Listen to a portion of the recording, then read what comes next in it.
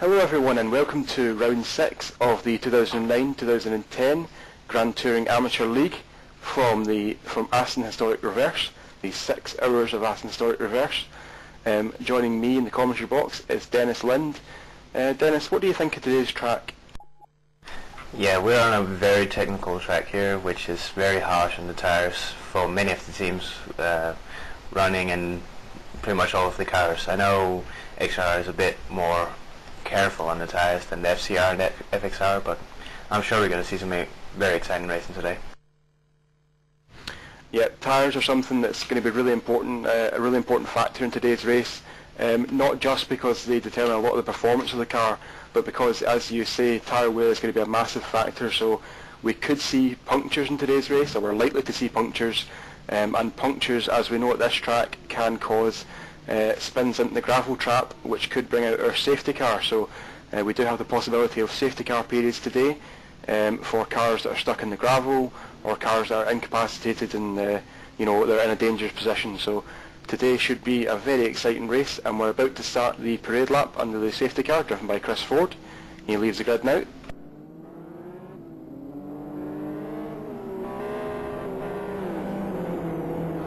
So the safety car is going to stick to a maximum of about 140 kilometers per hour for this lap, so it should take just under 4 minutes for this lap to complete, and it's really important for the drivers in this lap to try and get as much tyre temperature as they possibly can.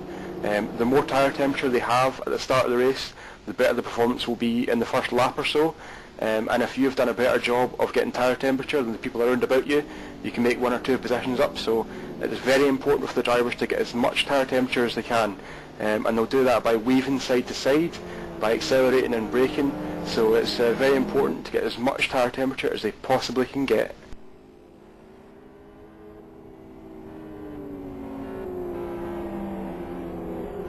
We're now looking at the pole position man, Seb Hutchinson, for Sonic Realms Racing. He did a lap of 2 minutes 26.76 seconds, and he had a reasonable gap over second place, so Seb Hutchinson and Sonic Realms Racing might be the team to beat today. Obviously we do have a lot of variables in the race, but at the moment they're starting from pole and they should take that advantage down to the first corner. They'll be starting on the right hand side of the track, so they will have the classic inside line for turn 1. They're starting alongside an XRR, and as we've seen in the past, XRRs can be quite slow off the start because of turbo lag, so Hutchinson may have an advantage down to turn 1.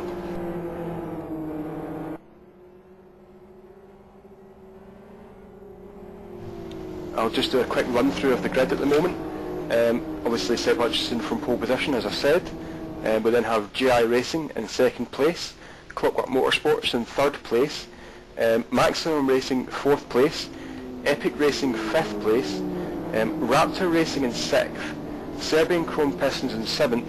Now, Snowguard Dragons were supposed to start from 8th place, but their driver Lyser missed the call to the grid, so they've been relegated to the back of the grid.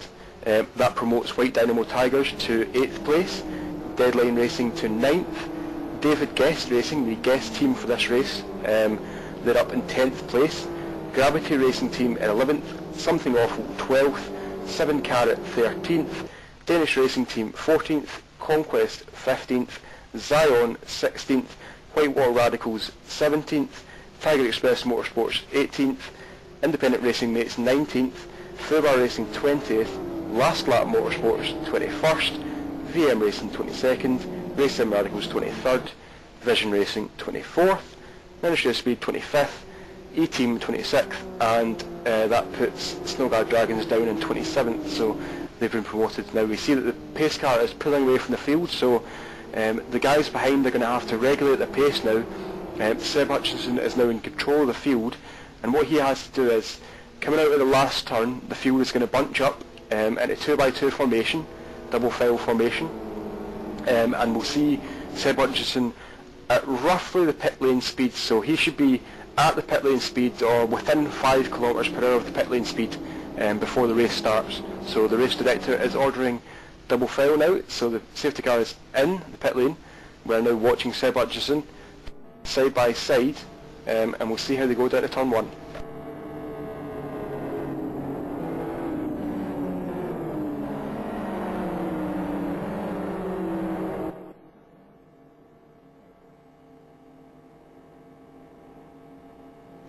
We're just waiting for the green flag now. We may not see it if the race director is not happy with the field. He may not throw the green flag, so we're just waiting for, we're seeing if it's going to come or not. Not sure at the moment. It doesn't look great, but we may. There we go, green flag, green flag. Seb Hutchinson has the lead. He's made a good start, but he's hit the rev limiter in second gear, so he may lose advantage to the first turn. Sadel is in the slipstream, but I don't know if he's going to do any risky moves. Hutchinson blocks to the inside. A little bit of weaving there from Hutchinson, but not too bad in the start of the race. So Hutchinson makes it through safely, turn 1. He's got a big advantage over Sadel now, Clockwork Motorsports. So first is Seb Hutchinson, second is Sadel of Clockwork Motorsports at the turn 2. That was actually a very clean start, going through that first chicane. Pretty amazed they did it that way, but we saw GI Racing had a really bad start. They were all the way back in fourth actually, and seemed like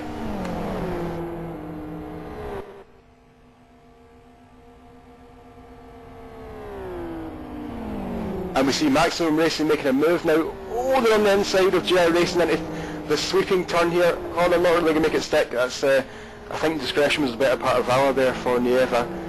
He's pulled out of that one, dropped back to fourth, so the top 4 have got a bit of a gap over the rest of the field at the moment.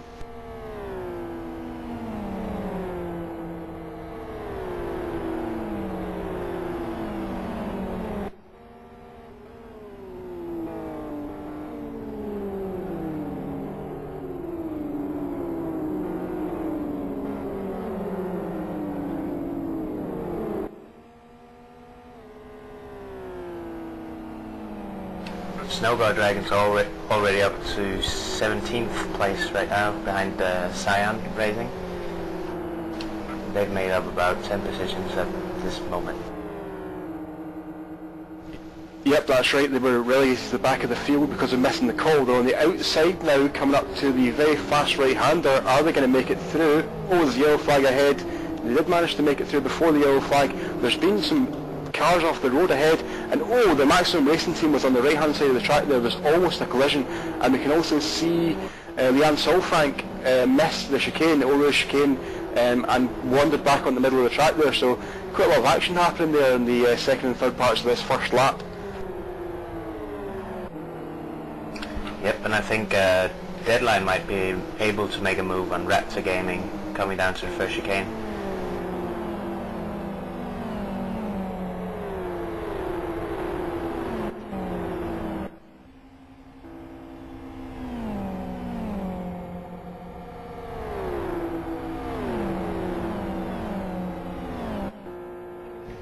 Seb Hutchinson had a 2.89 second gap over Sadel there, so almost 3 seconds on the first lap. That is amazing.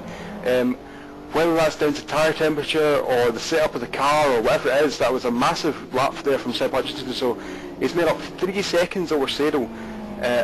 Really inspiring start there by Seb Hutchinson. Well, yeah, his tyres looks a lot harder than the tyres in the XR, but yeah, the tyres in the FCR always get a bit hot on the first section of the stint they'll do.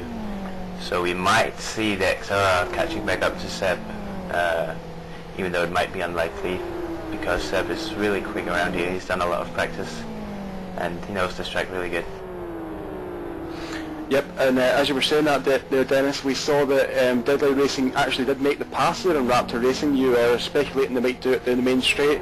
It took them a bit longer to do it, but they have managed to make it past. So Deadline Racing, Runas is now up to 4th position. We wonder if he can catch 3rd place GI Racing.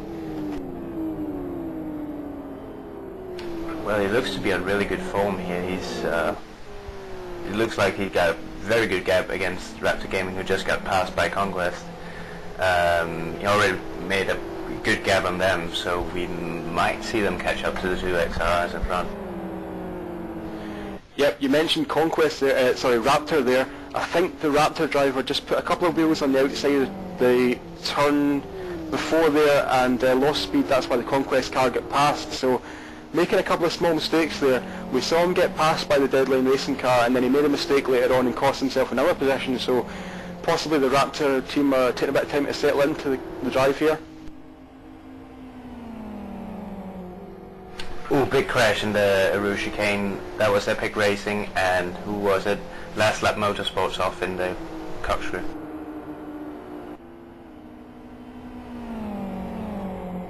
Yep, there's a little bit of cosmetic damage to the back of the last lap Motorsports car, but it doesn't look too bad. There's no damage to the mechanics of the car, so he may have just got away with that with a little bit of time lost, a few positions lost, and no lasting damage.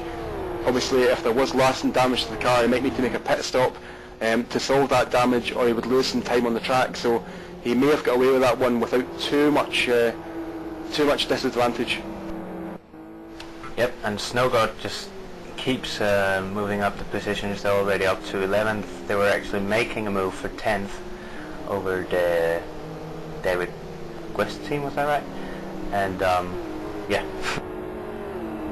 Yep, that's the David Guest team, who is appropriately is the guest team for this round. Jason Lovett is currently driving that car. Snowguard Dragons made a small mistake there on the exit of the corner and let White, the Danish racing team car, get past. Snowguard Dragons is now in the slipstream and is pulling to the outside. We'll see if he can make this move stick. It will take quite a lot of bravery around the outside here, but it looks like he's made the move stick. Oh, yeah. So he's made the move stick around the outside there at split 1. That was quite a brave move to make. So Snowguard Dragons up to 11th place, and there's a car off ahead. I can't see who it is at the moment, but they may... 7 Carat, yes, made him a small mistake. And there's another car off, it's one of the leaders. It's Clockwork Motorsports. Yeah. Yeah, Cyril from Clockwork Motorsports made a mistake there. He lost, I think it was 2nd place they were in. He's now down to, must be 11th or 12th, so a massive mistake there from Clockwork Motorsports early on in the race. Yep, he fell all the way down from 2nd to 15.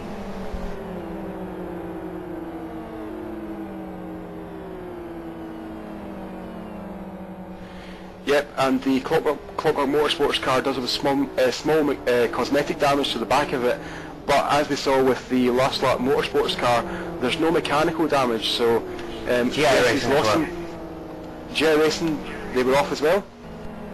Yep, they lost it coming out of the downhill chicane. Now Deadline and Conquest is in 2nd and 3rd respectively. GI went down to 4th after that. Yep, and we're now looking at Conquest Racing, who have just been promoted to 3rd place there, trying to chase down the Deadline Racing team. They're not close enough to get a slipstream at the moment, but the Conquest car in the last turn was using a very different line to the Deadline car, so this is one of those very technical tracks in LFS. It affords you some kind of latitude to decide what you want to do with your lines. There are different lines in some of the corners. They have 2 or 3 different lines that you can take that all yield roughly the same results. So the Conquest car was, trying to use a different line from the Deadline car. Probably firstly to distract the Deadline Racing car, to make it think, is he going to make a move on the inside? But secondly, because that means you get out of the dirty air of the car in front. We hear about this a lot in F1, where when a car is following another car very closely, it loses some of the aero effect on the front wing. And that happens in GTR cars as well.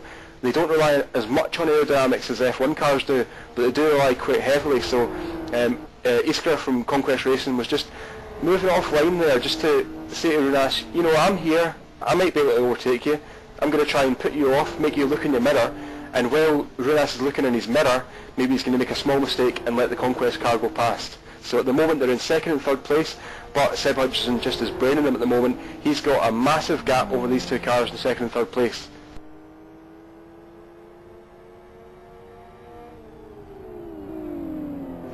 Yep, he's been almost close to 2 seconds quicker than the 2 next cars in 2nd and 3rd, and all the way down the grid than they've been in the last few laps. Yep, and we're now taking a look at Jason Lovett in the David Guest Racing team. He is currently behind 7 Carat Gabur, and there's another car ahead. It's Chris Wilkinson, our commentary partner. He should be joining us later on today. And that's 3 different cars in a row. So David Guest Racing are driving the XRR, Gabur is driving the FXR, and Chris Wilkinson is in the FZR. So 3 different cars here right together. Oh, and there's a small mistake from a car ahead. It's Wand from Raptor Racing. He made a mistake there in Eau Rouge, missed the second part of the chicane, and he's dropped himself, I think, 4 positions there, so a small mistake with a heavy penalty. Yep, and then that promoted David Quest and Snowguard Dragons up to 8th and 9th now, and Snowguard Dragons got a bit loose there and off to the grass. He saved it though, should be fine. Yep, Leicester from Snowguard Dragons is up to 9th place now, so part of that is because they've got very good speed in the car, and part of it is because they've seen quite a few mistakes from the cars ahead. So Leicester and Snowguard Dragons was trying to get up beside Jason Lovett there in the last turn, but couldn't quite make it. Lost a little bit of downforce and ran wide on the grass on the exit. We saw that cost him a massive amount of distance, so but during in the middle of the corner he was right with Lovett, and at the exit of the corner, because he made a small mistake, he dropped back maybe 30 metres or so, and now Lovett is sliding into turn 2. Wow, a lot of sliding there from Jason Lovett, so I don't know whether left his braking a bit late or he's got problems with his brake balance, but Jason Lovett made a big mistake there into turn 2, and it's let Leicester in right up on his bumper. Leicester goes to the left, that gives him the inside for this kink, but it puts him on the outside for the next turn into split 1, so we'll see if he can make it through. I think he's already through. Jason Lovett might have run back, but I don't know if he's close enough. Yeah, that was a bit too far off there. Leisner did the right move. He had some dirt on his outside tires coming into the long right hander there, but he managed to keep it in line and still be defending over the Jason Lovett.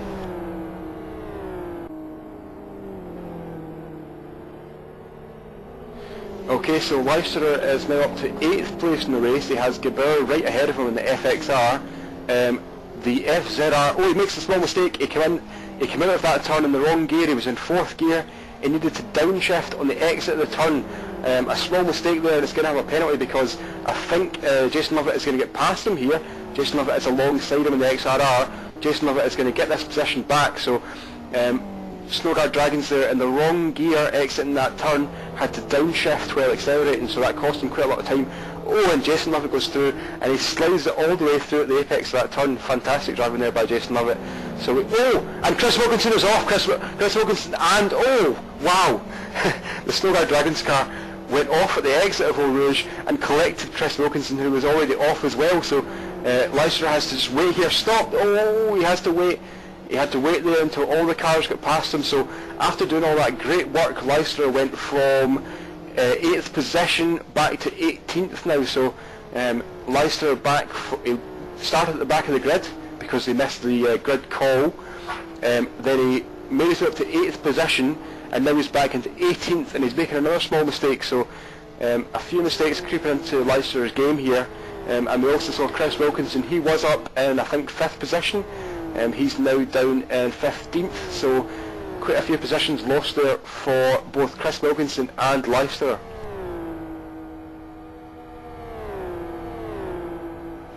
Yeah, we've seen many of the top drivers, well, up in the top drivers as there is, pretty much taking the car out because of battles and dirty area. It's a pretty fast track, and all the places where you want to try to make a pass is followed by a fast corner. So you don't want to get too close, but you don't want to get too far behind either, because then you wouldn't be able to make a pass. So yep, there's a lot of tactical thinking. It's a little bit like a game of chess. You have to be in the right place at the right time. As Dennis says, if you're too close to the car ahead through a fast turn, you're going to lose a lot of your aero effect, and you're not going to make the corner properly. So and also if you're too far behind, obviously you're not going to make it through on the next straight because you won't be able to get enough slipstream. So it's a very difficult art almost to be right in the right place at the right time. We're looking at Jason Lovett on board here.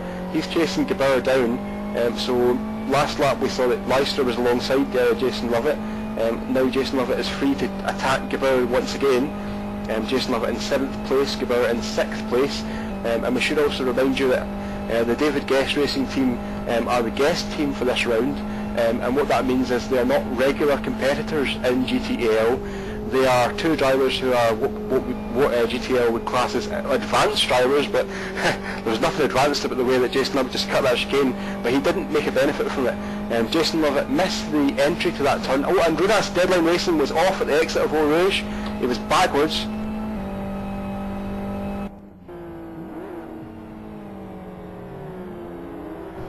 Okay, so Runas from Deadline Racing was backwards on the exit of Eau Rouge. He did the right thing and waited until all the cars went past, but he's now rejoined the traffic. He's got a red clutch because he was sitting there, and these cars, the FZR in particular, doesn't like doing standing starts. It's quite heavy on the clutch, so he's got a slightly red clutch, which isn't going to be very good for the next lap or so.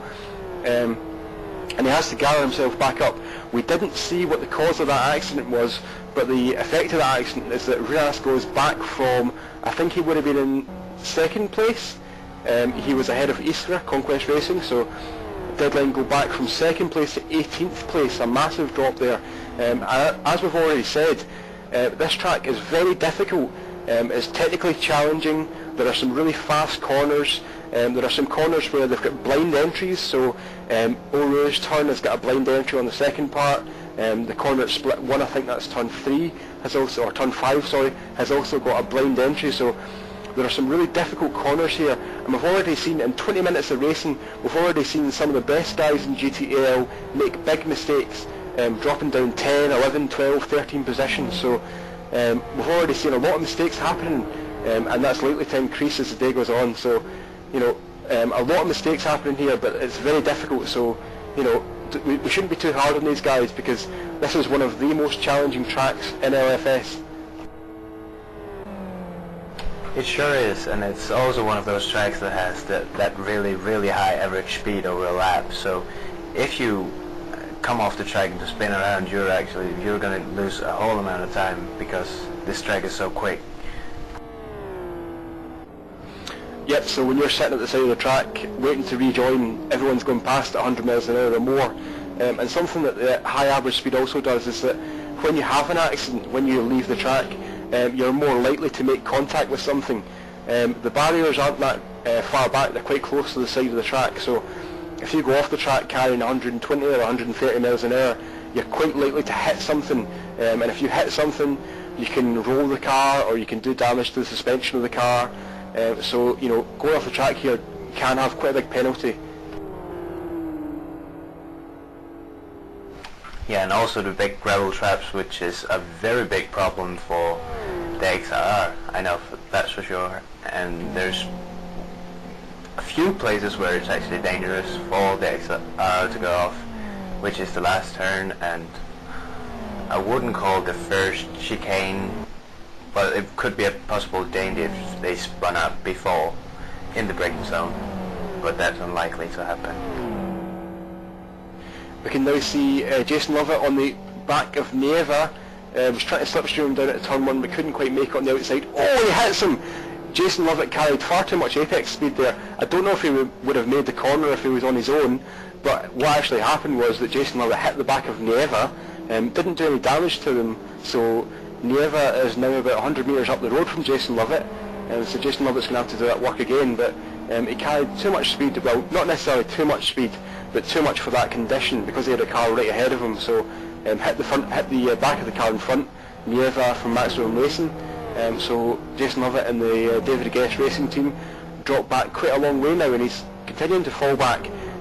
He made a small mistake exiting the last turn as well, which meant that his exit speed was quite low, and that means that you lose speed all the way down the next straight. So if you exit the corner 2 or 3 miles an hour slower than the car ahead of you, you're going to be 2 or 3 miles an hour slower all the way down the next straight. So he lost a lot of speed going down that straight.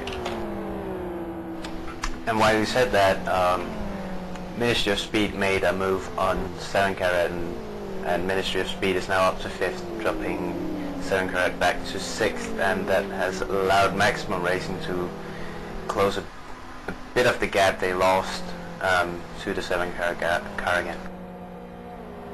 And we can see now that the 7 carat car of Gabauer is right in the slipstream of Jay Holmes from Ministry of Speed, although Jay Holmes is pulling away quite a lot, so I'm not sure if these two cars are running different setups, or different downforce levels, should I say.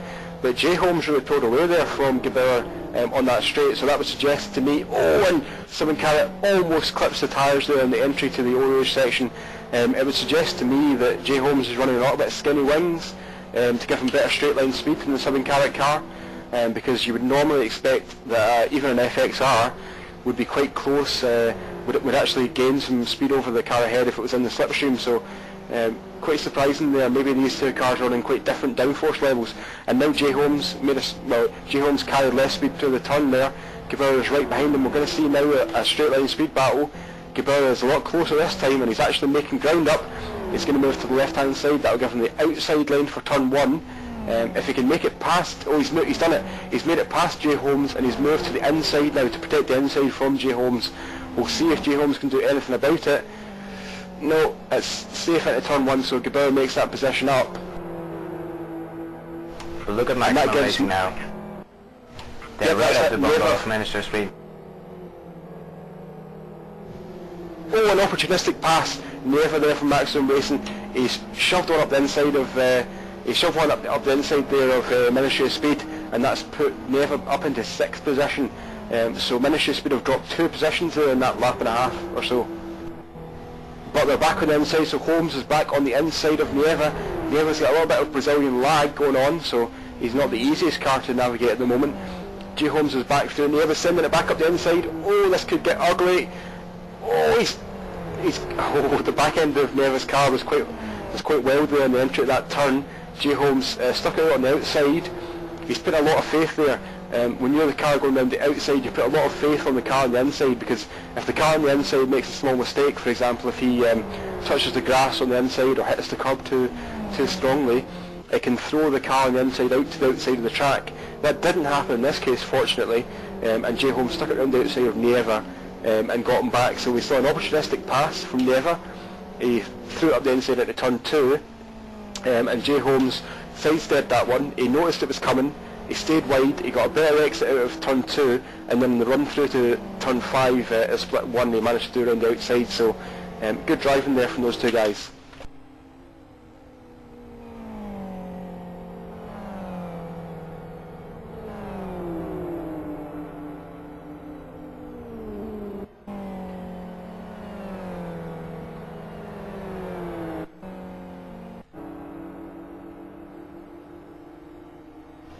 Going back now to Leicester, he's making his way back through the field again. He's made a pass on the inside. Yeah, he's made it through successfully. So Leicester has gone up and down the yo-yo this race. Should have started from 8th position on the grid. Missed the call to the grid when the grid was being set before the race start. So started from the back of the grid, and he's now back up to 16th place in the race.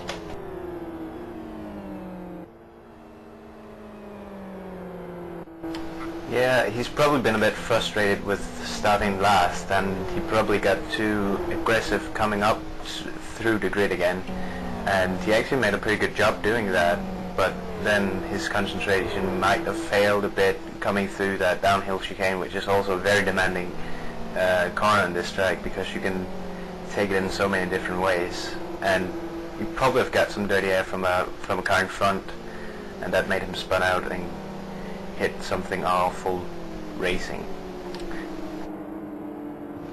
Yep, and another thing that happens when you're very close to the car ahead is that your vision is obscured slightly. So on the entry to these blind turns, you really need to have you really need to be able to see as much of the track as possible. You use various reference points, like a change in the curb pattern, or a change in the guardrail, or a bridge. You know, you've got different. Each driver is going to have different visual clues to tell him when to turn, when to brake, and things like that. So when you're very close to the car behind, you lose the aerodynamic effect, and you also lose some of the vision. So it's quite difficult sometimes to spot exactly where you need to turn into the corner. And when you've got a very fast corner like the Eau Rouge section, the exact turn-in point is very critical. If you miss the turn-in point by 6 inches or so, you can run very wide and hit the tyres, or you can go off into the gravel. So it is very important to try and get as much line of sight as possible, and sometimes what that means is you actually sacrifice. So when you come up to the Eau Rouge section, you actually lift off the accelerator or even brake to get a little bit of a gap to the car ahead, so that you can get a better run through, and if you do get a better run through than the car ahead of you, you might be able to pass it in the next turn. So that's something like we were talking about before. We were talking about you need to be in the right place at the right time. Some people who are kind of inexperienced, or they're kind of gun happy or whatever, they're gung-ho, they try and be as fast as they possibly can be every single place. You know, they're just trying to be on the absolute limit everywhere, whereas a more experienced driver might, you know, sit back at different parts of the track and try and drive with his head rather than just driving with something else that I probably shouldn't say on a family channel. Exactly, and another factor playing in whilst being in the slipstream of another car in front on this very fast section coming after the so-called hairpin turn 2 of this track is that you have almost no opportunity to pass after that long right-hander, and if you stay up behind a car for that whole section, your tires will heat up a lot. So I think drivers would actually try to lift off and try to get a good exit out of the corners just to keep the tires cool and still have an opportunity to pass coming up to the Erouge section again.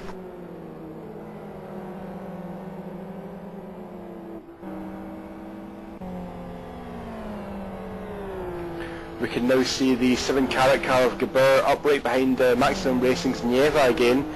I think Gabur is going to look for the outside. We've seen quite a lot of times today the outside line into turn 5 is the preferred line. We'll see if it works in this case. Oh, Gabur is squeezing Maximum Racing there. Gabur was in the extreme left-hand side of the track and moved to the middle of the track to kind of squeeze Maximum Racing, to say to them, I'm coming through and I don't care what you want to do. Kind of took over track position, commanded track position. In that case it worked for him, so he's up into 6th place now, ahead of Maximum Racing. And right there was a very good example of people letting off in the fast section, and you see him kind of want to get in a good exit here, which he should put some tires in the grass there, but it was a decent exit, but he braked a bit in that right-hander the last of the fast section corners coming down to a downhill left turn, where he tried to let off a bit to get a good exit and try to get a run on the 7-carat car coming onto this long straight, but probably one of the longest straights in Need for Speed.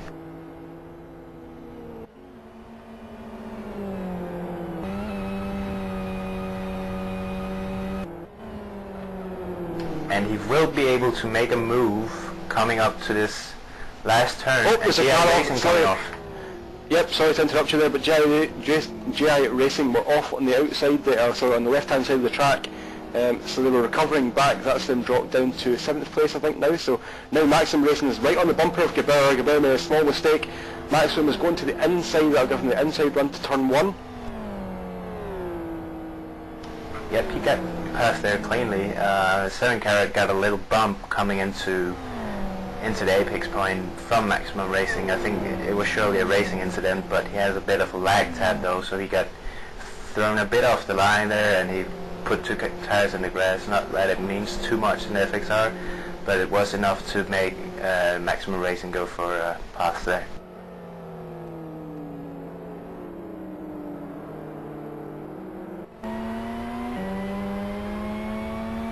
Okay, so we're now riding on bumper cam of Gabur, looking out the front bumper. We can see Nieva in the distance there. He's pulled out quite a gap already, so Nieva, after just making that move about maybe half a minute ago, he's already pulled out quite a sizable lead, maybe 50 metres or so. So we should expect to see that Nieva is going to pull away from Gabur at the moment. The FZR should be a faster car around this track. This track is very fast and flowing, and it needs a good change of direction. There are quite a few turns here where you're moving left and then right, so you know you need a very good change of direction. And with the FXR, which has got a lot of weight over the front wheels, it's a little bit more reluctant to change direction. So when you need a very fast change of direction, like we have in maybe 3 or 4 different parts of this track, the FZR is a little bit better at changing direction a bit quickly. So we should see it pulling away now. So Gabur should drop back a little bit from Nieva.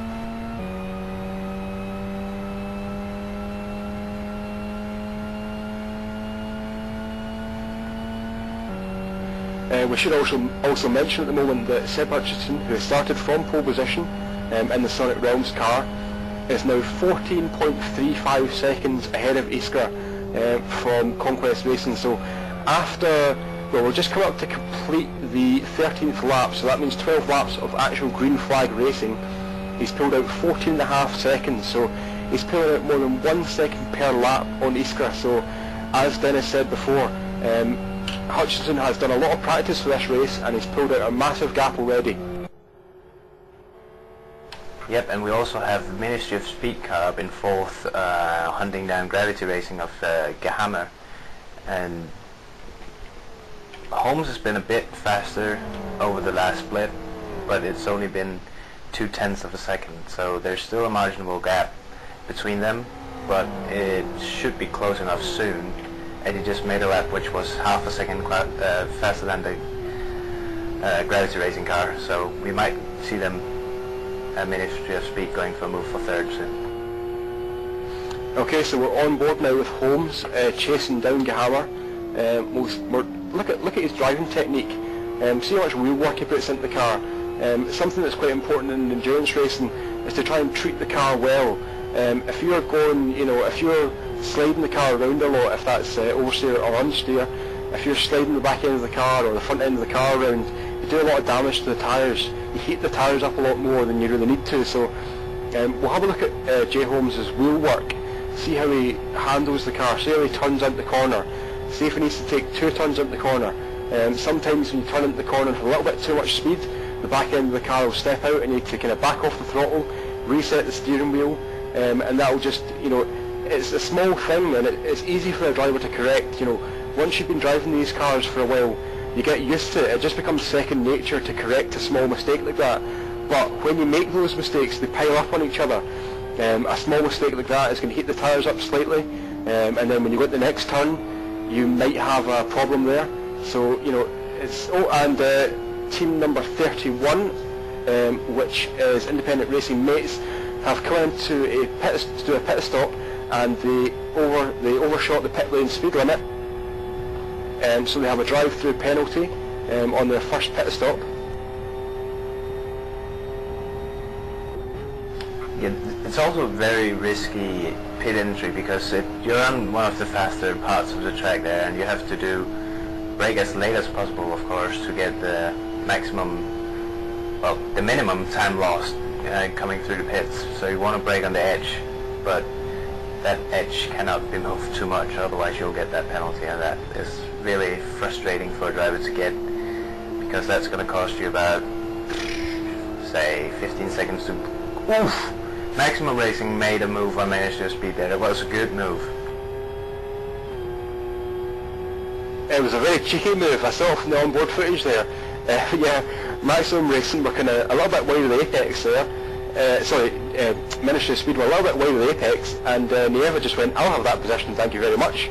Jumped through on the inside, and we're actually being told by our people in the IRC channel are telling us that the number 31 car, which is Independent Racing Mates that we mentioned had a drive-through penalty, they actually flipped the car on the exit of the last turn. I don't know how that is possible, but somehow they flipped the car onto its roof and back onto its wheels and managed to make it back to the pit lane. So a very eventful race for them so far. They've dropped a lap. They came in to repair the damage and they've dropped a lap on the leaders. So after about 37.5 minutes, they're a lap down on the leaders.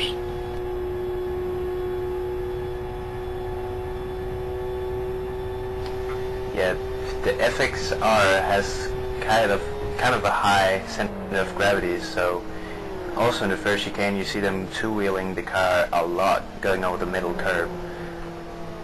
But I don't see how they did flip it in the last turn, but I guess it's possible. And Maximum Racing tries to make a move around the outside of Gravity Racing, come out to this right-hander. Oh, they're not going to make it stick here. Nope, and they need to hold back a little bit. I mean, if he's this close behind, look at him, he's understeering wide, he's put his right-hand side tyres in the grass. He might get away with it actually. Looks as if he was going to lose some position, or lose some distance there, but he's right behind Gehammer on the fast straight here. So he's on the outside, he's moved to the outside, he's moved to the left. Yeah, and you saw coming through that fast left-hander, which is a no-lift corner where you actually just, while you're banging up the gears, you're just on full speed. And he went to the outside a bit to let Hammer get a bit of a gap so he could have a better run coming up to that right-hander. So if a defensive move was made by gravity, which was the case this time, he would be able to make a pass around the outside without much problems. Oh, and Nieva very nearly just binned it in the last turn. I think he was about half a centimetre away from spinning off there because he was right on the outside of the turn. And we just saw that Seb Hutchinson posted the fastest lap of the race, a 2-minute 26.93 second lap. Amazing, it's not far off his qualifying pace. Fantastic speed. Yeah, Ministry of Speed finally got past Selling Carrot, and they both went through the grass on the last turn. Didn't really see what happened on the entry of that corner, but there was in the grass for sure. So Ministry of Speed up to 5th.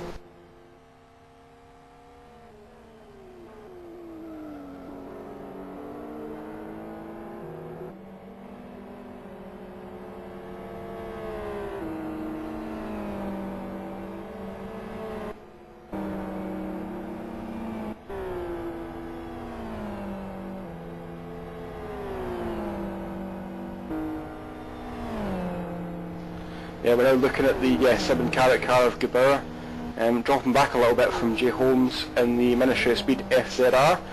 So it looks like he's secure in 5th place at the moment. Gebauer's got quite a strange line there to that turn, to turn 5. He turned in very early. It seems like when the drivers are on their own and they're just lapping, at their own pace, they stay a very wide entry line, so they're going very close to the outside of the track, and then turning in quite late, so they're making a very late apex to carry as much speed as possible through it. But in that case, Gebauer turned in very early, and I haven't been studying his car to see if he does that on his own or if it's just when he's quite close to our car. I'll take a look at that in the next lap, but as I mentioned before, there are some corners here where there are different lines. The last turn especially, if you take a look at that and you study different drivers' lines, you'll see that some drivers will take a very wide entry, so Nieva the lap before, he was very nearly off the track. He was at the absolute extent of the track on the right hand side, and then he takes a very late apex. So what that does is he doesn't have a very good apex speed, so the speed at the apex of the corner isn't as high as with a traditional line, like a traditional racing line. But what it does is it gives him a better exit speed down the main straight, and because obviously he knows that the main straight is very long here, you want to get as much exit speed as you possibly can, so obviously they've optimised the line to give them the best possible speed. Gebauer there had quite a wide entry there, and he missed the apex quite a lot, so maybe he's in some front tyre temperature problems. Let's have a look. Nope, his front tyre temperature is actually really good at the moment, so maybe it's just maybe that's just his line. It didn't look very good to me, but maybe that's just what he's comfortable doing. Yeah, I think what he did on that the long right-hander, where he turned a bit early, and I looked at his front tyres and they seemed to be very cold on the entry, so he's trying to keep some heat in those front tyres because they are pretty close inside the tyre, and that's causing a bit of a loss of grip. And just as I moved the camera there to Chris Wilkinson from Something Awful Racing, the car ahead of him, who was Sadel in the Clockwork Motorsports car, made a small mistake on the exit of turn 1, went on the grass and let Wilkinson past. So Chris Wilkinson is back up to 9th place now. He did spin off at Eau Rouge probably about 20 minutes ago or so. So he's making his way back up through the field, and Sadel making a small mistake. We saw that Sadel made a mistake on, I think from memory, lap 2 or 3, and that dropped him from the top 3 positions down to 10th or so, I think. So a few mistakes here from Sadel. It is very difficult to go through a race like this without making any mistakes, but what you really have to do is you have to try and minimise the number of mistakes that you make, and to minimise the impact of those mistakes. So it's very easy once you've made one mistake to kind of get under pressure, to be passed by a car, and to have that kind of mindset of, I've made a mistake, I've let myself down, I've let my team down, I better, push on harder. And sometimes that can make another mistake happen, so you've just got to kind of settle down, say, yes, I've made a mistake, yes, I've lost the position, but there's, 5 hours to go, 5.25 hours to go, I can make this ground back up. Just settle back down at your own rhythm and let the car come back to you. So, try not to push too hard, because sometimes pushing too hard will just make more and more mistakes, and once you make one mistake, it can compound on itself and make more and more mistakes, and sometimes even the severity of those mistakes will increase. So you might make one small mistake and lose one position, and then later on in the lap you make another mistake and lose more positions. So it just needs to calm down a little bit and try and minimise those mistakes, minimise the number of mistakes, and minimise the impact of the mistakes that he does make.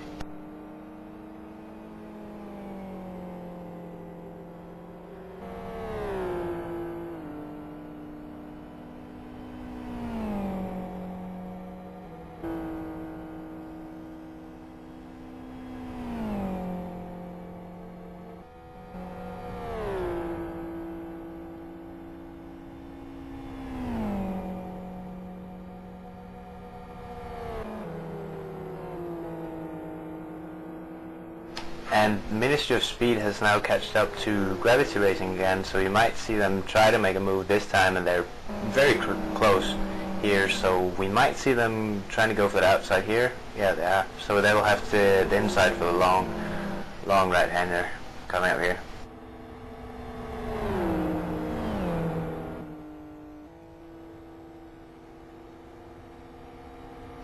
They got Shakira through there, so they are up to 4th now. Okay, so Holmes there making the inside line work. We've seen quite a few times already that the outside line can work for overtaking. Holmes there from Ministry of Speed, proving that the inside line works just as well, so he's now up to 4th place.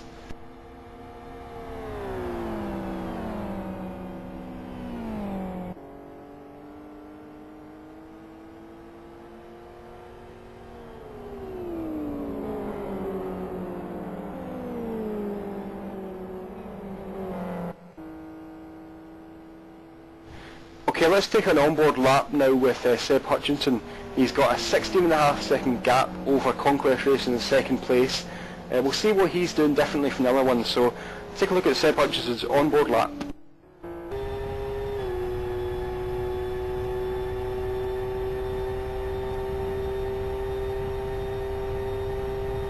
This first turn here he's coming up to here is a very hard corner for many of the newer drivers to lift the speed, mostly in detail as well, where you really have to brake late and hit the curb as hard as you can and get a good exit still without having too much unsettling in the car, so you can have as much speed carried up the hill, since it's not an underpowered car, but it's still restricted, so you want to carry as much speed around the track here as possible.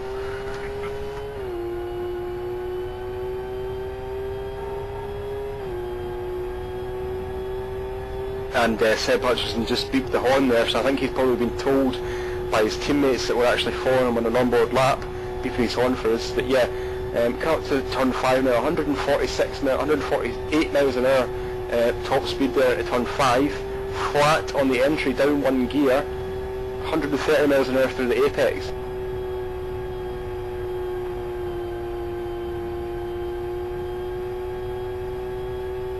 Now this is one of the most difficult corners in Live for Speed. We're coming up here, we did 137 miles an hour on the entry, down to 4th gear, 115 on the apex. Oh! Almost dropped the left rear on the grass, then a downhill left-hander. This is very difficult because it's a downhill corner, so the front of the car kind of falls away from you. You don't have the level of grip that you're accustomed to, so when you're going through a downhill turn, the front tyres don't have as much grip as you expect them to have. And it's now come up to another one of the most difficult turns in LFS, up to turn 12.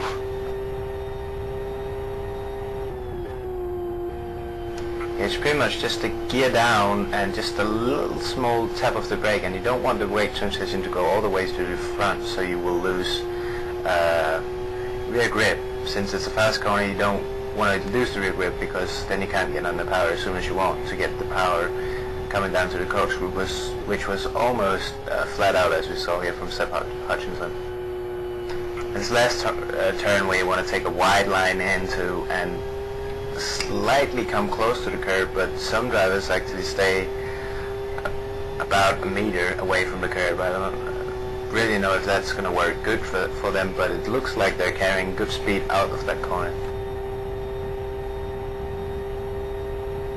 And Yep.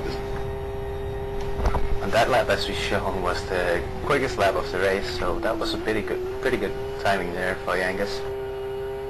Yep, that was very lucky to get the timing right there. That lap was actually about 0.1, or exactly 0.15 of a second faster than his qualifying lap. So an amazing lap time there for the Seb Hutchinson, and you were on board for all of it. I hope you enjoyed it. We've just seen now that Maximum Racing, who are currently sitting in third place, have been given a drive-through penalty by the administration. We'll need to take a look at it and see what that was for, but Maximum Racing were in third place, or are currently in third place, aren't going to be for long. We did see them win the West Hill round, I think that was round 4, so they are race winners in this season of GTAL, but they have a drive-through penalty right now.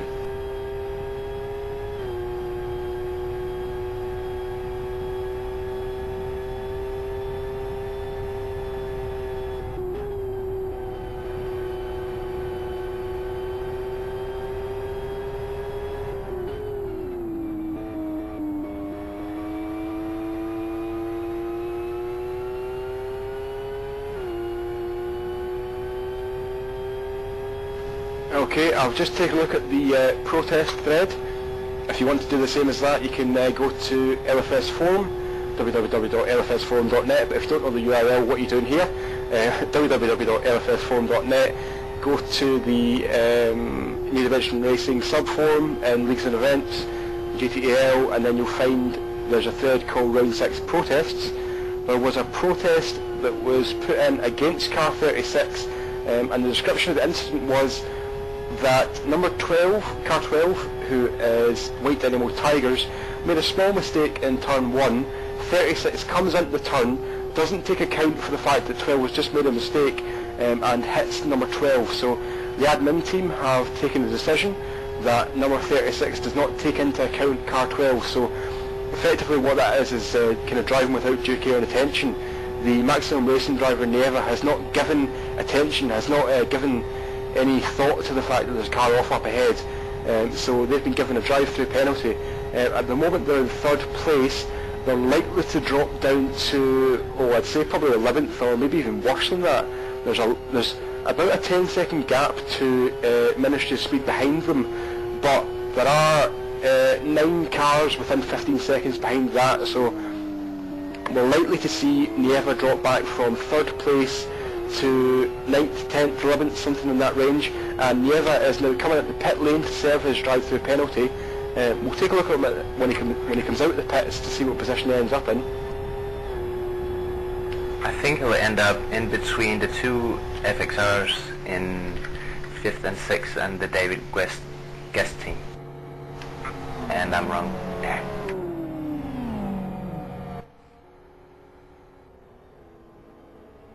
Hey, that was a good call. Yes, I was totally wrong. Foot and mouth and all that junk. He didn't lose as many positions as I thought he would, so he's come out just ahead of Jason Lovett and the David Guest team, dropped down from 3rd to 5th place. So I thought it would be more costly than that, but it turns out not to be. So Maximum Racing just dropping 2 positions there. Will they be able to fight back to the podium?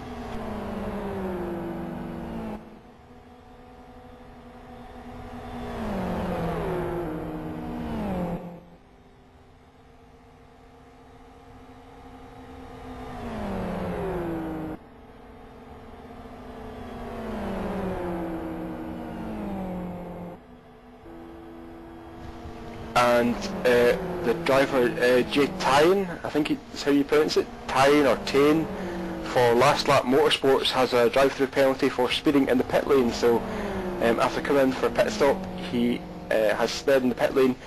Remember that earlier on there was a collision, or he made a mistake and had an accident and had some cosmetic damage. He did not repair that in the pit stop, and that's not surprising. If there's no mechanical damage to the car, there's no point at all in repairing it, unless it has affected the way the car is driving. Sometimes there's a bug in LFS where you have either none or very little visible mechanical damage, when you look at the F10 display, but the car will actually handle slightly oddly. So in this case, they've decided not to repair the damage, which is obviously quite wise, but they have a drive-through penalty for speeding in the pit lane. And as Dennis said before, practicing the pit entry is a very important thing to do. And as we say that, Seb Hutchinson is in for Sonic Realms Racing from the lead of the race. That's quite interesting. 54 minutes gone. That seems quite early to me, Dennis. What do you think?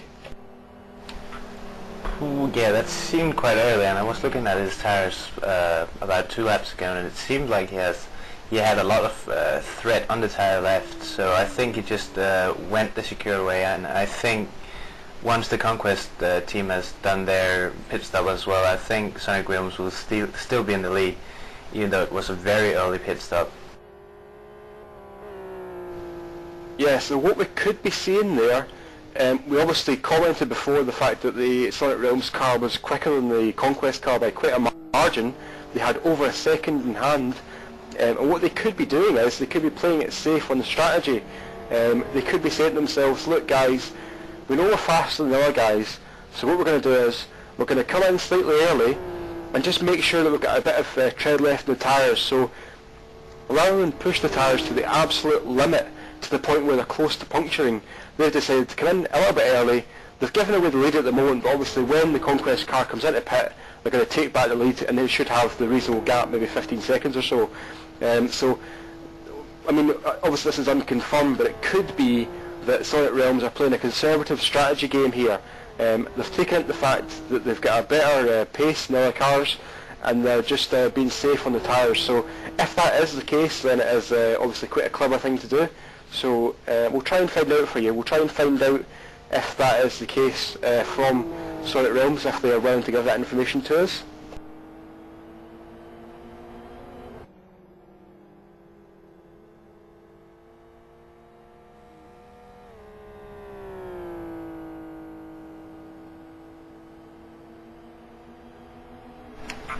And also another role playing in getting into the late stint here, approaching 57 minutes gone, is that the front tyres on R2 setups, that's the tyre compound, will cause the front tyres to be a lot cooler. Oh, sorry, can I just interrupt you there, Dennis? Sorry, Dennis. Nieva and Gabur were side by side up the back straight, and on the entry to Eau Rouge, Nieva had the inside line but backed out of it, and Gabur didn't really give the chicane.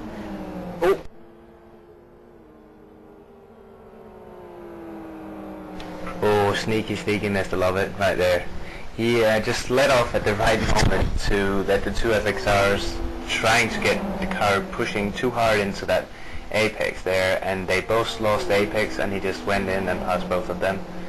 And now they're trying to make a move, but looks like Gabal was doing some bump drafting there on Love It to put Gahama a bit out of the fight there. Let's see what will happen on the chicane here.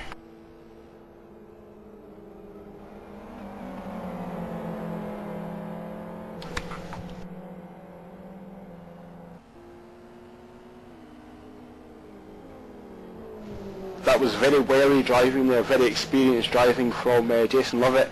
He could see that something was going to happen ahead. He knew that those two cars were probably going to slow each other up, and what he thought was, you know, if I can just hang back a little bit, I can pinch my apex speed, go up the inside and shoot down past these guys. It didn't quite work out for him, but it was very good driving, and it's nothing less than what we'd expect from Jason Lovett with his vast amount of experience. But that was caused, because the car, I think it was Gabur, was held up, Gabur was held up by Nieva on the entry to the Eau Rouge chicane, made a small mistake and ran wide, hit the tyres, let Nieva let Gabur through. I'm messing everyone up here, sorry. It's difficult for me to follow on because we've got two different things happening at the same time. But yeah, that was caused by another car precipitating that, and we had three-way action, and Jason Lovett tried to capitalise but couldn't quite capitalise on it. But he's now right behind Gabur. Three-way action.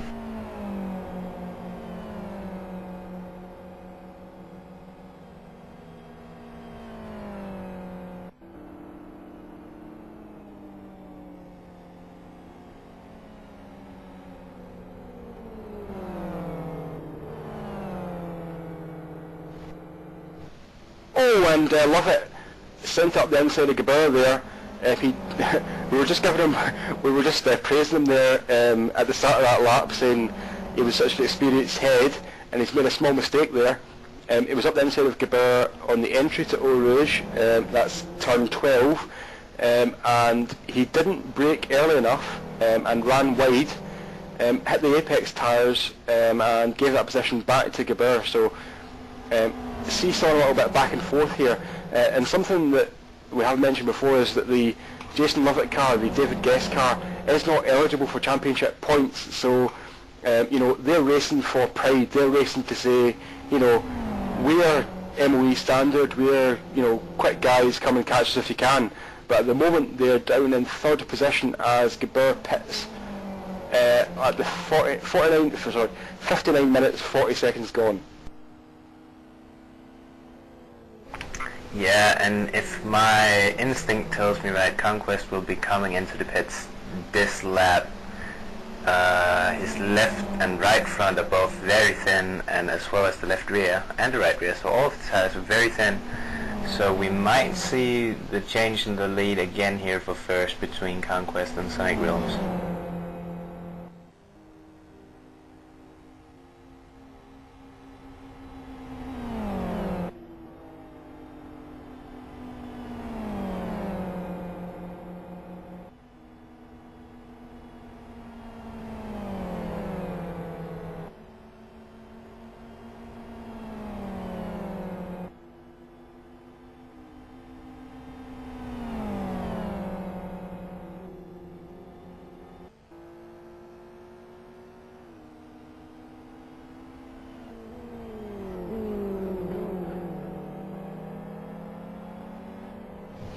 I'm just taking a look down through the field here, and I'm taking a look at the Danish racing team car.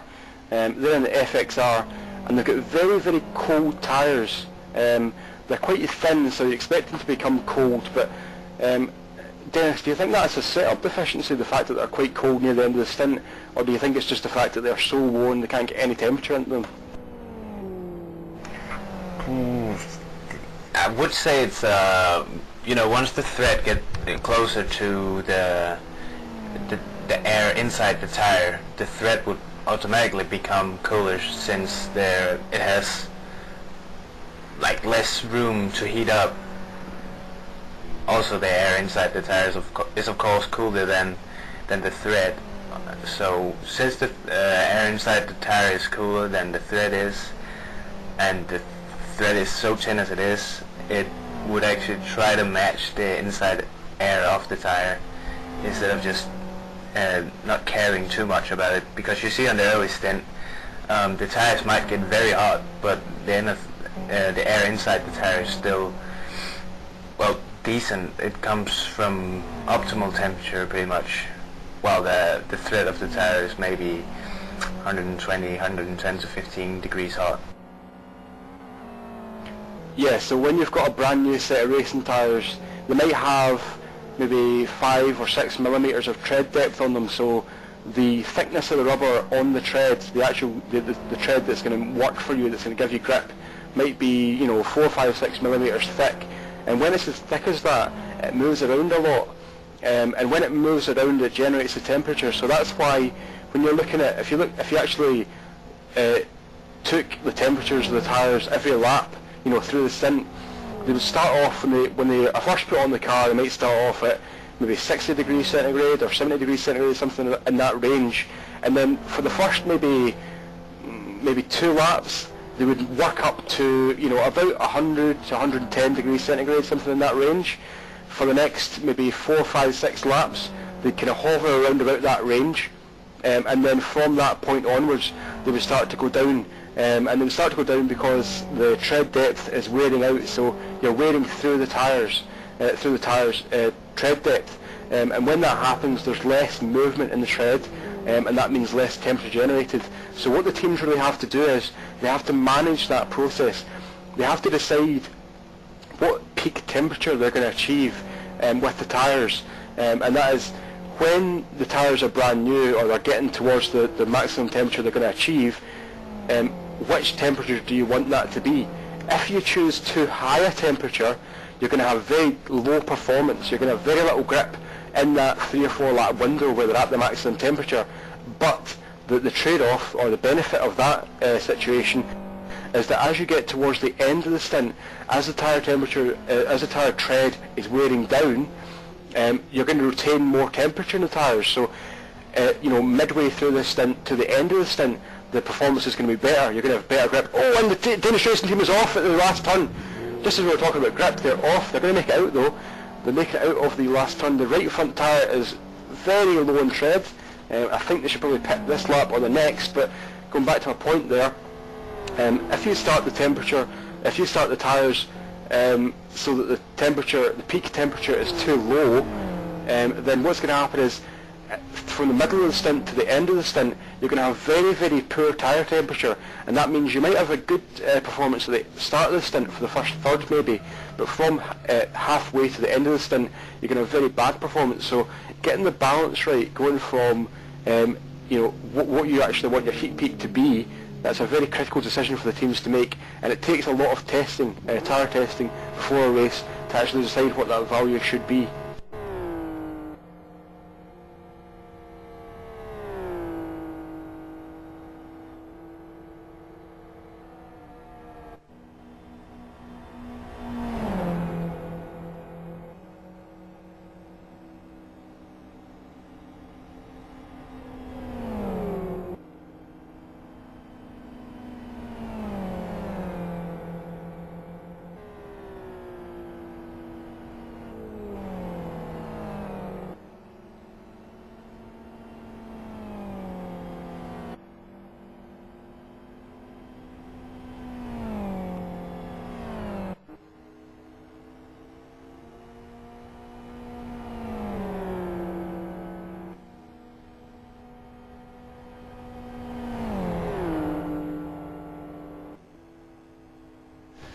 On screen at the moment we've got Chris Wilkinson from Something Awful Racing in 8th position, and ahead of him is Sepam from White Dynamo Tigers in 7th position.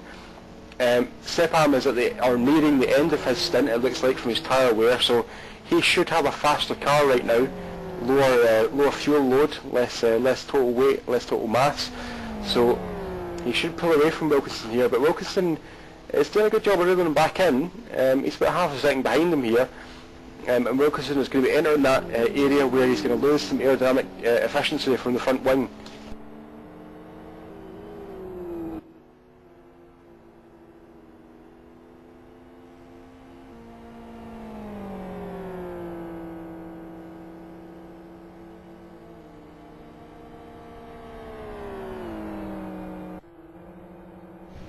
And something that we missed entirely there, Vision Racing Team, number 38, Chadwick, their driver who was in the server, there was a message which was took the wrong route, and for anyone who's not familiar with that message, what it means is that that car has left the arena, left the track. So something like, for example, he went over a barrier, maybe he had contact with another car and went outside the track area, so he was retired from the race, and that means he cannot rejoin.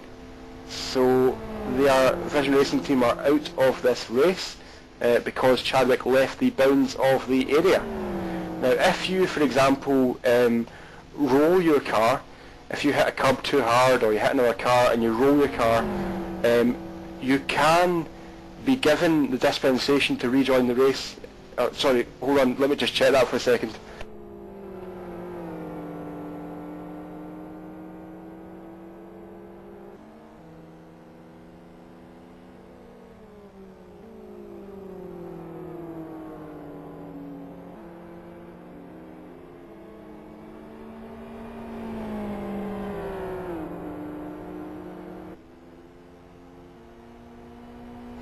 Well, pardon my fail at the moment there.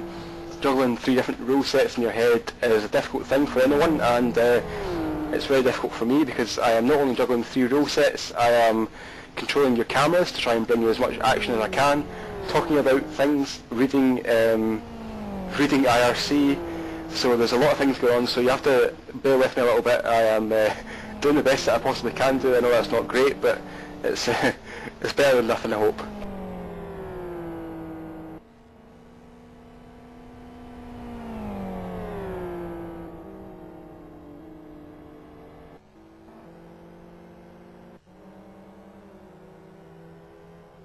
And we're now looking at the last lap motorsports car of 10. Hopefully I'm saying that right, but he's got very hot rear tyres, so it looks like he's made a few mistakes, maybe a couple of spins, or... Oh, and he's beeping the horn at me. I think he's beeping the horn at me, being told that his team probably telling him that I'm watching him, or that we're watching him, so beeping his horn for our pleasure. He's just changed his horn as well, so he's he's messing about the cockpit of the car. I don't want to sound harsh, but maybe I should concentrate on driving the car around beeping the horn, but he's got very hot rear tyres, and what that means is for the next lap or so he's going to have to be quite careful that he doesn't spin or go off the track again because of those hot rear tyres. Oh, he's done it, he's spun. Wow, I was just talking about it, maybe he did that for show. But yeah, he's spun off in quite a high speed section of the track, maybe 120 miles an hour, something like that. He's now trying to rejoin the track from the side. You jinxed him there. Yep, I'm sorry laugh about Motorsports has jinxed you there, but he did the right thing. He waited until the cars were passed before rejoining the track, and I am being shouted at quite a few times, so thank you for everyone shouting at me in IRC. If you flip the car, you cannot rejoin, so if you go out of the bounds of the track, which is what happened to Chadwick in Vision Racing Team, if you take the wrong route, that is, you cannot rejoin the race. If you get stuck in a gravel trap or you roll your car, you cannot rejoin the race. However, if you time out or lose connection to the server, you can rejoin. So you can't rejoin if it's you can't rejoin if it's your own fault, but if it's a technical failure with your ISP or your connection or whatever it is, then you can rejoin. So thank you, Beano among others, or Bean Zero, I'm never quite sure how to pronounce that. Thank you among others for shouting at me and letting me know that I was wrong. So thank you.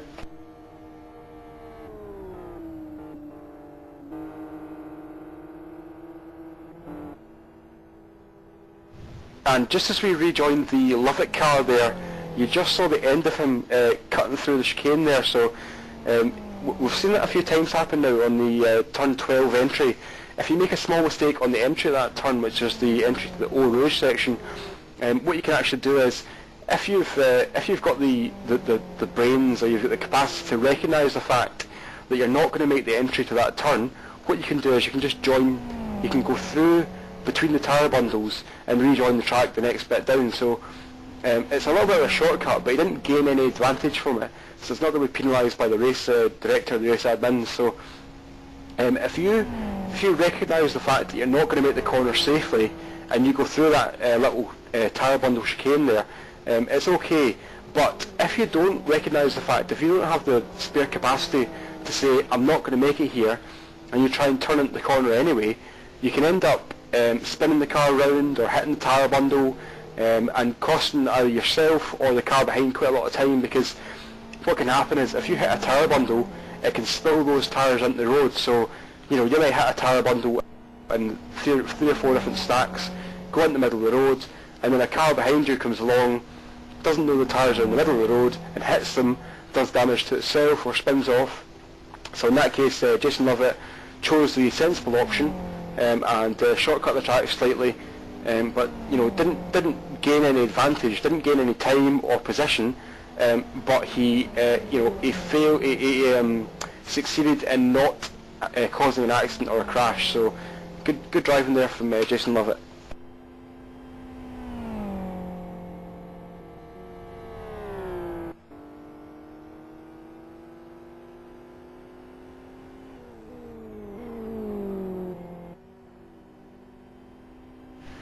We're now looking at the Clockwork Motorsports car of Cyril.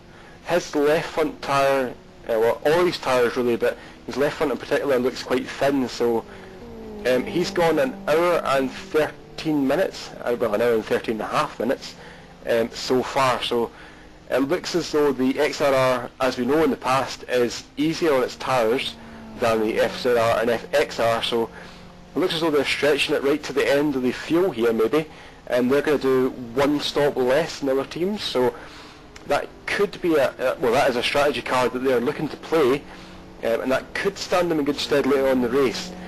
Something that could mess up that strategy though is if we have a safety car. We may have a safety car, a little bit wide. If we have a safety car later on in the race, it could give other drivers a free pit stop. If you make a pit stop under safety car conditions, it costs you less time in comparison to other drivers on the track. So if you make a pit stop in under full green racing conditions, then as you're in the pit lane, everyone's flashing past at 150 miles an hour. Whereas if you make a pit stop in a safety car condition, the field is neutralised behind the safety car doing 140 kilometres an hour. So you can gain time. He's actually in now, so Cyril into the pit lane now. He's going to stop at roughly 1 hour 15 minutes, so he's gone a long way in this tank of fuel. Almost exceeds the pit lane speed limit there on the entry.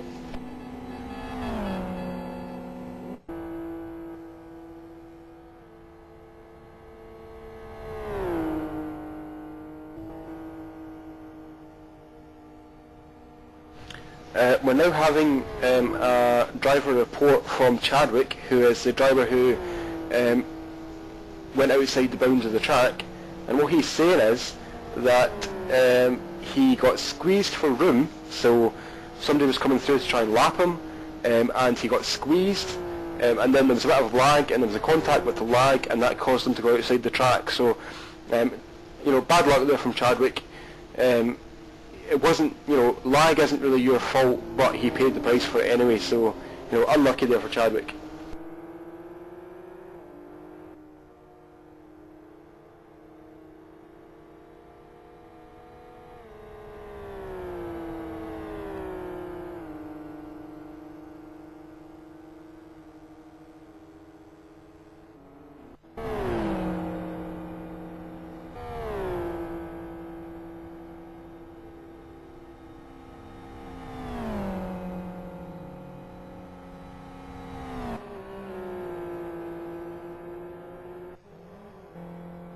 And TDRT, I think he spun at the last turn. I was flicking through the field to try and find a close battle, and he was backwards on the exit of the last turn, so TDRT may be making a small mistake in the last turn, and they're going to be caught here by the number 34 car of Epic Racing. Simon Cattell goes through on the inside there, so a small mistake from Farmer. TDRT puts him down in 20th position now.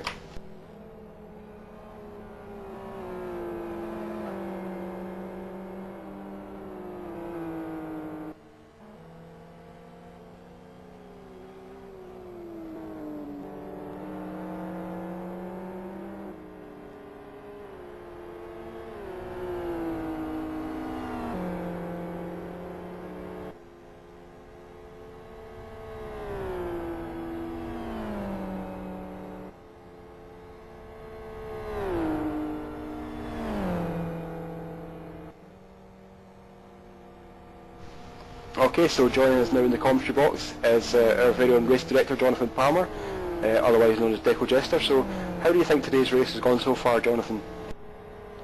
It's going good. I had one little small delay in getting the grid doubled up for the start, but once I corrected that, it was good. I was surprised no one went flipping in the first turn. I was kind of expecting at least a major crash in the first turn, but I was quite impressed with how clean everyone was in turn 1. Yep, Dennis and I actually remarked on it at the time. It was very clean lap 1. Not a lot of contact, no brashing and things like that. I think people are really in the mentality now of, this is an endurance race. You've got more to lose than to gain on lap 1, so everyone kind of kept a good head, and there wasn't too much, weren't too many problems on lap 1 there. So yeah, it was good professional driving from the drivers there. Yeah, we've just come off of rough track of Fernbay Gold, where we had to make a restart, if I'm not wrong, because of the big crash, and there was was it 2 or 3 red flags? I don't remember correctly. Yeah, there were 2 red flags. First start was aborted. I think maybe some of these drivers are getting a little tired of the half-hour delays for these big crashes that we've had on the starts, but I'm gonna be maybe just a touch worried about Kyoto National going into the infield for the first time, especially with the slightly buggy curb and just the whole fact that it's a very long run and people will be maybe 4 or 5. They may even be silly and try to go 6 wide into the infield for the first time at Kyoto in a month's time. Actually, about half a month. May 1st. May 1st. Yeah, Mayday. Yeah, so what you're saying there is that even off a standing, or even off a slow rolling start, which is what we're going to have obviously, they're still going to be doing maybe 140, 150 miles an hour on the entry to turn 1, so, or the entry to the chicane, sorry, turn 1 being the oval turn. So it's a recipe for disaster in some ways, so hopefully everyone can keep their head and get through there without too much damage. Something else that is a problem there is, as you mentioned, the buggy curb, which can cause flips and things like that, but there's also a massive gravel trap which can easily catch out the XRRs in particular, so there are a lot of things in the mix there that could give us a very dangerous turn 1 or turn 2 at the last round of the championship on May 1st. And that's a 12-hour race too, so that is quite a long race, and I will be very, very annoyed if I have to delay the race for 10, 15, 20 minutes to sort out after a major crash. Yeah, of course I'm hoping we don't have a major crash. The only times that I've brought out the red flag this season, though, for a major crash has been when cars have gone out of bounds. And at a wide open track like Kyoto National, it's kind of hard to get chucked out of bounds unless there's some mega lag involved. Yep, I remember that at the KY3 race, the KY Grand Prix race, we had a red flag, and there were several cars that got out of bounds there, and that's because there's a very tight part of the track there, so it's quite easy for cars to get thrown out of bounds. But at KY National, KY2, the track generally is very wide, and the track area, which is the area where cars are considered inbounds, is very wide as well, so it's quite difficult for the cars to get out of bounds there, as you say. Not to interrupt you guys, but there is a battle for third at the moment. Yep, we're actually currently watching that, and have been for a little while. Love it against Nieva.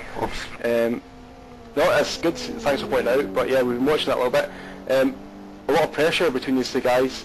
Obviously, Love It is in the guest team, and they are the team that comes in, or the team that is intended to kind of show the amateur guys, you know, what kind of experienced or advanced drivers are like. But at the moment, you know, Nieva is holding on really well here to Love It, and he's not close enough to pass him at the turn 12 here, but he's doing a good job of staying with Love It.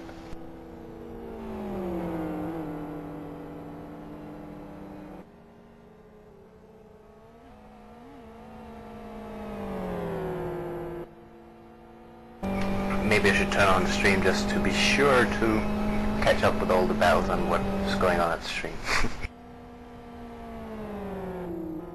I don't know if you saw it earlier, but late in the first hour, Jason Lovett had a nice bit of a pass on 2 of the FXRs of 7 Carat and Gravity Racing, where with Jason in the final turn, Lovett went on the outside, but then cut on the inside as Marcelo Nieva gets around. But yeah, it was actually a pretty good move. We were kind of in the admin room, we were talking about it and watching it. We were kind of worried that he may go a little too wide into the gravel, but he cut back and got the 2 positions nicely as Nieva gets the position over Lovett for now. Yep, we did actually see that incident, the Jason Lovett passing 2 FXRs. We commented it was quite a wily move. It was an experienced head there. He could see up ahead, he knew the 2 FXRs were going to battle each other, and what he did was he kind of backed out of it a little bit, pinched his apex speed, and then fired himself out the corner. So a very experienced head on Jason Lovett there. So we did comment that it was a good bit of driving, and at the moment Nieva's got a little bit away from Jason Lovett, so we've got some work to do here, Jason Lovett, to get back onto the position.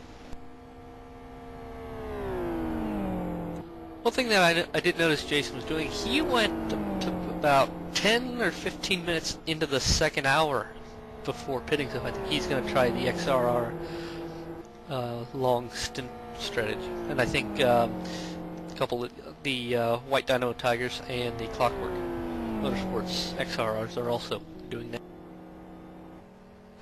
Yep, we've seen that quite a few times in the past where the XRR has put to very good use the extended strategy. The FZR generally would run for maybe 55 minutes to an hour, and the XRR can be stretched out to an hour and 10 minutes, an hour and 15 minutes, or even in some cases an hour and 20 minutes, depending on the driver and the setup. So if they can carry on that strategy, they're going to save one pit stop compared to the FZR runners. And you know, it's going to give them a little bit, well, it might give them a little bit of a boost in terms of strategy. So it's very interesting to see differences between the cars, not only on the track in terms of absolute performance, but in the pit stop strategy and what it allows you to do, what it allows your team to choose in terms of how many stops you're going to get put in the race. Yep, looking through the field, Jarl Tyan in the Last Lap Motorsports car has an absolutely roasted pair of rear tires. I hope he pits this lap and changes, otherwise I will have to pull out the meatball flag and make them pit. Yes, we actually saw Tyan a few laps ago, and we commented that his rear tyres were quite warm, and we said at the time we need to be very careful on them. Obviously he has not been, and he is going to, no, he's not going to pit. Oh, he's going to spin it! Oh, he's spinning it on this, he spun it on a straight line. Now, we can laugh at that because, you know, it's quite funny to see someone spinning it on basically a straight line, but it is incredibly difficult to drive a car like this. His rear tyres are blood red on the inside of the tread. They must be very close. It generally takes 200 degrees centigrade to puncture the rear tyres in these cars. Oh, sorry, Ministry of Speed has had an off exiting the final turn, but they continue going. Yep, so Last Lap Motorsports in the pits to get a fresh set of tyres and repair damage, which is the right move to make there. But yeah, it's very easy to spin a car in a straight line when you've got incredibly superheated hot rear tyres there. So, you know, that was the right move to make there to pit at the end of that lap. Yep, Nathan Lamont's coming in. Looks like they'll be doing a driver change. Timo Hofer coming in for Ministry of Speed.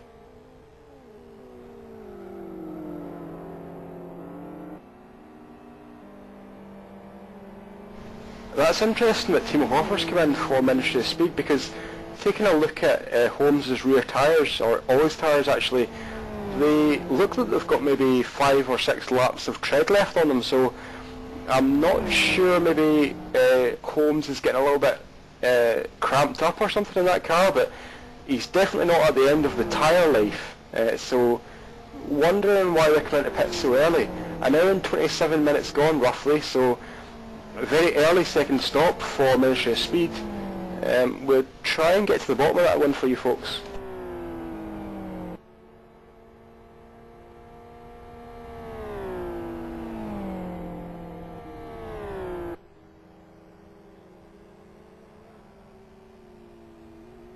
Oh, and Ministry of Speed are off. Ministry of Speed are off, almost hitting the tyre barrier there. So we really don't know why they're doing this driver change at the moment, but Holmes' rear tyres are very hot, so they'll be up in the 130, 140 degree range, something like that. So Holmes is going to do a driver change at the end of this lap to let Timo Hofer come into the car, so a very early second stop.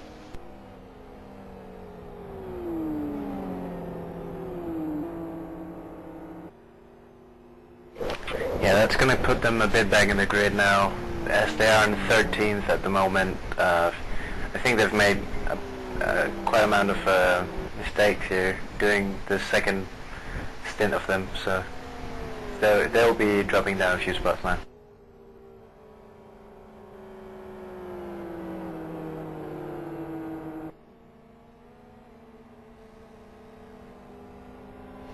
Oh, and he almost drops it there. The Ministry of Speed car got on the grass on the outside of the last turn, and he very, very nearly spun it, came out of there. He decided to keep his foot on the throttle. Some people would have backed out of that one when they got on the grass, but he kept his foot planted and almost spun because of it. So he's now, oh look, I I thought he did a 2:34.56, but he did a 2:34.65 lap. I like numbers, obviously, but yeah. So he's pitting now, and Hofer will take over from him. We'll try and get to the bottom of that early second stop.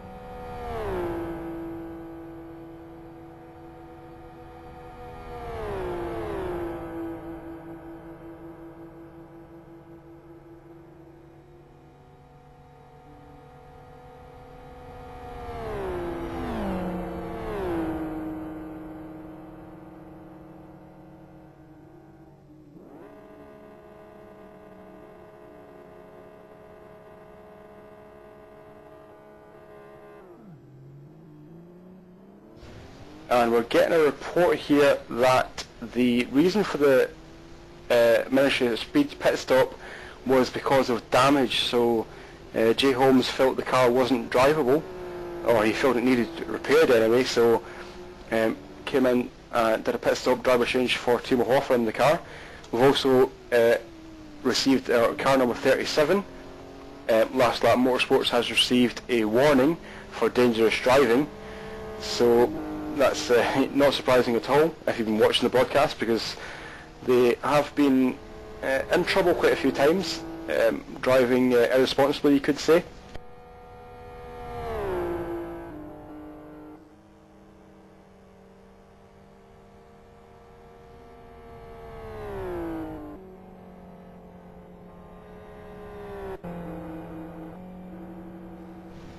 A nice battle going on here between Sailing Chrome Pistons and Raptor Racing for 10th position.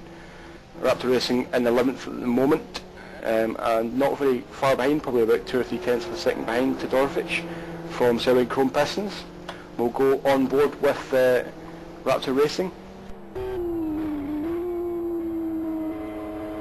And not to mention that 7 Carat is also catching up to that small group, so it might be a three-way battle, lazy. And something that probably be interesting to watch here is when you're watching from the onboard view from Raptor Racing, when we get round to the Eau Rouge section of the track, take a look at how little vision there is of the turn ahead if the door, which is quite close, because the car ahead really does obscure the view a lot if you're following it closely.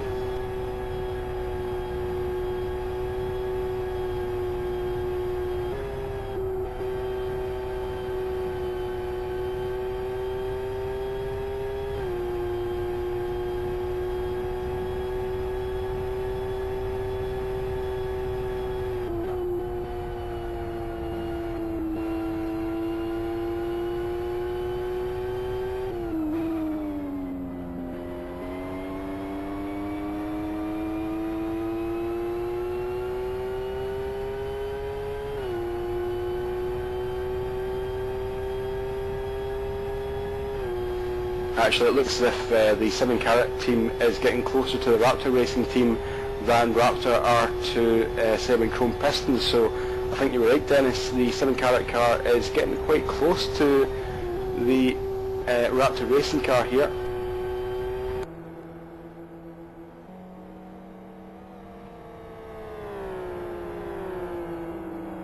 Oh, and 7 Carat makes a mistake there going through Eau Rouge, so after that hard work of catching up to Raptor, 7 Carat is going to have to do it all again, cost himself in the region of maybe 3 or 4 seconds there, and some dirty tyres, so 7 Carat have it all to do again.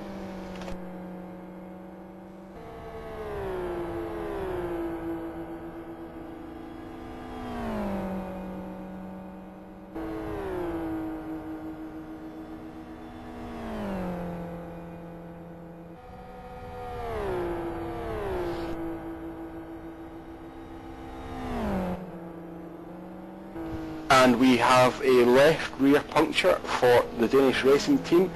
Farmer is in the car at the moment, and he's just passed through split 1, so he's going to have to do the majority of this lap with no left rear tyre, so the car's going to be, oh, he almost spins it. The car's, oh, he has spun it. A 360 there. Get it back on the power. The car's going to be not too bad through left-hand turns, but through right-hand turns it's going to be a pig, so Farmer's going to have to limp it back here. He's probably going to lose maybe 10 to 15 seconds on the actual lap back to the pits, and then the time to do that pit stop, so a lot of time going to be lost here for Danish Racing Team. Plus you get a lot of damage with that puncture there, so they will have to fix some damage as well. Yep, he's got about a third. Oh, he's spun in the street. He's hit the grass. Sadly we can't see that in the broadcast because the camera doesn't capture the car before it comes over the top of the hill.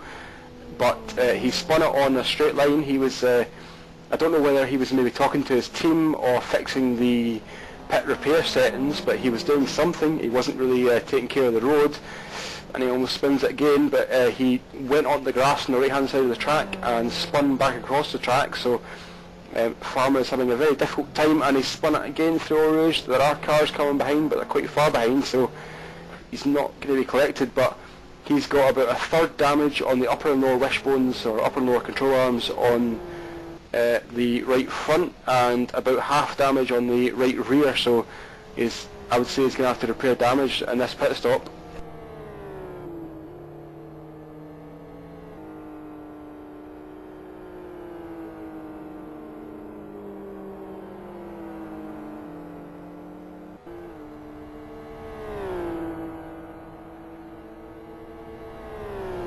I think he's learned his lesson a little bit now. He's doing about 110, 115 miles an hour coming down the main straight here, so I think he gave himself a bit of a scare on the back straight, having that spin across the track, so he's now in pit lane. He's going very, very slow though, 70 miles an hour in the entry. If it was me, I think I'd probably be going a little bit faster. Oh, he's done it again. He's on the... Wow. I'm not sure what he's doing at the moment, whether he's on the radio to his team or he's doing pit settings, but he's making a bit of a melee of this one.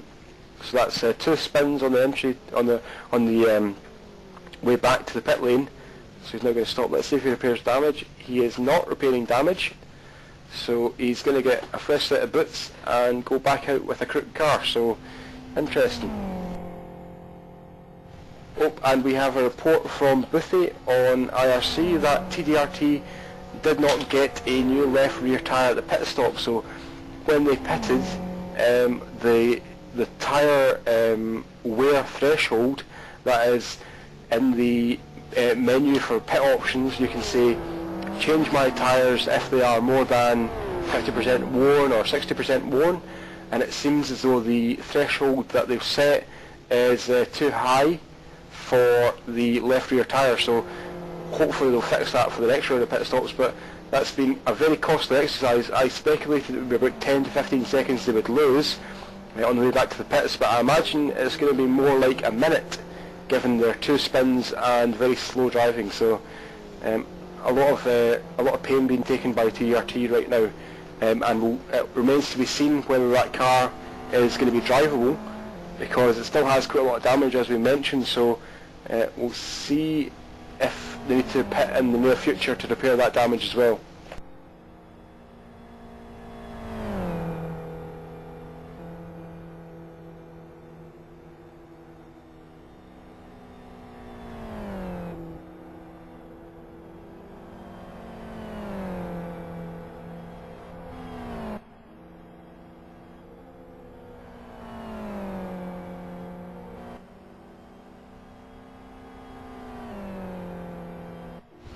And if you're wondering what's going on at the head of the field, Seb Hutchinson has still got about a 17-second lead over Iskra from Conquest Racing, so Sonic Realms are still in command of this race right now.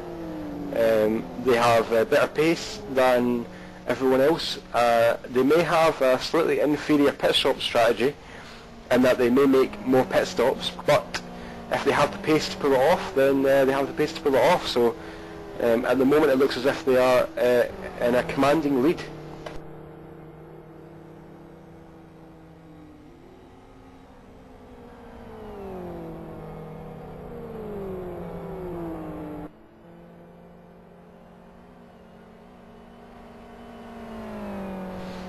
and if you're watching the TDRT car got quite sideways coming through the left-hand part of Eau Rouge there, so that's probably a combination of the damage that we've talked about and the new tyres, but very sideways for TDRT coming through Eau Rouge.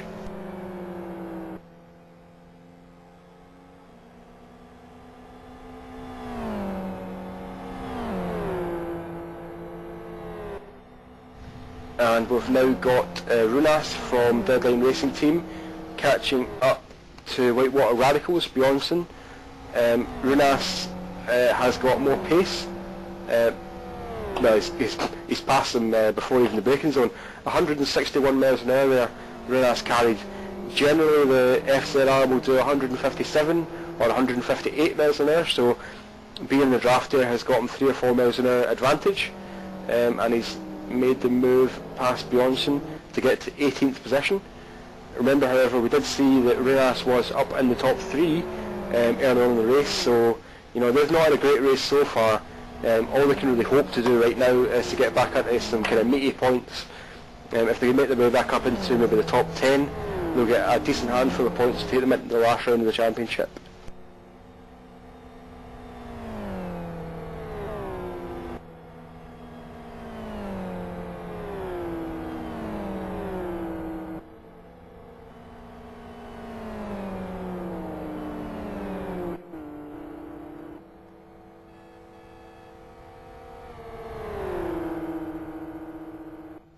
So we're now seeing Chris Wilkinson and Something Awful Racing side by side with Sean Williams from E-Team down the main straight. Chris Wilkinson has the preferred line on the inside. He's going to keep that position. So he's going very quickly through the first chicane, but he's going to hold it just. So a very close battle here between these two. E-Team, remember, are the defending champions in GTAL. They are holding the number 1 plate, or the number 01 plate to be more precise. But right now, Sean Williams has a good run on Chris Wilkinson. A little bit of horn beeping going on here, saying, I want to make my way past. Williams on the outside. He's probably going to try and move into turn 5. We've seen it work on the outside and the inside. Sean Williams on the inside right now.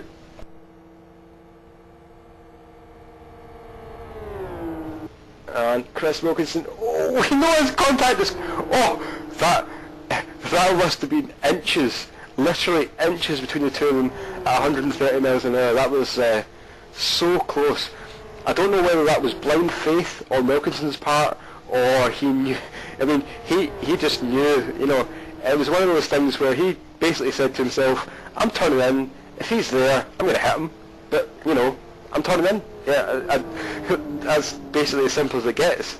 He was turning in, and Williams was either going to back off, and there was going to be no contact, or Williams was going to say, I don't care if he's going to turn in, because I'm keeping my foot flat in the throttle. And as it happened, Williams lifted. Wilkinson kept that, or held that position, and lived on to fight another day. So I don't know what you would actually call that. Maybe, I don't know what the best way to describe that would be from Wilkinson's point of view. But it was aggressive driving, maybe perhaps is the best way to put it.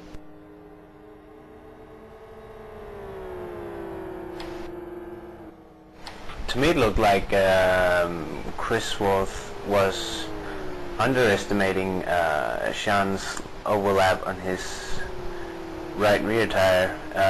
Sean was actually in there, so I think maybe Chris Wilkinson might have been too rough there on him, just shutting the door in his face, really. So. Yep, I mean, if there's anyone who is an image, a Photoshop or a image editing nut, if they want to take a look at it, it happened around about time code 1 hour 42 minutes.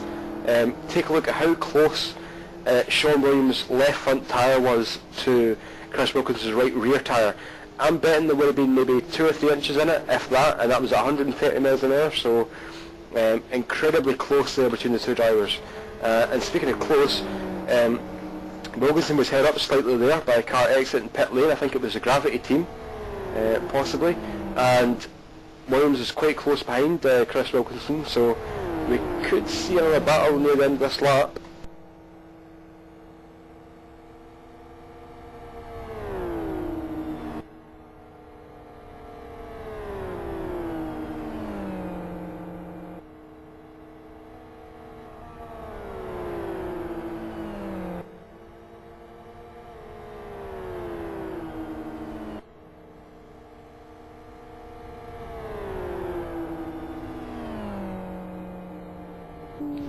Now, I did create a thread for today's race in general LFS discussion, and what I said in it was, if anyone's got any questions about today's race, about GTAL, or about anything to do with LFS, just leave a question for us and we'll try and answer it.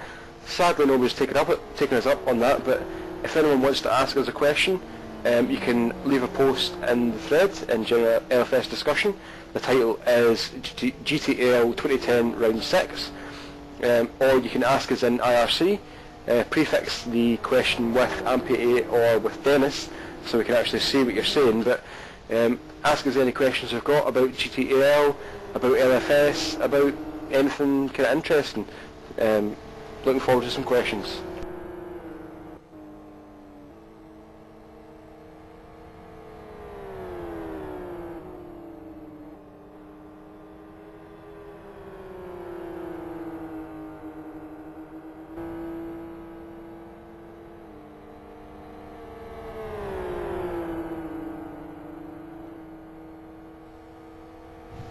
First question here submitted, I think it's anonymously.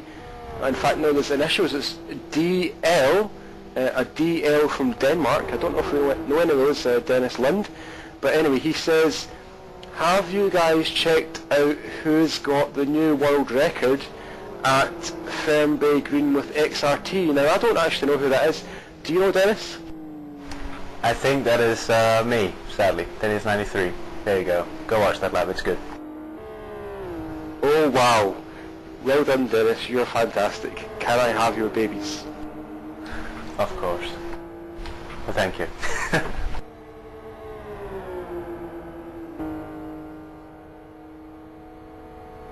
So Dennis, Sean Wilkinson now on the inside of Chris Wilkinson. I think this time Chris Wilkinson is going to have to let the position go. He's trying to go around the outside, but that's never going to happen, and he knows it. We know it. He was doing it to show off, to say, I don't want to really give the position up, but I'm going to try and fight you for it anyway. Sean Williams is back through now to 6th position, so we did see that it was very, very close a few laps ago. We commented on it. It was incredibly close, and now Sean Williams has got back through, so Sean Williams back up into 6th position.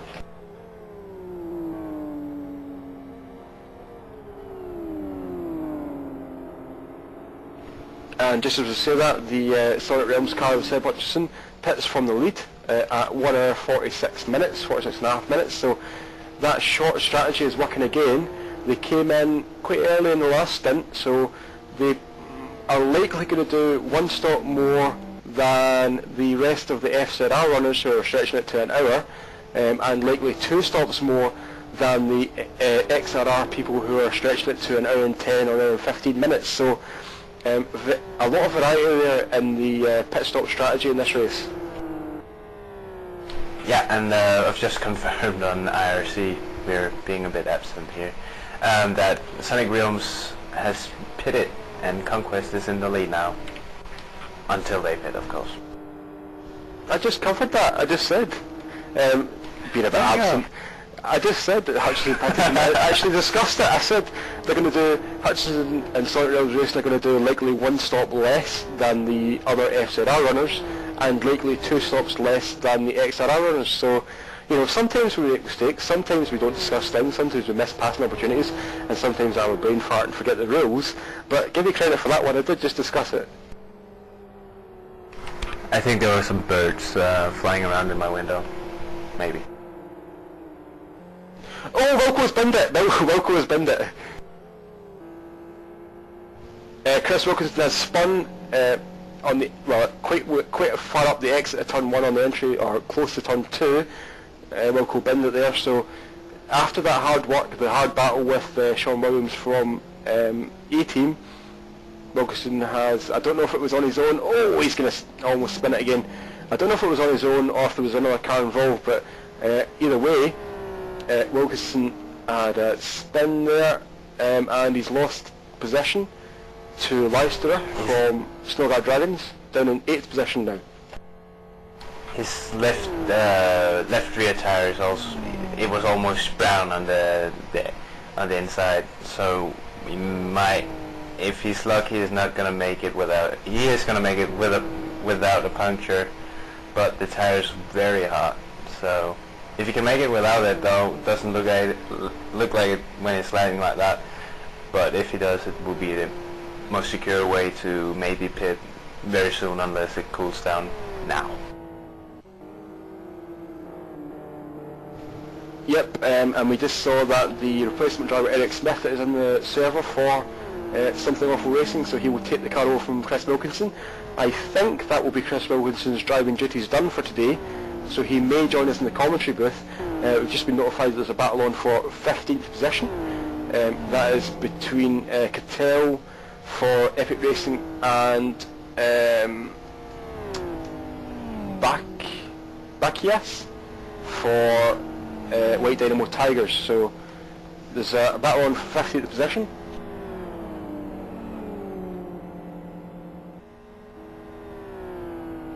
It's actually Baxis.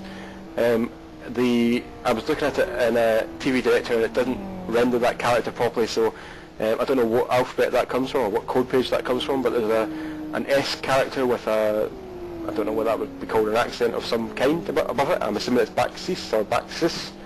But yes, they're about 15th position. There's a battle for 9th as well between Streken and Todorovic.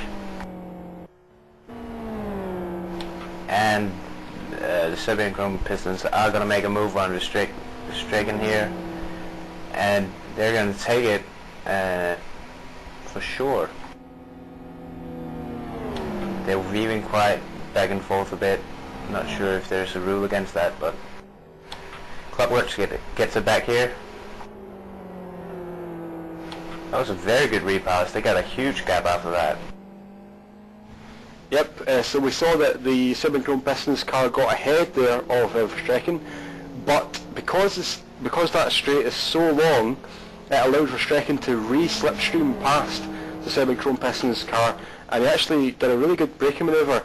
Very, very late braking manoeuvre, but controlled as well, so good bit of driving there from those two guys. There was a little bit of weaving, as you said, kind of the Lewis Hamilton skill of driving, for anyone who watched the Malaysian Grand Prix.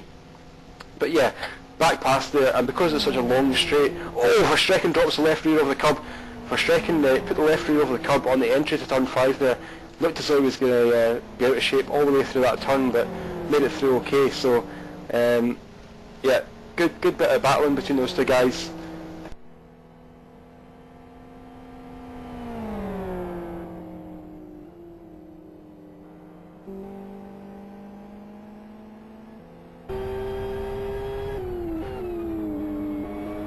Okay, so a few laps ago. I think. Yep, they're going to.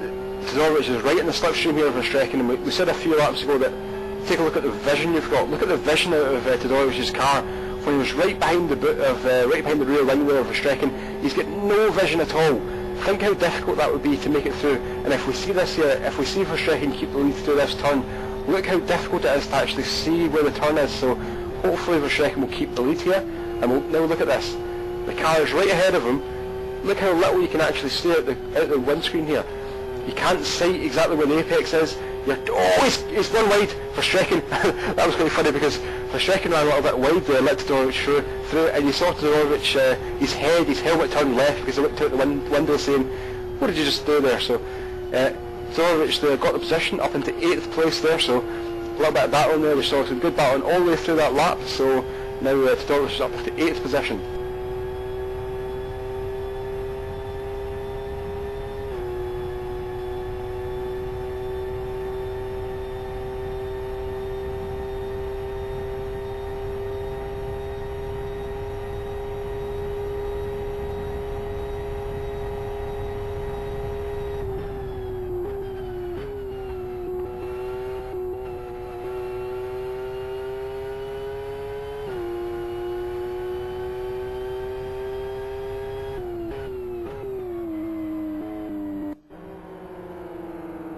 And we've now got a battle between Epic Racing and Zion team down the main straight as we saw before, so we're going to have another slipstream battle here. Epic Racing is on the left hand side on the outside of the turn 1, well outside for turn 1 should I say, but he's made it past and he's now moving to the inside. It's going to be quite tight going down at the turn 1 here. The Zion is back on the inside, are they going to outbrake them? no is the answer, so Epic Racing Team keep the lead through that turn, so a good bit of driving there. And we are now joined in the commentary box by Chris Wilkinson, who is just hot and sweaty after stepping out of the Something Awful Racing Team car there. So Chris Wilkinson, welcome to the booth. How did your stints go?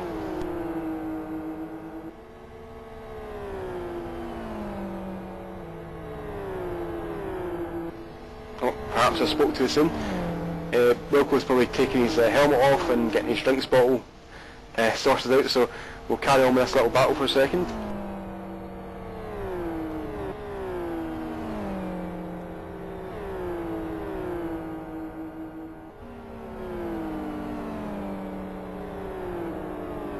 And Marcelo Neva of Maximum Racing has just gone into the pits. And Leggate is in third now.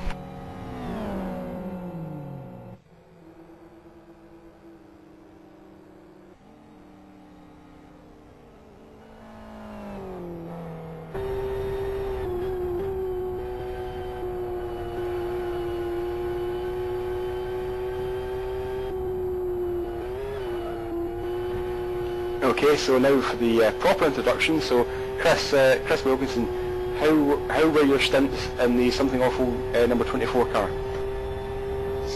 Well, hello first. Sorry about that. Well, interesting is really the only way I can describe it. First stint was going well. We got it up from I think it was 12th or 13th to I think it was 5th or 6th. There had been an incident in the chicane, then I got collected. And that dropped me back down to 15th, 16th, fought back up, and I think I left the car, or I was in 6th as I left the car, and then on my last lap I decided I would have a bit of a spin in that first corner. So that's dropped us down to 12th at the minute after X just taken over, so we're ahead of where we started, but if I hadn't have made so many stupid mistakes, then we probably would have been a bit higher. But yeah. Now, we saw you earlier on, you spun, you spun on the exit of Eau Rouge, and you were basically sitting there on the grass, and another car came and collected you, so it's kind of strange when you have a small accident like that, and you're on the outside, kind of waiting to rejoin the race, and another car does exactly the same thing as you did, so it must have been quite strange sitting there and being hit by another car. Yeah, I probably could have got out of 2 or 3 positions further up.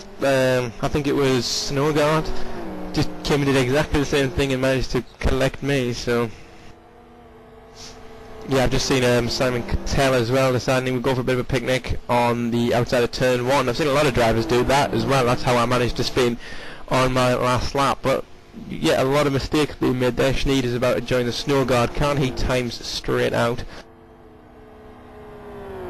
Yep, and Snowguard were supposed to start from 8th position today, but they missed the call to the grid, so as we said before, they started from dead last. They made it up quite far and then dropped back again, so Sneeder's joining the server and time out immediately.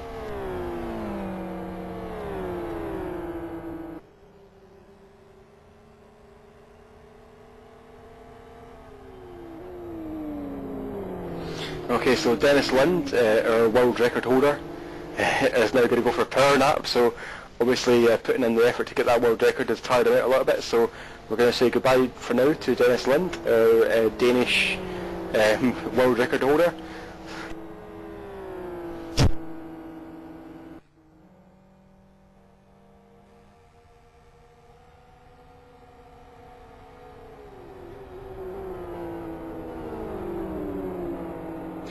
Yes, welcome to the Redundancy Department, the Department of Redundancy, and hello, welcome.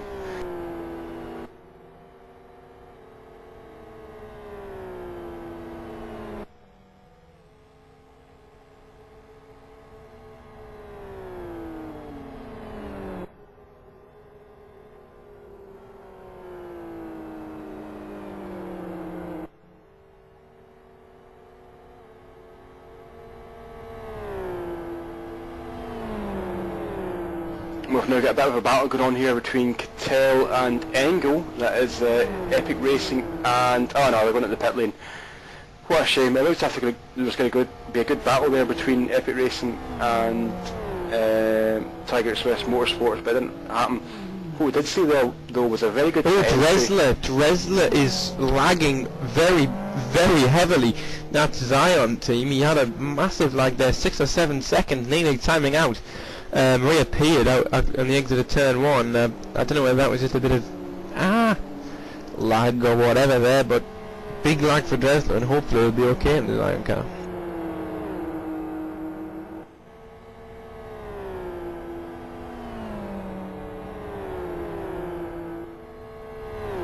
Yeah, so just to complete the thought there, we did see a very good pit entry there. It was right on the money.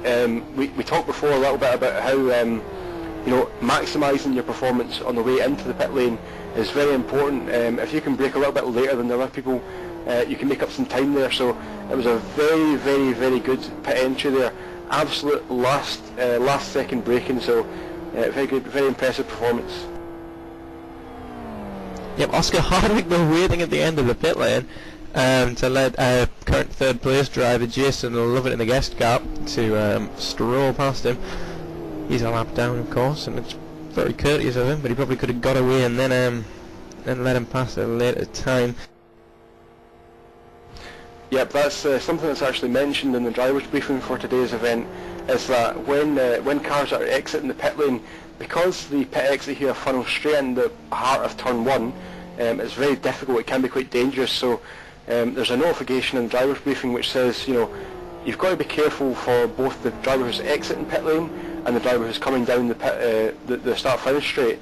In that case, without seeing the whole incident, you could say that Oscar Hardwick might have been able to make it through, but he decided to stop just before turn 1. It worked out okay in the end, but they're doing well, and we were actually, Dennis Lind and myself were actually speaking to Oscar Hardwick before the race started, giving him some advice on endurance GT racing. So I think he's, I don't think he'd mind me saying this, but I think he's quite inexperienced in GTR racing, endurance racing, so we were giving him some pointers on, what to actually do in the car with the anti-roll bars and how to drive and how to take some of the corners. So we saw him earlier on, he was doing some good lap times, so I think Hardwick is doing quite well at the moment. I don't think we've seen any problems from him so far, any collisions or mistakes from him, so I think he's doing quite well.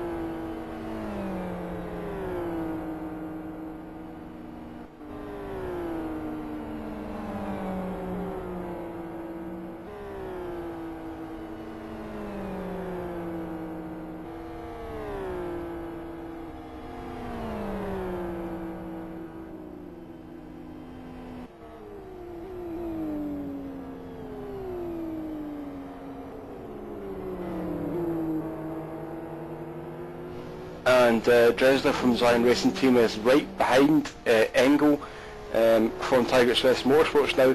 We did say, I think it was the start of the last lap, that Zion had quite a long lag period, so they look okay just now. I don't think they have to get lag problems, but Zion is now going to the inside, up the back straight. It looks like a good skin there on the Tiger Express Motorsports car. Tiger Express Motorsports have always had some quite nice skins, and Tommy Engel, them obviously having to let Dresler go down his inside, he was never going to be able to fight back from that. Big quick through the chicane as well, and he's going to skirt the grass there, but Tommy Engel and Tiger Express Motorsports dropped down to 13th place now. The tyres are starting to look very cold, so they can't be that far away from a pit stop.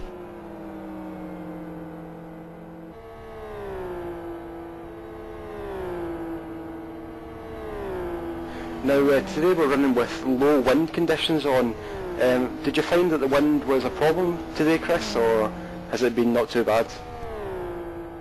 Yes, it was the final corner and the corner before the corkscrew, don't ask me which ones they are, but those two corners were not insanely difficult, very difficult with the wind on. I couldn't master turn 1 all day, but I don't know whether that was because I was being a bit idiotic or not. But yeah, the final corner especially just kicks you out when you're least expecting it, and my right rear tyre was just getting fried lap after lap after lap because of it, I think, and because I was just sliding about. My usual front burning culture has turned into massive back burning culture here, and I can only push for the last 5 or 6 laps or so because of the heat in the rears. It's just meh.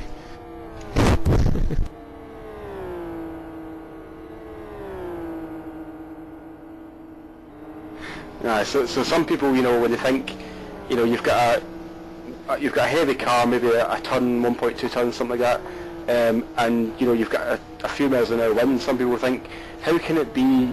You know, how can it have such an impact? You know, they think 3 or 4 miles an hour wind isn't really going to make that big of an impact. But when you're racing these cars, you're on the absolute limit all the time, and when you're on the limit, you obviously notice small differences. So when you've got a little bit of wind, you throw it in the equation, it can have big impacts in the car. As you're saying, you know, kind of unpredictable handling behaviour depending on what the wind speed is and gust and things like that. So it's another element that it brings to the racing, another challenge for the drivers.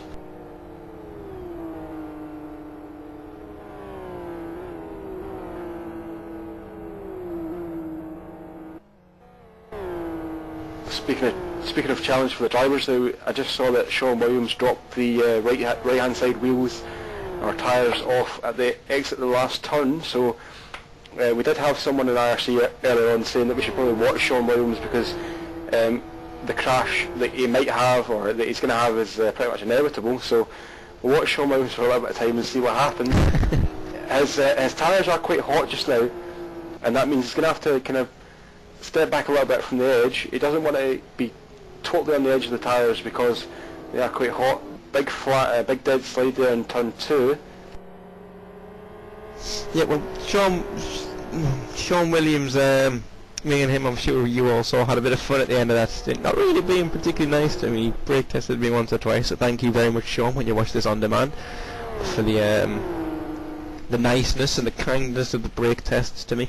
But yeah, he's always been a driver on the ragged edges, Sean Williams, and I mean, his tyres are about right for where he's been in the pit stop window. You know, you do get this when you're running R2, you get a high period of very high temperature, and you get your tyres up. These are R2 tyres that most people are running. You get them up to about 106, 7 degrees sometimes, even if you have a big slide. And I mean, they do cool off quite quickly. You've got some long straights, but it's difficult to keep your tyre temperatures down. And even when you start going through a massive cooling phase, it still really does start to overheat, especially with the wind on. It kicks you out when you're least expecting it, and where you don't want it as well, because it just causes massive heat on the rear tyres.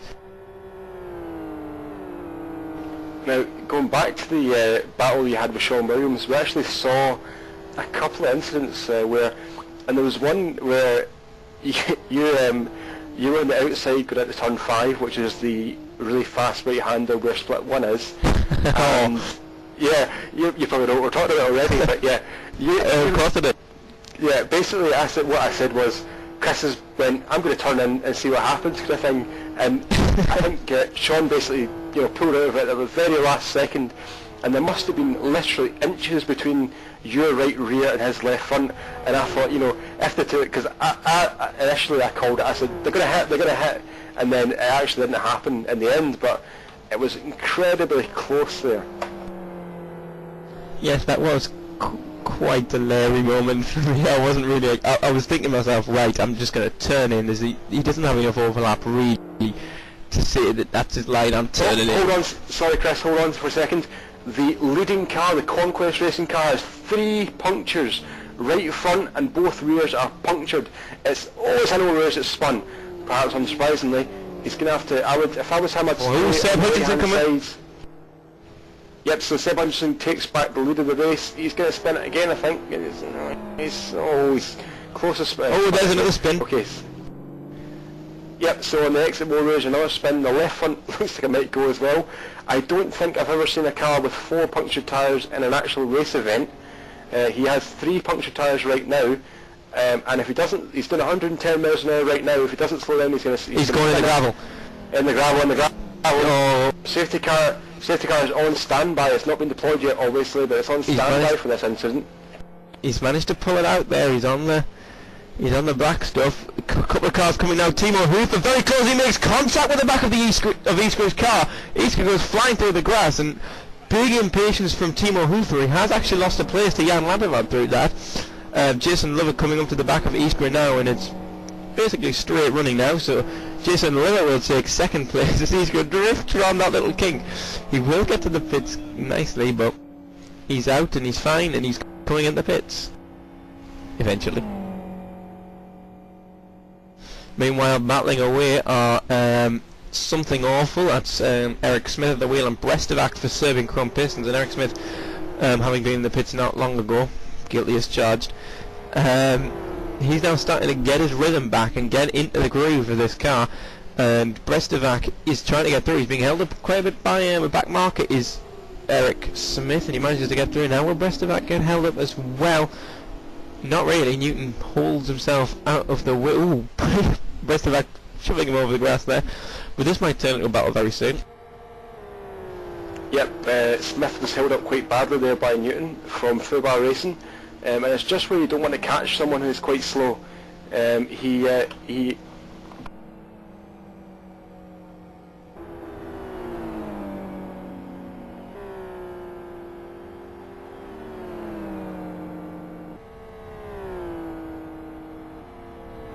just get held up probably a second and a half or 2 seconds, and we're now looking at Lapervot against Hoofer.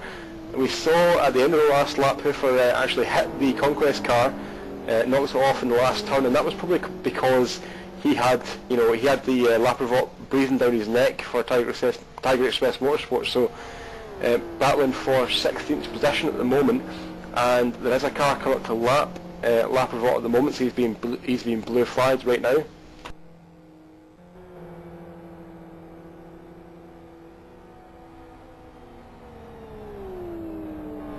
And we're being told that there was a timeout just there for one of the GI Racing cars, GI Racing drivers, sorry, pardon me, and we've been told that's the first timeout for an active driver in this race. So great servers here from 500 Servers, one of our sponsors.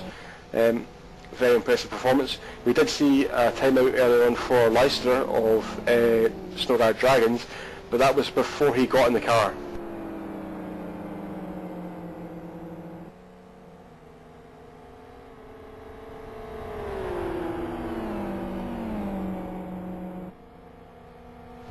And the 18 car of Runas from Deadline Racing actually ran out of fuel on the entry to pit lane there, so running the fuel tank right to the absolute zero there, absolutely empty, so a little bit too fine in that case. Yeah, meanwhile, just taking a look further back, Timo Hoofer has managed to leapfrog past Zion Racing as well. And Zion slowly falling into the clutches of Jan Lapervot as well, Jan having to back off for Lovett.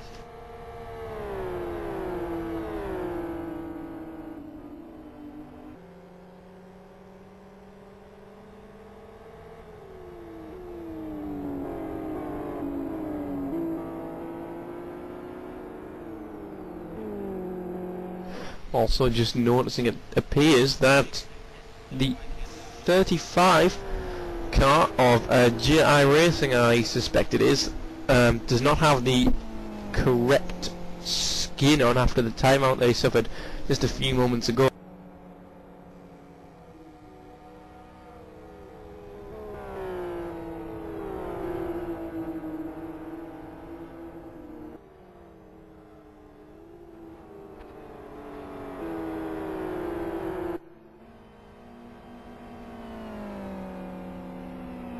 And a bit of a mistake there from Eric Smith from Something Awful. I hear him saying, how the hell did I hold that? But he has in fact lost a place to Brestovac, and oh, Newton squeezing as well.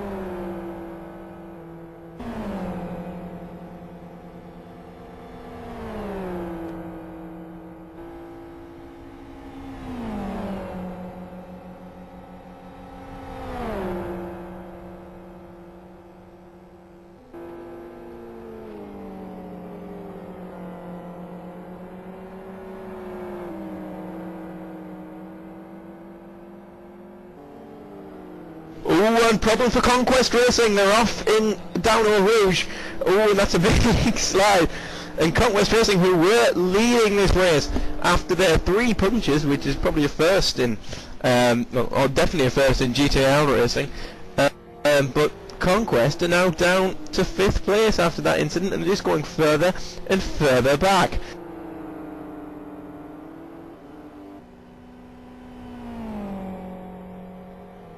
He's off again, and he's letting Nathan the Moth, one of the back markers, through as well.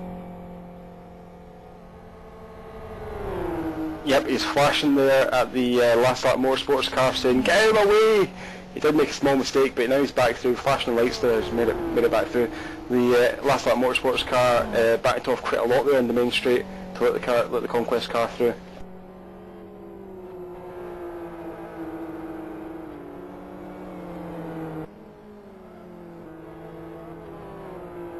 Ooh, Bjorklund dropping a few wheels through the final chicane, and that means that he's lost a bit of time to Sean Williams ahead of him, but he's still quite near.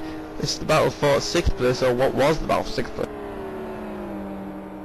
But looking at that, Sean Williams with a much faster lap time than Bjorklund, so he'll probably be pulling away rather quickly.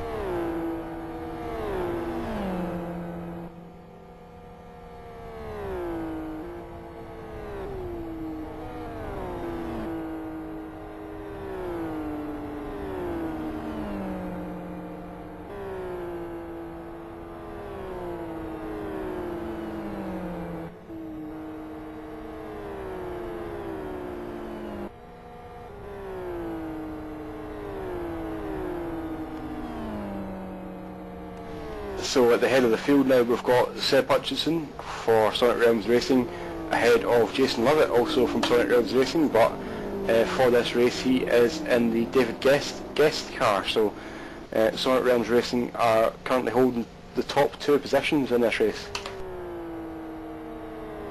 Yeah, well, let's be honest, shall we? Seb Hutchinson's been in a league of his own in this event. He qualified well ahead of everyone else. He was miles faster than everyone in practice, and yeah, he seems to be dominating, but we've got to as well think about who else is in the car. A later runner, we've got Gavin Mason coming in, and Michael Booth, I think, anyway, both of them are coming in to the Sonic Realms Racing car. That's the 05 car that Seb Hutchinson's currently leading with, and I don't think they're going to be able to hold on to Seb's pace for 1 minute. I think the 00 car, the guest car with Jason Lovett, and I think it's, who is it driving with him? Bjorn Dahl, sorry, Turbo Freak, Bjorn Dahl. Yeah, Magnus Bjorn Dahl, yeah. And I think he'll be able to hold on to Jason Lovett's pace. I know they're going quite long on their, I think they were even trying 4 stoppers, or they were talking about it earlier on. I think it's the guest team who are the best team looking for the lead, for the win here. I think Sonic Realms will probably hold on to a podium if Seb Hutchinson can continue extending this lead as he is. But I don't think they'll be able to hold on to the lead after Seb leaves the car. Yeah, we're actually talking about Seb Hutchinson's dominating performance right now, and it is dominating. Right at the start of the race, he was pulling out more than a second a lap on the 2nd place car, so over the length of his first stint, he pulled out more than a second per lap, just putting in the fast laps again and again and again, just metronomic precision. And he actually set the fastest race lap a while ago, and it was faster than his qualifying lap. So Seb Hutchinson has been probably the standout performer of this race. We've seen other people who have been quite quick. We've seen other people who, have done some good passes, but they haven't, he hasn't made any mistakes.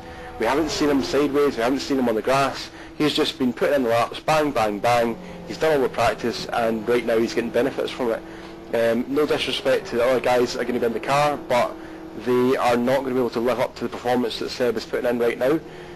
As you say, Chris, the 00 car, the guest car, is possibly the car that could win this race, but let's remember that will not score championship points. So even if the 00 car wins the race, it will not score any championship points, so Sonic Realms will take full points from this race if that does happen. Yep, and is that a tactic from Sonic Realms Racing to get Jason Lovett and Magnus Bjorn down? No, Magnus has in fact left Sonic Realms Racing since, but to get that car into the lead and then just hold on to it so Seb gets the 4 points without really having to work for it? I don't know. Well, or is it a way of having a rear gunner perhaps? I don't know. That's exactly what I was going to say. Having another car in the race that you can effectively control. So obviously the 00 car would like to win if it can, but if later on the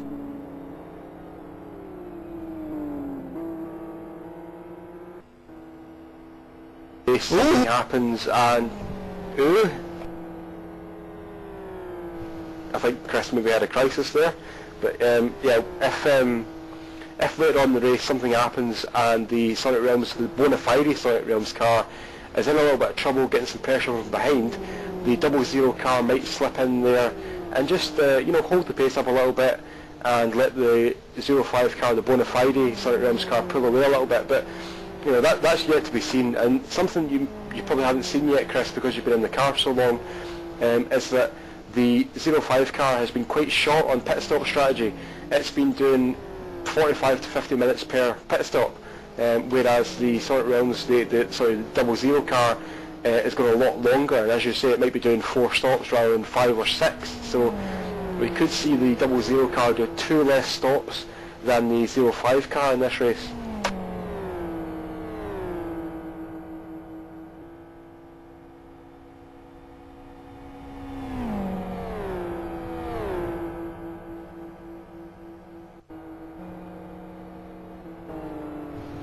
We've now got a little bit of a battle brewing between the number 21 car of Snowguard Dragons and the number 33 car of Gravity Racing Team for 7th place. There's about a second and a half between them right now, but we could see them getting closer to each other.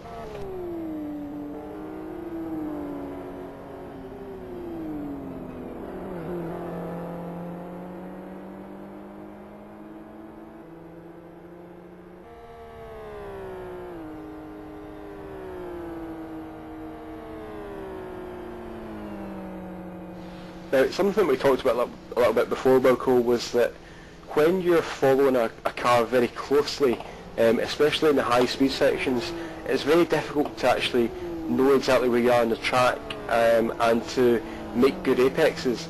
Did you find that when you were driving the car as well? Not really, to be honest. I mean, I never really got in a zone where I was losing all of my aero. Coming into one of the corners. I mean, when I did get close to somebody, I made sure that I was sort of like just out of the line so it wouldn't kill me, and it didn't kill me, which was rather good. And talking about your car, Eric Smith is on the back now of Backseas from White Dynamo Tigers. The White Dynamo Tigers car actually got really disconnected in the last turn and couldn't put the power down in the exit, so in the end it turns out like it's quite a tame manoeuvre there from Eric Smith. Oh, actually, just as I say that, he runs a bit wide on the entry to turn 12. He's made it through, so kind of gifted the position there by a mistake for another driver, but you've got to pressure people into making mistakes. If you can be right behind another car, you can make the driver make a small mistake, and he makes a small mistake like that, quite a bit of wheel spin in the exit of one turn, and that means you get better exit drive and make it past at the next turn.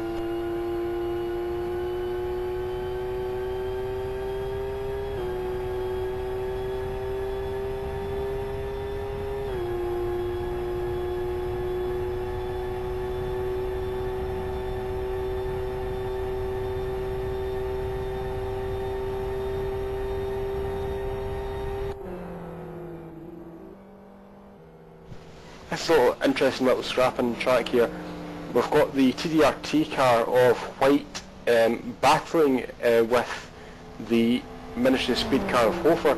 Now White is a lap down, so he's not battling for position here, but he did just go round the outside of Hofer. Oh, actually Hofer's pitting just now, so that might be why.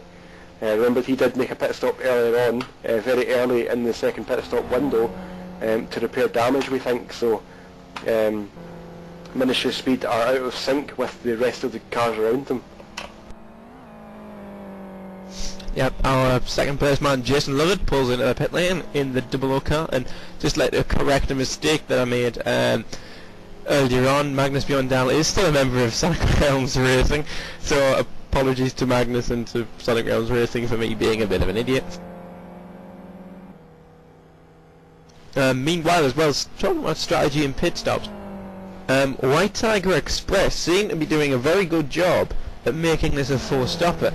2 hours and 25 minutes of this race are complete, and well, he's going to be very close to a pit stop soon, and he's losing a lot of time to Eric Smith, who's ahead of him now on raw pace, but he's looking good to make it 4 stops.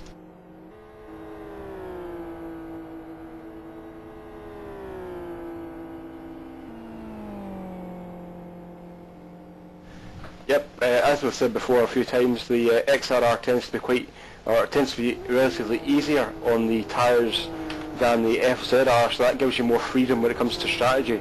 You can make a choice between extending the sequence extending the stint as long as you possibly can, and that means you can do less pit stops but run slightly slower through that whole sequence,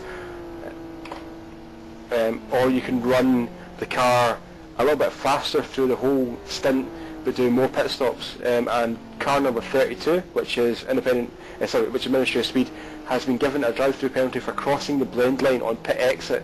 So a small driving mistake there has led to, and Tiger Express almost drops up on the exit at the last turn. A small mistake there will cost Ministry of Speed dearly there.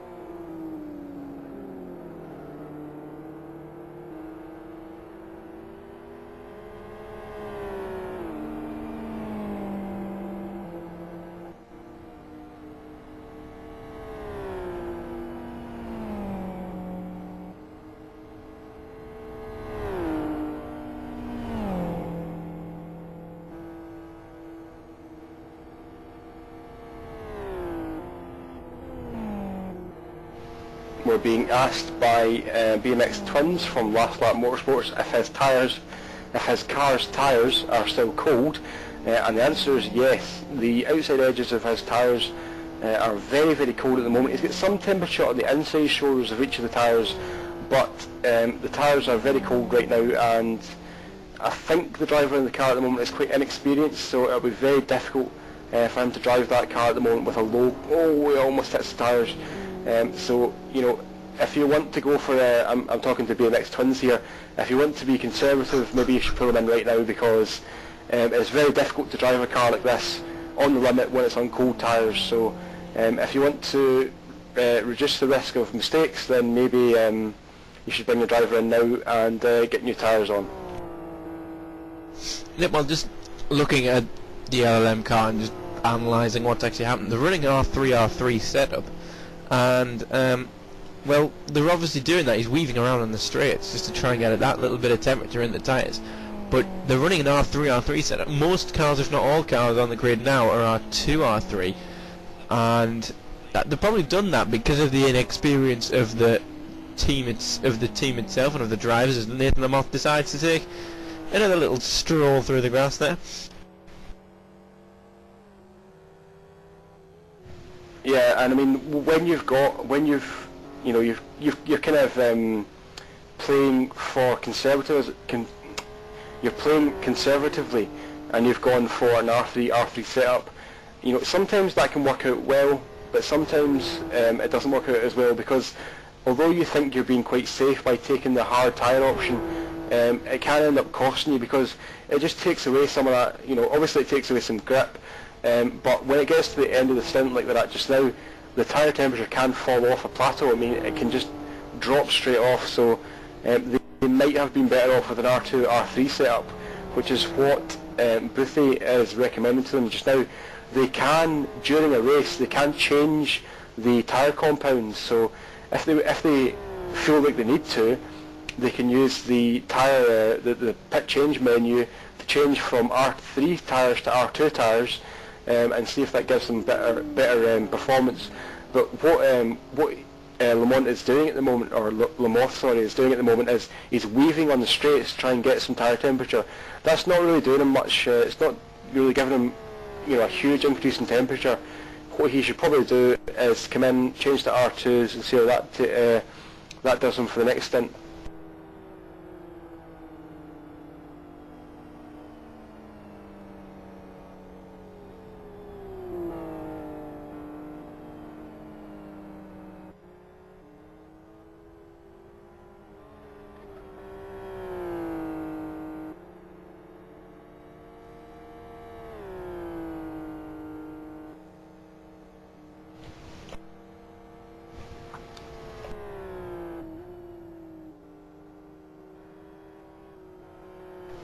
So Ministry of Speed completed the drive-through penalty and were immediately given another drive-through penalty from the admins. So they've done exactly the same thing.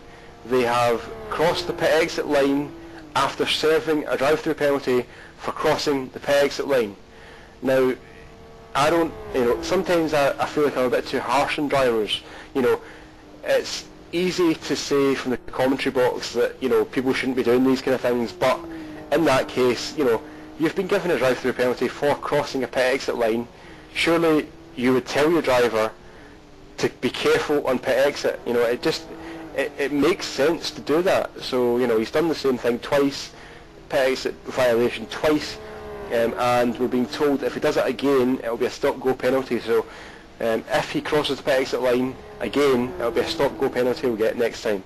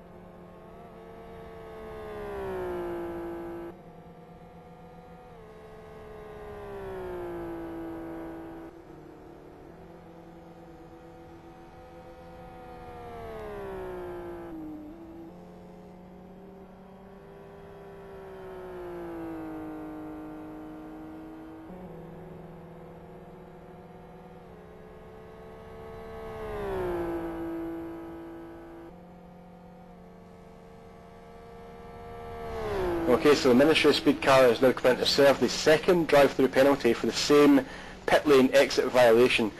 Let's take a look from the onboard camera and see if he respects the line this time.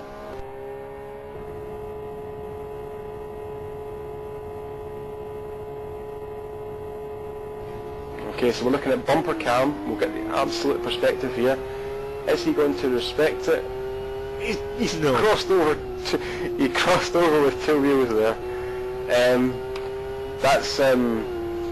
It's interesting. I mean, you wonder. I mean, if I know this has become a cliche of something I always say, but if I was his team manager, which I obviously not, but I would say, do not cross the pit exit line with any wheels or tyres. Go totally within it. It just makes no sense to court danger like that, and if he does it again, it's going to be a stop-go penalty. It makes no sense. I don't know I don't know this driver, if he's inexperienced, if he's never done, driver changes and pit stops and things like that, but, it just makes sense to stay within the line, so I don't really know.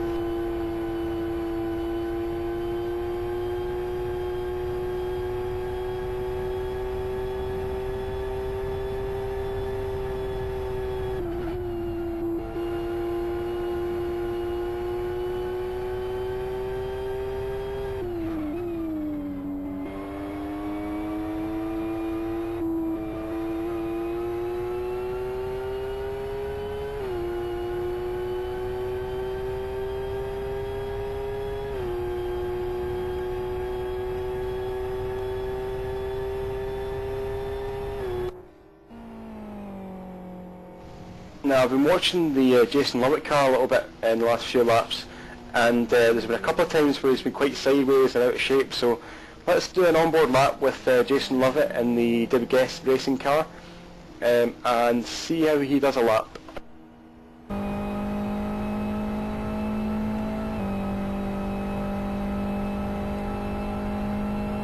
Yeah, just watch the way that he'll probably bounce over the turn 1 curbs as well. This will just show you how aggressive these drivers are through the curbs.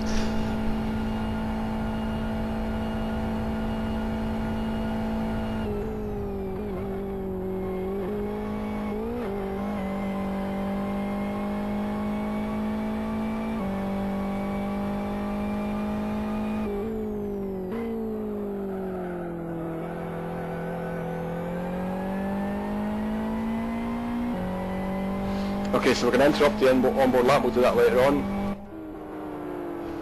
We have a battle, just as we got to it, it gets exciting. We have a battle between Snowguard Dragons and E-Team, very close to a contact there. Showman was back up the inside, but I think Snowguard Dragons might get a better exit here, so battle here between car 21, Snowguard Dragons, and car 01 E-Team for 4th position in the race at the moment. Yeah, but just watch for Sneeders to get in the slipstream of Sean Williams. He seems to be in there.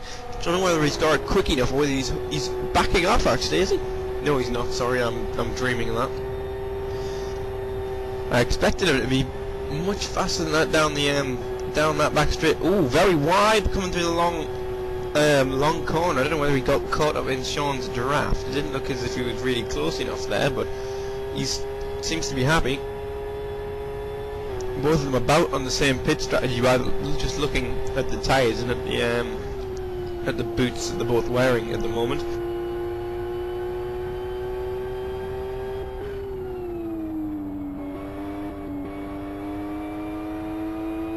Oh, and here's a surprise, Michael Booth joining the server now, so he will be taking over from Sebastian Hutchinson within the next few laps in the leading Sonic Realms racing car.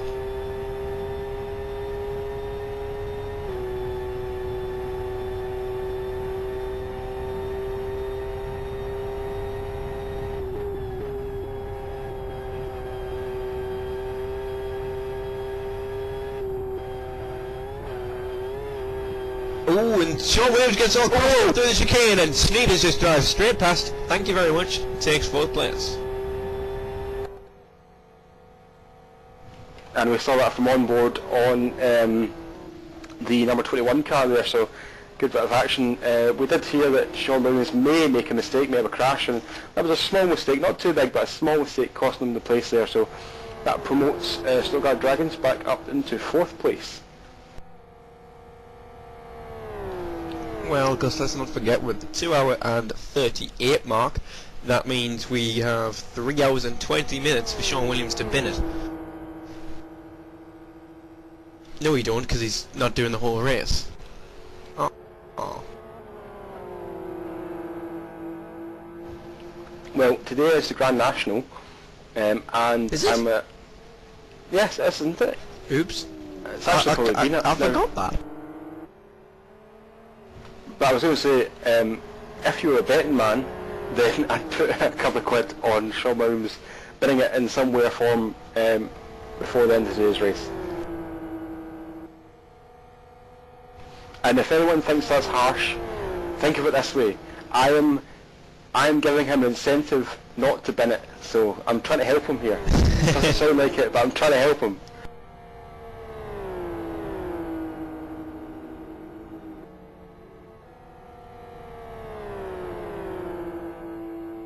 And Hutchinson pits from the lead, just as I put a bit of chocolate in my mouth. Oh, he's binned it, he's binned it! Oh, yes, Sean Williams has in fact been Good for me! Michael Booth takes over the Sonic Realms car. I'm not sure what happened there with Sean Williams. I don't know whether he just lost concentration and decided he would put it in a wall, but there we go. Meanwhile, Eric Smith catching up to the back of Serbian Crown Pestons and Brestovac to break into the top 9, which isn't something you'd usually break into, but there we go.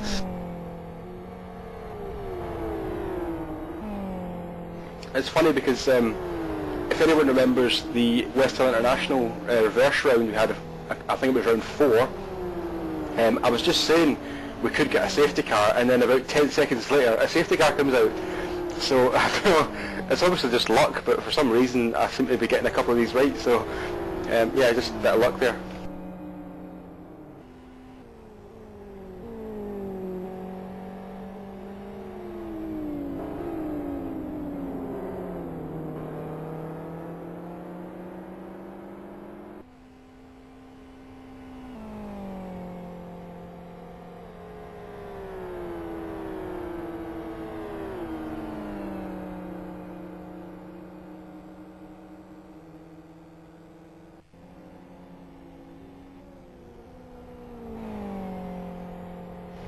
Wow, we did. I'm sure we've had some discussions on what technical terms are in racing, and Chris Wilkinson just said that Chris Wilkinson.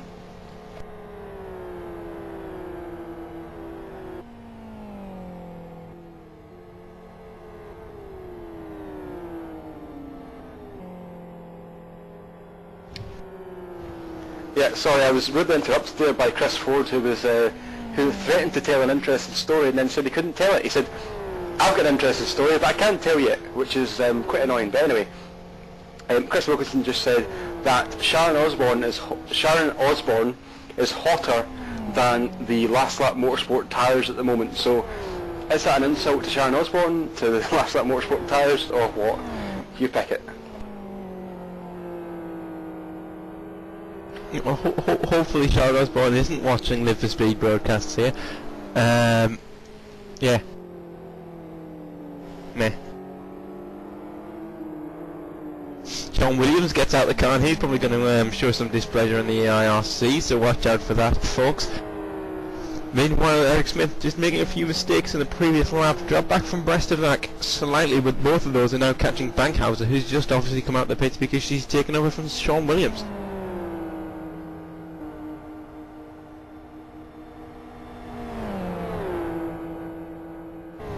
We've got a battle here for third to last place between Independent Racing Mates and Last Lap Motorsports.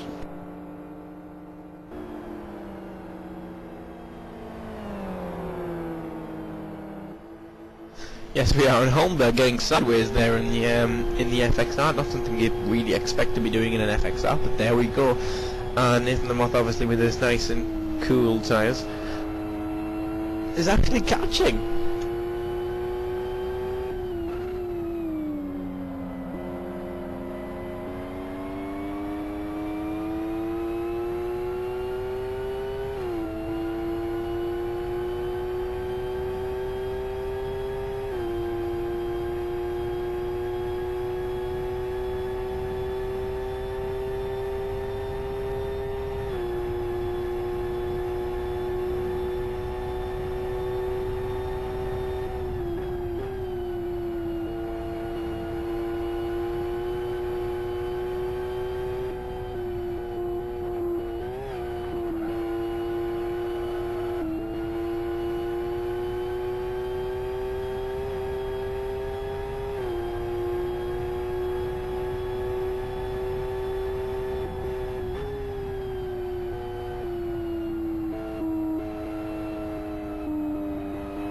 Okay, so Chris Wilkinson loves us and leaves us there. He's getting back in the car in a couple of laps' time. So good luck to him in his next stint before something awful.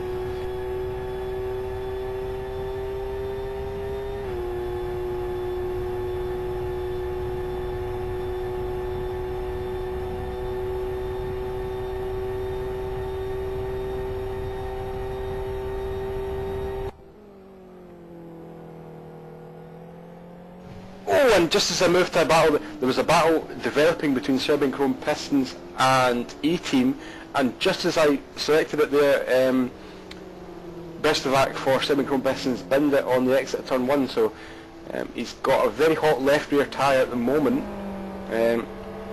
He's trying to get back up to speed here.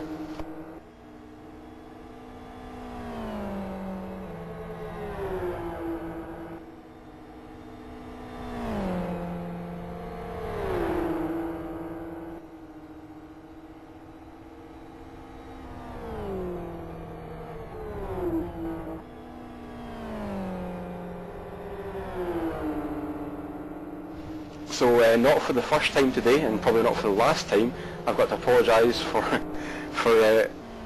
saying that Wilco is going in the car when he actually isn't.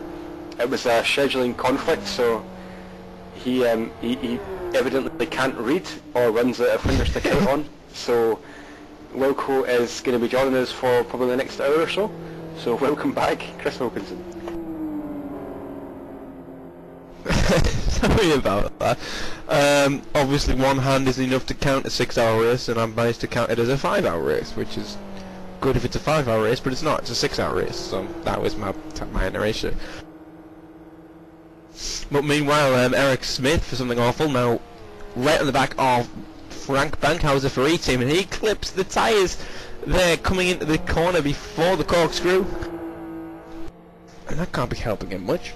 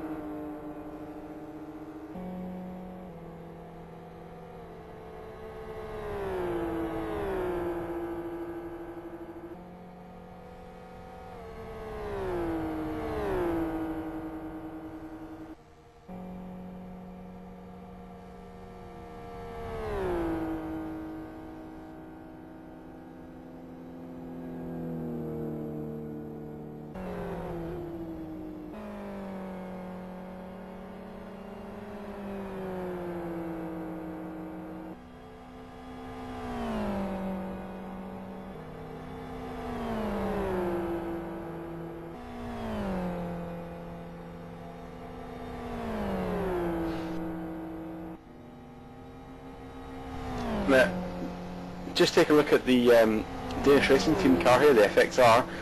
Now remember they did have a puncture earlier on this race, and the tyres at the moment are getting very close to the end of the life, so they could be pushing it a little bit too far. The right rear, the outside shoulder of the right rear, and the inside of the front right, they're looking a little bit too thin for my liking. So expect a pit stop in the near future for Danish Racing Team.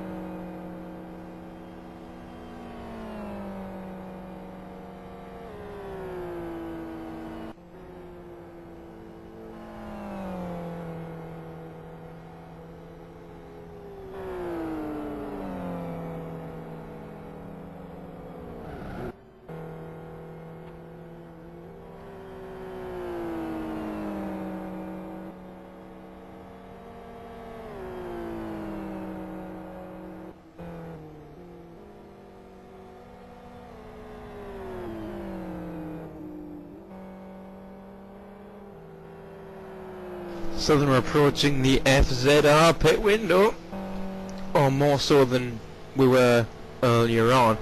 Just looking through the field, and strange front right tyre issues for 7 Karat.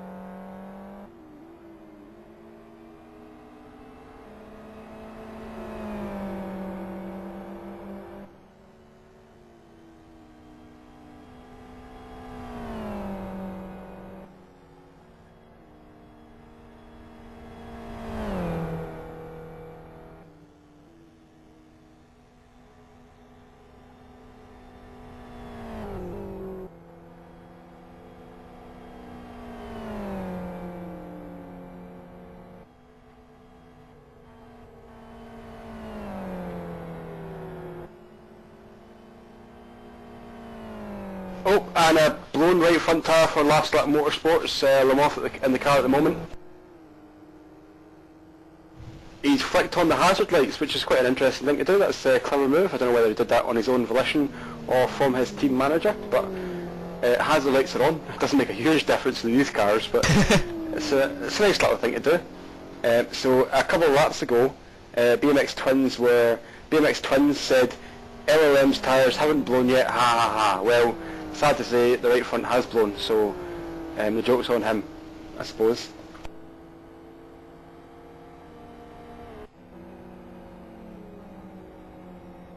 He's going to quite a lick here. He's doing 145 miles an hour on the back straight, so it'll be okay through. Oh, he's going to miss. Oh, here comes Race Lee. That was Michael Booth there. Oh, he's going to spin it. Nope, not quite. But yeah, he's going to do okay in right-hand turns, but in left-hand turns it's going to be a bit of a dog, as I said before, so he needs to be quite careful.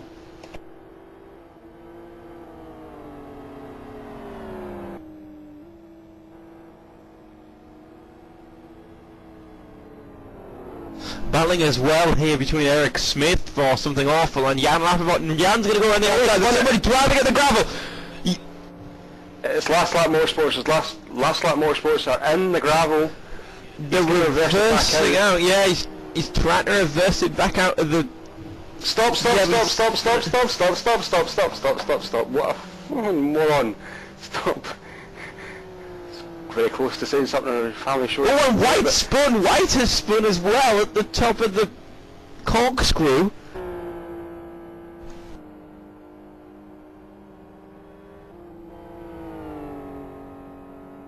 It's all kicking off here.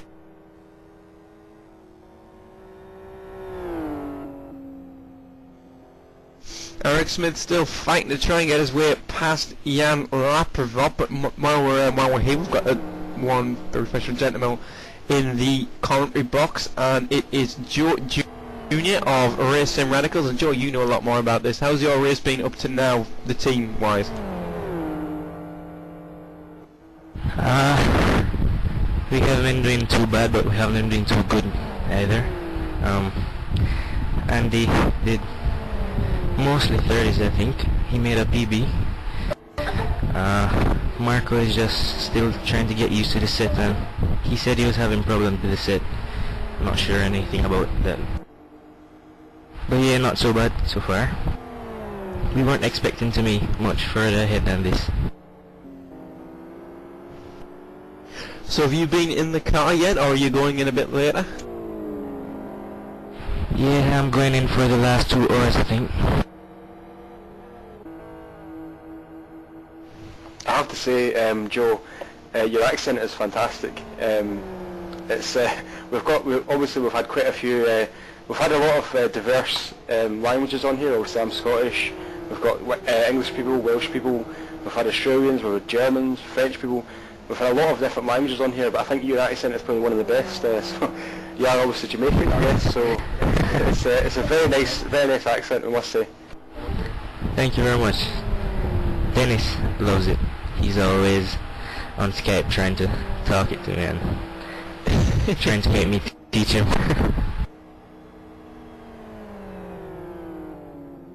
So do you? I can't remember what it's called, but what's the language in Jamaica? What's the slang language in Jamaica?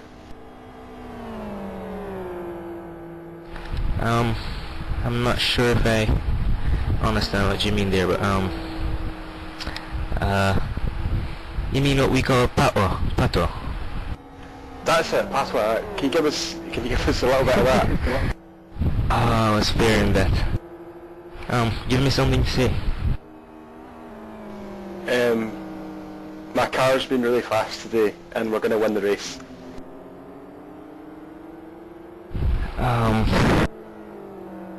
It doesn't. You don't need to say that. Just say anything really. That doesn't really matter what you say. Just say something. Just so it sounds quite cool. Okay. My car's been really fast today, and I think we're going to win the race. Thank you. That is true. One last thing that we've all been wondering in the past few rounds. Last round we had a bit of a challenge in your home race actually. just do a little Jamaican themed gag to see if anybody could say beer can without saying bacon in a Jamaican accent. Can you say beer can without saying beer can?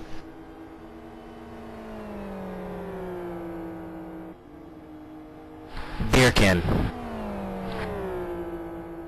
He did it! In Jamaica. Oh, and E-Team are spinning on the exit of the Eau Rouge. That's Bankhauser in the car, so that wasn't Sean Williams spinning, but it was a very nearly a spin from Bankhauser.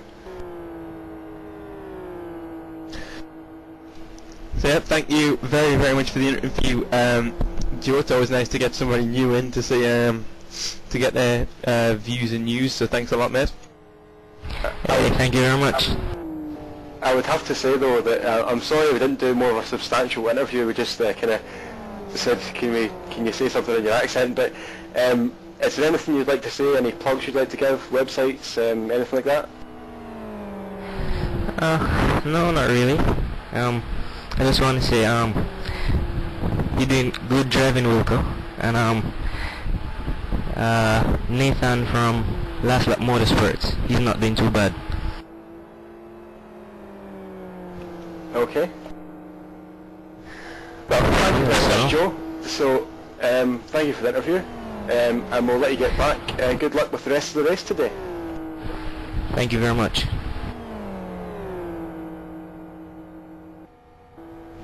Jamaican is one of the coolest accents. Come on, people. That is just... Jamaican's great, I think. I'm sitting here on my own applauding that amazingness. He is the first person I've ever witnessed to say beer can without sounding like he's saying bacon in Jamaican. So well done, Mr. Junior, you've won pride.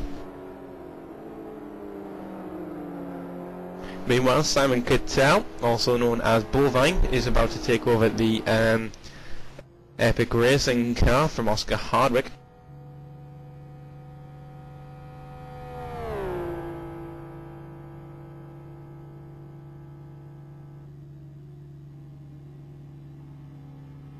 Now let's see if the epic racing car stays on the pit lane or uses the first gearing. Now they're doing the first gearing method, so for anyone who is unfamiliar with GTR endurance racing, there are two different ways that you can adhere to the pit lane speed limit. The first is by using the pit lane speed limiter built into these cars, which is activated and deactivated by pressing the L button, and that almost spins it on turn 2, but that's what that does is it cuts throttle when the car is doing approximately 48.2 or 3 miles an hour.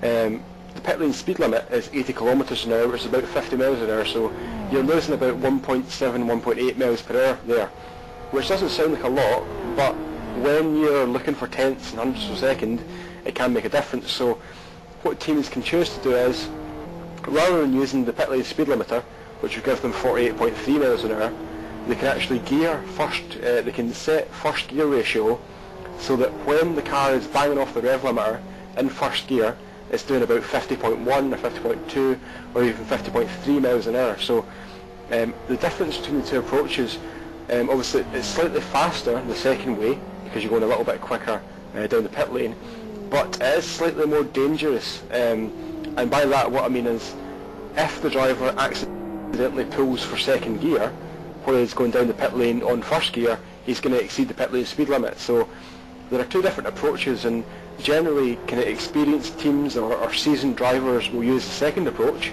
which is the banging it off the rev limiter approach, and generally inexperienced drivers or inexperienced teams who want to be a little bit more secure will use the first method, because it's just a little bit easier and a little bit less prone to error.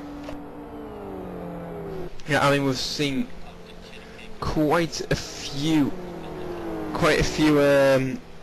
incidents in massive endurance, especially from Jason Lovett, who we see on track now in the David Guest car. Yeah, David Guest.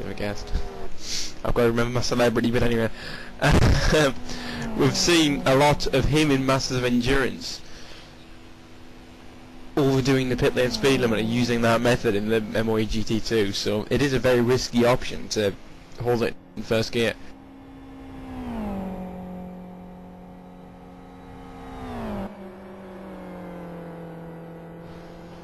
Okay, so we're now joined back in the commentary box by Dennis Lint. He has had a power nap. Welcome back, Dennis. How was your nap? Alright. Can I just mention to you that you have in fact missed Joe Jr. saying beer can without saying bacon in Jamaican. Oh, bumble glad.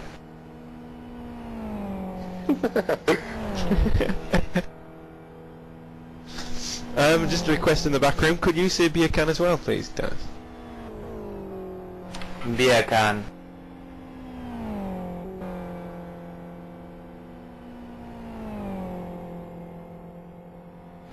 Is that approved? No. Come back next round and try harder.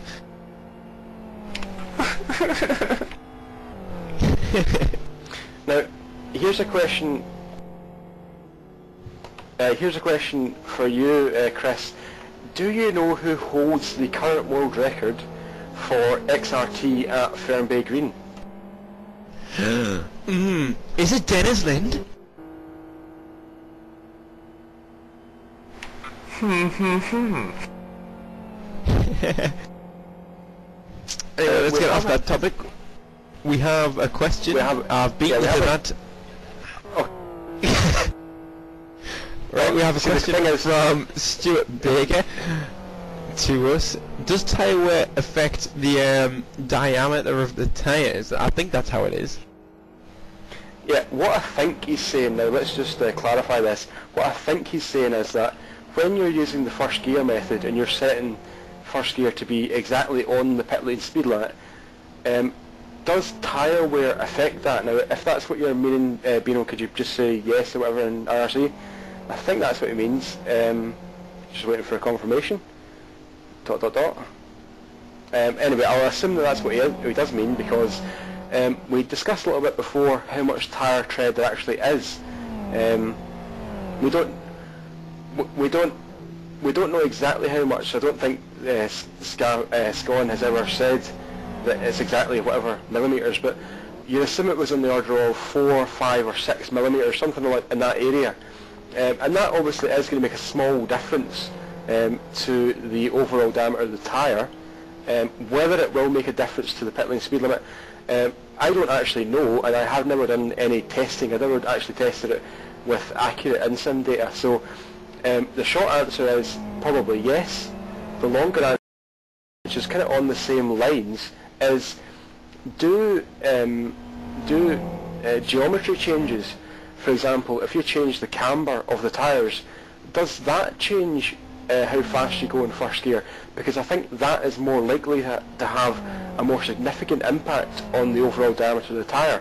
When we talk about camber of the tyre, that's how much the top of the tyre is, well, in negative camber anyway, that's how much closer the top of the tyre is to the centre line of the car than the bottom of the tyre is. Now, if you think of a tyre that's got 4 or 5 degrees of camber, that means that it's 4 or 5 degrees from the vertical.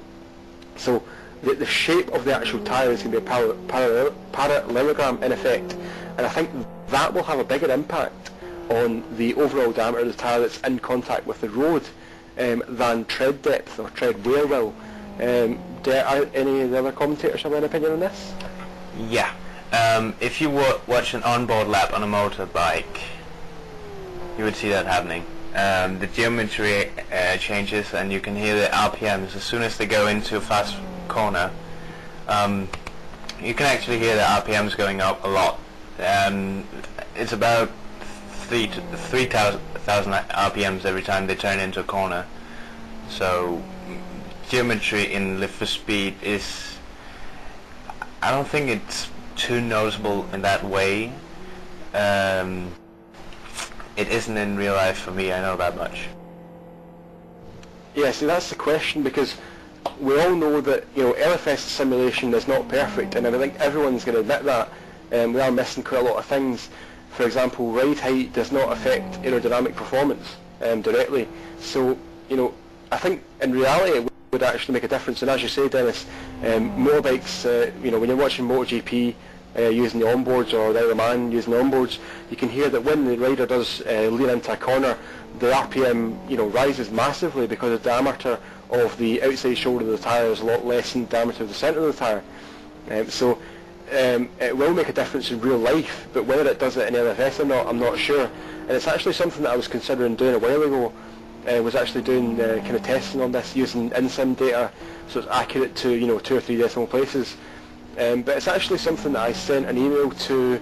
There's a V8 Supercar program called V8 Extra in Australia, and in Australia they use two different, in the V8 Supercars they use 2 different tyre types. They use a slick tyre and a wet tyre, and the diameter of the wet tyre is greater than that of the slick tyre. And I sent them an email to ask, do they need to recalibrate the pit lane speed limiter? And I didn't get an answer to that, so I don't know if it's actually true or not, but I think they do have to recalibrate the pit lane limiter.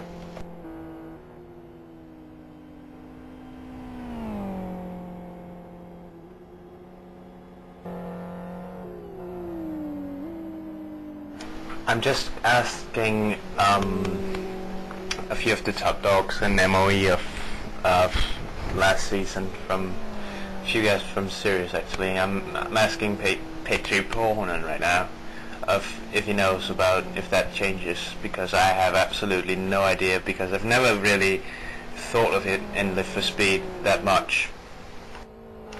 But I know that high pressure is quicker on the oval, at least. Not that I do oval actually, not quite fond of oval, but since I've been on core for a while, I've been doing the oval, sadly.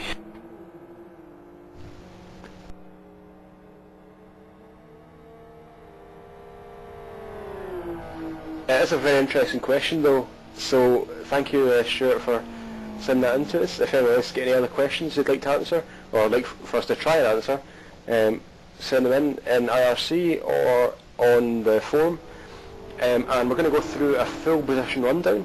We have 3 hours 8 minutes gone, so we're over the halfway point. Maybe I actually missed that because we were blabbering on it with something else, but here's a full position rundown of the whole field. First position, 05 Sonic Realms Racing. Second position is David Guest Racing, which is in effect Sonic Realms Part 2. They are about 45 seconds down on Sonic Realms' bona fide team. Third position, Maximum Racing, the Brazilian team. They won the Western International Reverse round. I think that was round 4 earlier in the season. Position 4 is Gravity Racing team. Then Snowguard Dragons. Clockwork Motorsports. They started off really well, made a few mistakes near the start of the race and dropped down to mid-teens, and they've got back up to 6th position at the moment, so that's a good performance for them. Raptor Racing, then E-Team, defending champions, probably had a disappointing year all in compared to last year. Obviously the only way is down when you've won the championship. Conquest Racing, then Something Awful Racing, which is obviously Chris Wilkinson's team for today. He's done the majority of the work so far. Yes, way, Chris, well done. Deadline Racing round out the top 10. Then I have the Zion team, Ministry of Speed in 12th, 7 Carat 13th, Tiger Express Motorsports 14th, Silver and Chrome Pistons 15th, White Dynamo Tigers 16th, Epic Racing 17th, White Water Radicals 18th, TDRT Danish Racing Team 19th, Racing Radicals, who we just had Junior Joe on, or Joe Junior, sorry, on in 20th. Then we have Fubar Racing 21st, Independent Racing Mates 22nd, GI Racing 23rd, Last Lap Motorsports 24th, Vision Racing Team 25th, and at the back, did not start, VM Racing 26th position. So they're obviously not going to get any points today because they didn't start the race. So there's a full field rundown, 25 runners.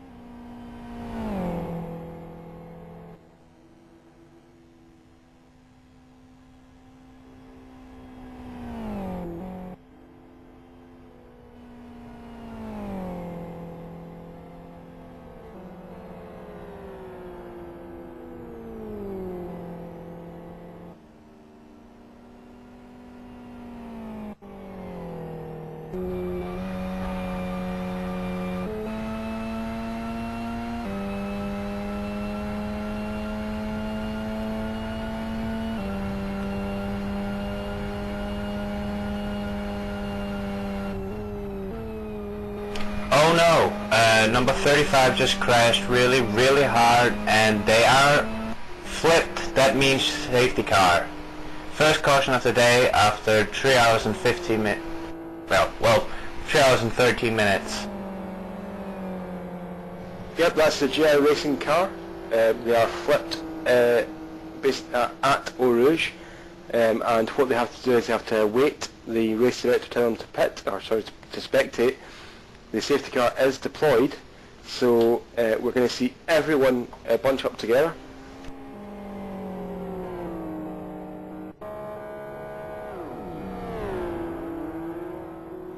And I think this is what the David Best car is hoping for. They will be up behind this Sonic Realms car, and we know that they can stretch their stint for a bit longer than the FCRs, so we might see a change in the lead. Now, I don't know if there's a breakdown in communication, but the safety car is not exiting pit lane, so apologies, that's my mistake. Yes, he's not. He's waiting for leaders to come round, that's right, yes, apologies.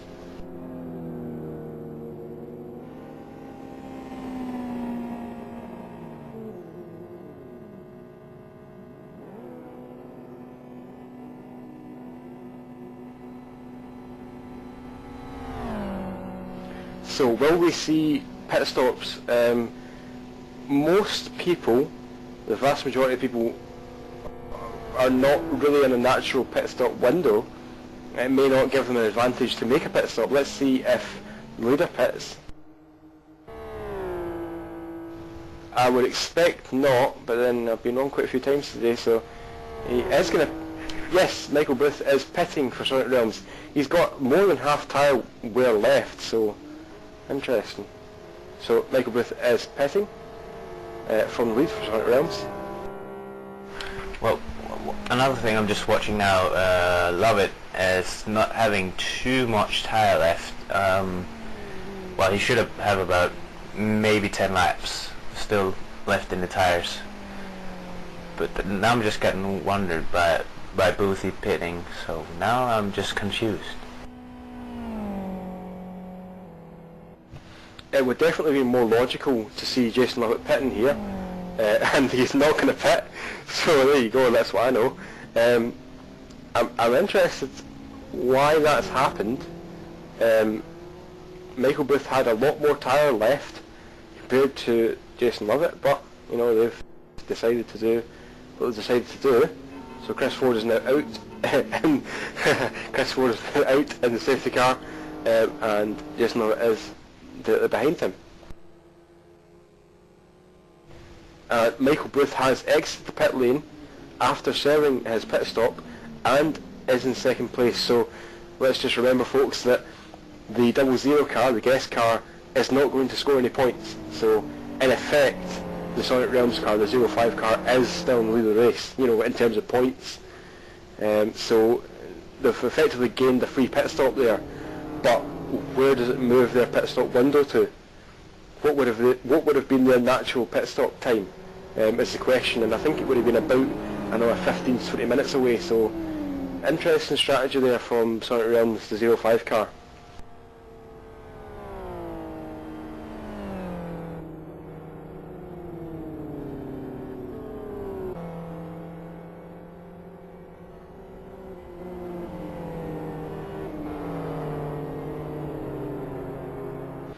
So now the race director, Jonathan Palmer, is ordering cars, lapped cars, in between the leaders. He's waving them through. So what that will mean is that when we get back to racing, which will be in a minimum of 2 laps time, when we get back to racing, rather than having the leaders interspersed with lapped cars, we're going to have everyone who's fighting for position right together. So everyone in the lead lap of this race is going to be nose to tail. So it should make for some pretty exciting racing.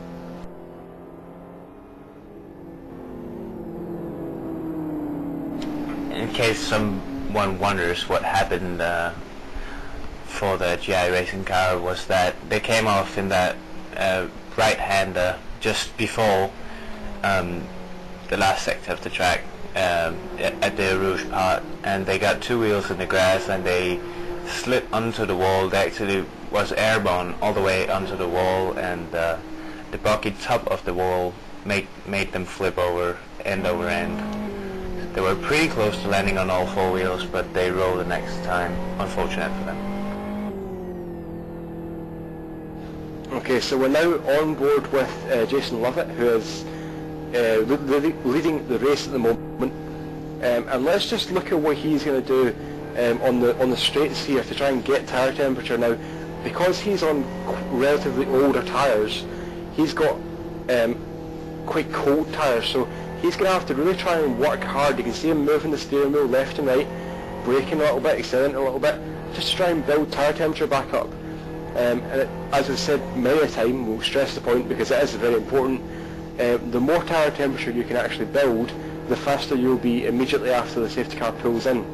So, you know, everyone behind the safety car now has to try their hardest to get as much tyre temperature as they can, and it's going to be easier for Michael Booth because he's got brand new fresh tyres that are totally full of tread, so they will give more tyre temperature from weaving and accelerating and braking. So Michael Booth may have an advantage in terms of tyre temperature over Jason Lovett, but Jason Lovett does have an advantage in terms of fuel mass. So it's going to be interesting here at the restart.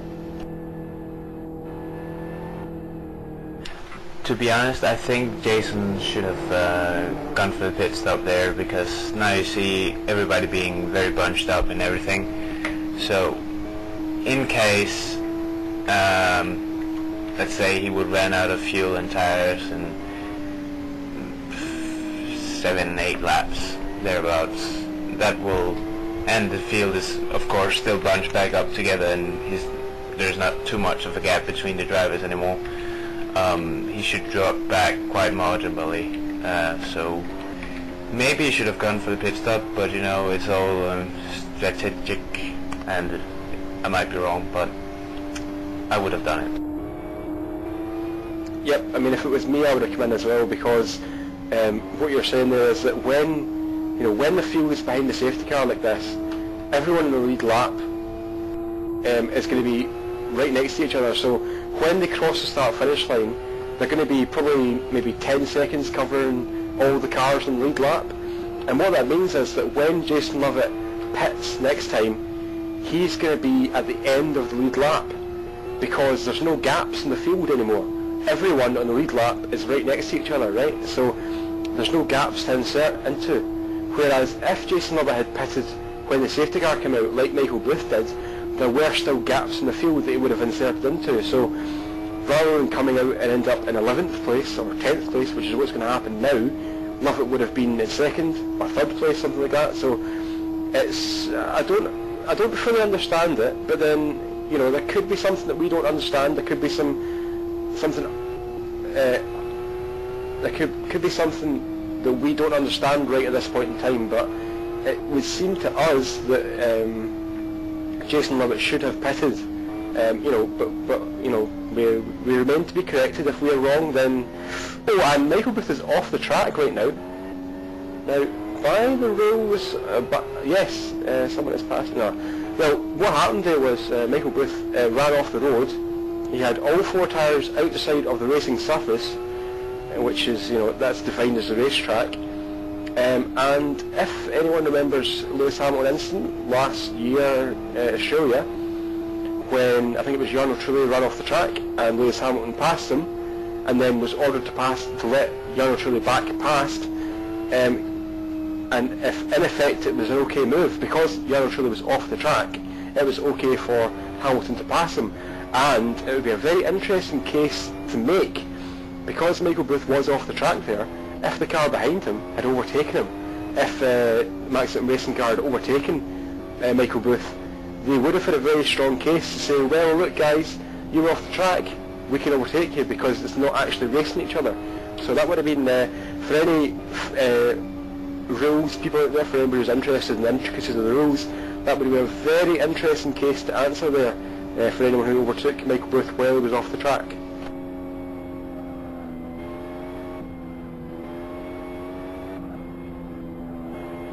it actually happened, funnily enough, at the... I keep talking about V8 Supercars because it is just a great series, but in V8 Supercars at the Calypso 500 a few weekends ago, one of the drivers did actually leave the racetrack. He outbraked himself and left the racetrack and was overtaken under a safety car, and nothing happened, no penalty was given because he was off the defined racetrack. So it would have been very interesting. It's almost a shame that it didn't happen. Not that I'm wishing any ill on Sonic Realm, it's not that I wish they had been overtaken, it's just that I would have been interested to see what the fallout of it, if they'd left the track, been overtaken, and then if they had protested saying, well, we got overtaken under a safety car, but the actuality was they weren't really overtaken in terms of the defined racing area, well, not necessarily. So it would have been a very interesting case to answer.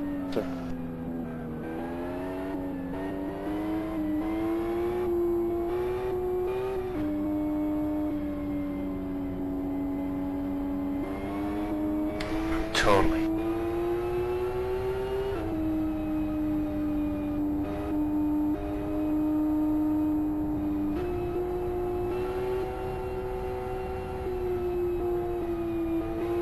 Okay, so we're now seeing on the IRC channel that Seb Hutchinson, who, if you remember, he was a pole sitter, he was dominating, he's probably the standout driver of the race today in terms of pace and lack of mistakes, so he's done a great job.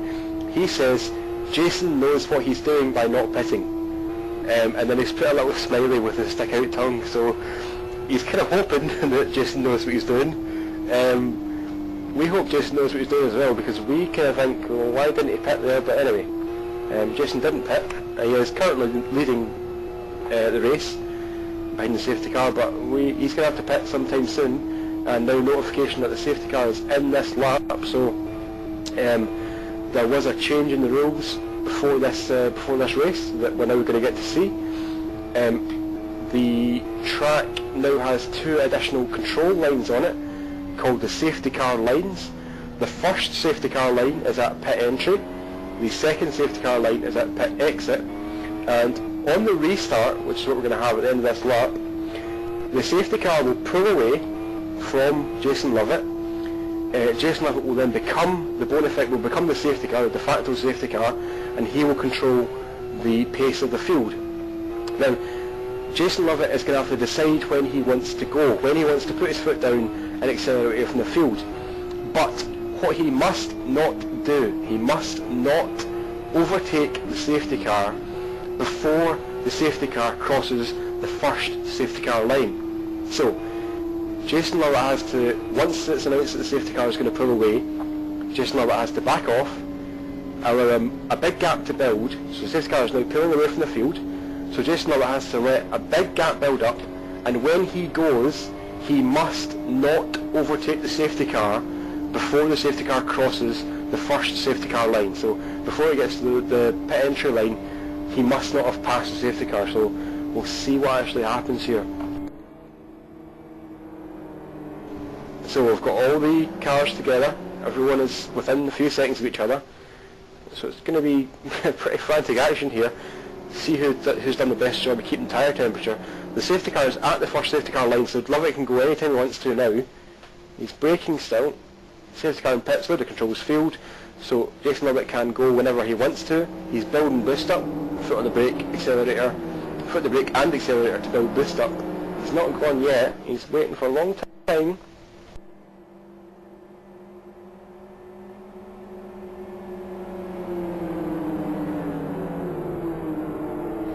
He still hasn't gone. He probably should have gone by now, but he has not gone. He did have the right to go wherever he wanted to, as long as he didn't pass the safety car, so he's taking a long time. He's going now. I think he's going to let Michael Booth through. I think that Jason Lovett is going to let Michael Booth through into turn 1. That would be the smart team play. Let him go. That makes no sense, guys. What are you doing? They're going to battle it out for sure. That's good. That's good racing right now. Good for the show.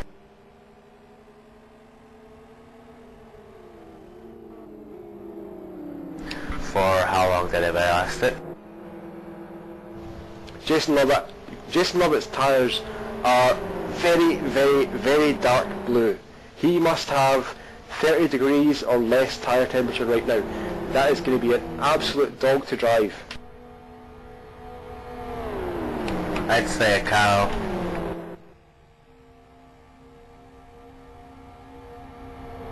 We've now got Sean Williams.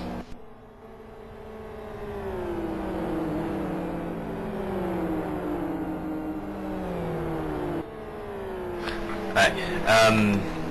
For Jason, this might be quite crucial and hard for him coming up to the fast section of the track, because he can't keep as much speed on. But in the other hand, the guys behind him will catch up to him each time, and they will be in the dirty air, and they'll probably be forced to make mistakes since they're bunched up behind him. So this is quite an interesting thing to see. Yeah, Jason Lovett had a massive oversteer there in the middle of the corner, so that's going to let Maximum Racing go through, unless Jason can get back on the inside with a bit of straight line speed, but I severely doubt it. Oh, there's contact. Jason Lovett just tapped the left rear corner of the Maximum Racing team car. He's got no he's going to go wide, he's cut the chicane, he can't pass yet, that's okay. He's let the 21 car go, that's okay. But yeah, Jason Lovett had next to no tyre temperature there at all, and from personal experience I know exactly how hard that is to drive a GTR car with practically no tyre temperature. He did a reasonable job of it, but it just begs the question, why didn't they pit? Hopefully we'll get an interview later on with Sonic Realms, or we'll get some notification, but he's crossed up all the way through the middle of that turn. He's losing hand over fist here.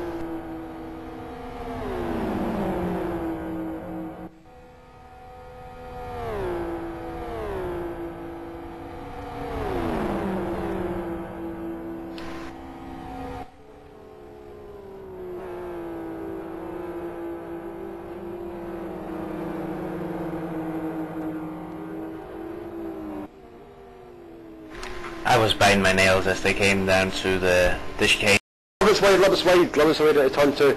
Everyone in the commentary box was holding their breath, because we've all seen this happen before.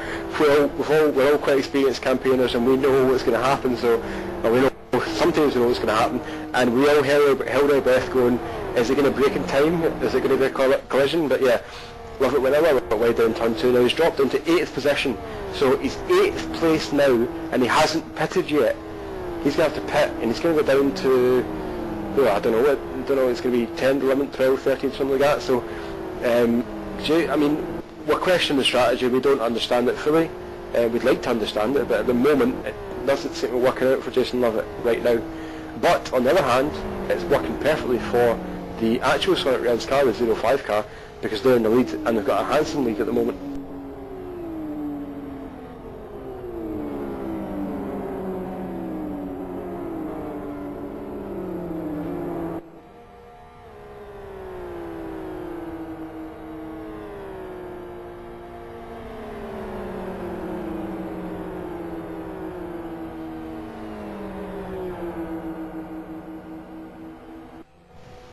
Now a message from Race Control there.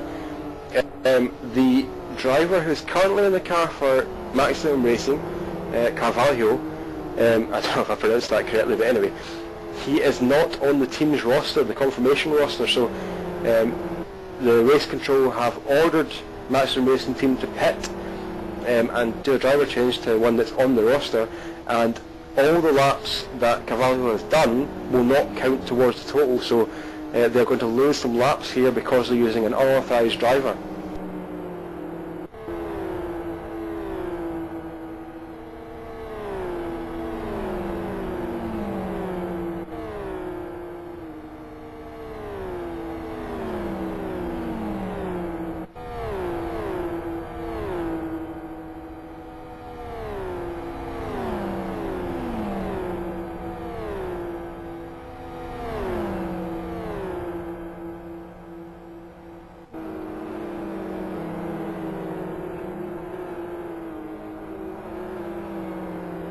Oh, Lovett spun it! Oh, the Conquest car hit.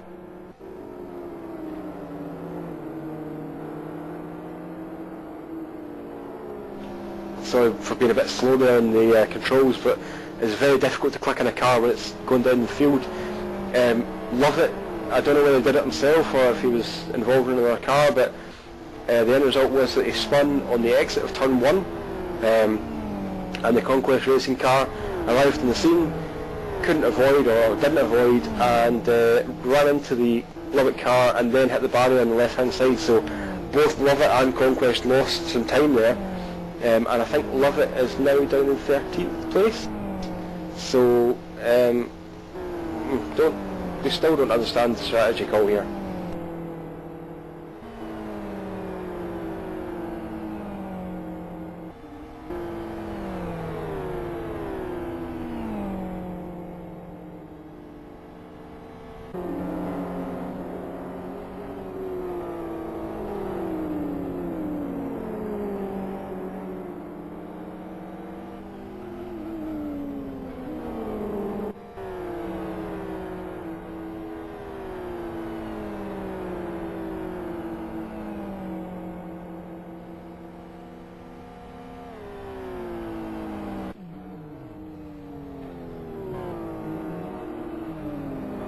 And we've had a crash between we were just talking about the maximum racing driver, Cavallo, who is unauthorised. He's just had a crash with Sean Williams there, so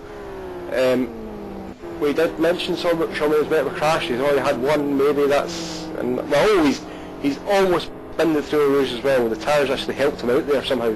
They stopped him from spinning, but yeah, another incident there. I don't know whose fault it was, no blame. No blame at the moment, but yeah, contact there between Sean Williams and Cavallo from Maximum Racing. And just as I say that, Neres from Maximum Racing connects to take over from Cavallo, who's not on the roster.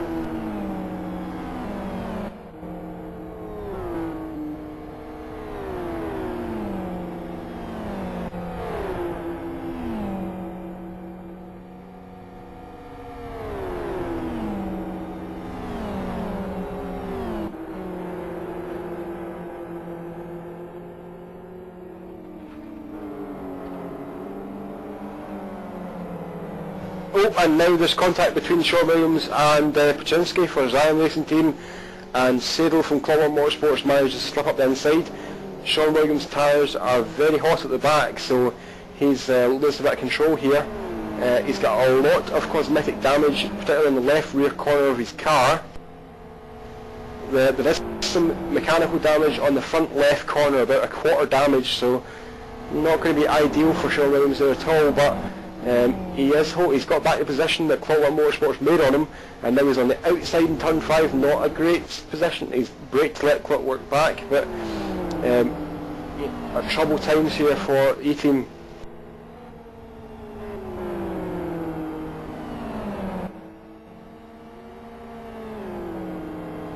And we have notification from the race director that the incident involving cars number 36 and 01, Cavallo and Sean Williams, will be investigated, is under investigation. So generally what would happen in an accident scenario is we'd have a protest where one team would say our driver was hit, or another driver was out of control, but in this case the race officials have taken it upon themselves to say that they will perform an investigation on their own, so we'll see if anything comes of that.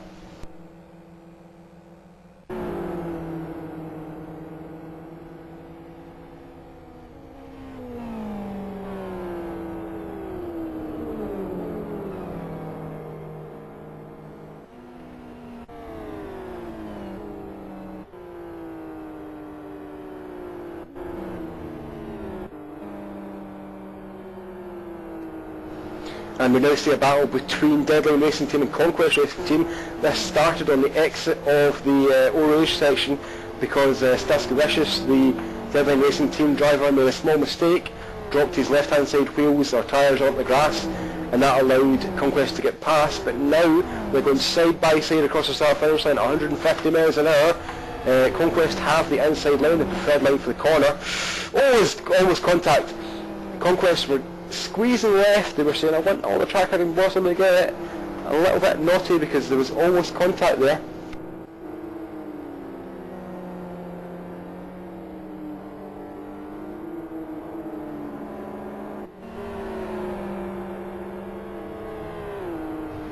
So we've had a very quick investigation there from the admin team. The incident between 36 and 01 was lag related. Remember that Team 36 are a Brazilian team, so they have a degree of lag, and that's something that you accept when you're using when you're allowing Brazilian and Australian etc. teams into a racing series. And the rest of the accident was actually a racing incident, so no penalty, or it seems as though no penalty will come of that. And a follow-up to the earlier discussion on Carvalho's illegal laps because he's not on the tracker. He's not on the roster. Car 36 have been deducted 14 laps on the tracker, so 14 laps are going to be removed from Maximum Racing Team, and that's going to put them in last place in effect. So a couple of crushing things that happened to Maximum Racing Team.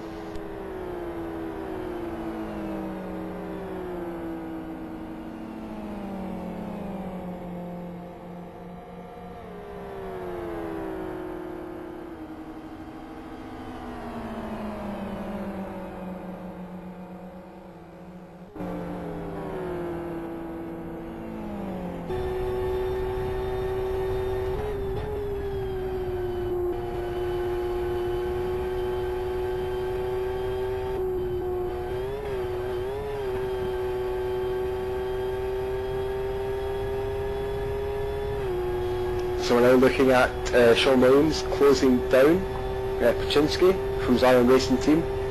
Remember, Sean Williams is involved in that lag incident with Maximum Racing Team, so he's hot under the collar trying to get back through to what he and the team believe is a rightful position. Currently in 14th place in the server, looking for 13th.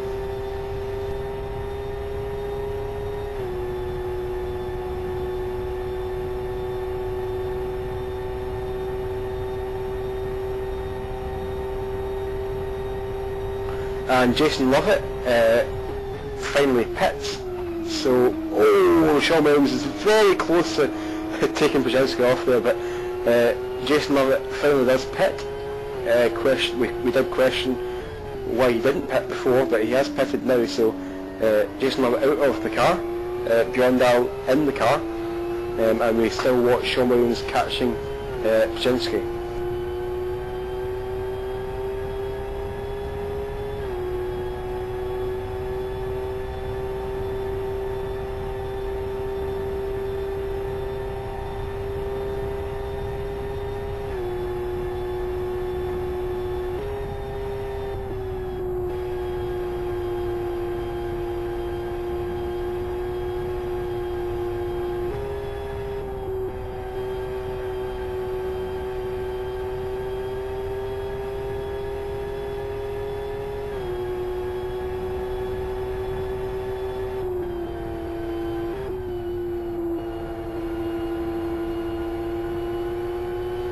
Bit of discussion going on in the RC channel.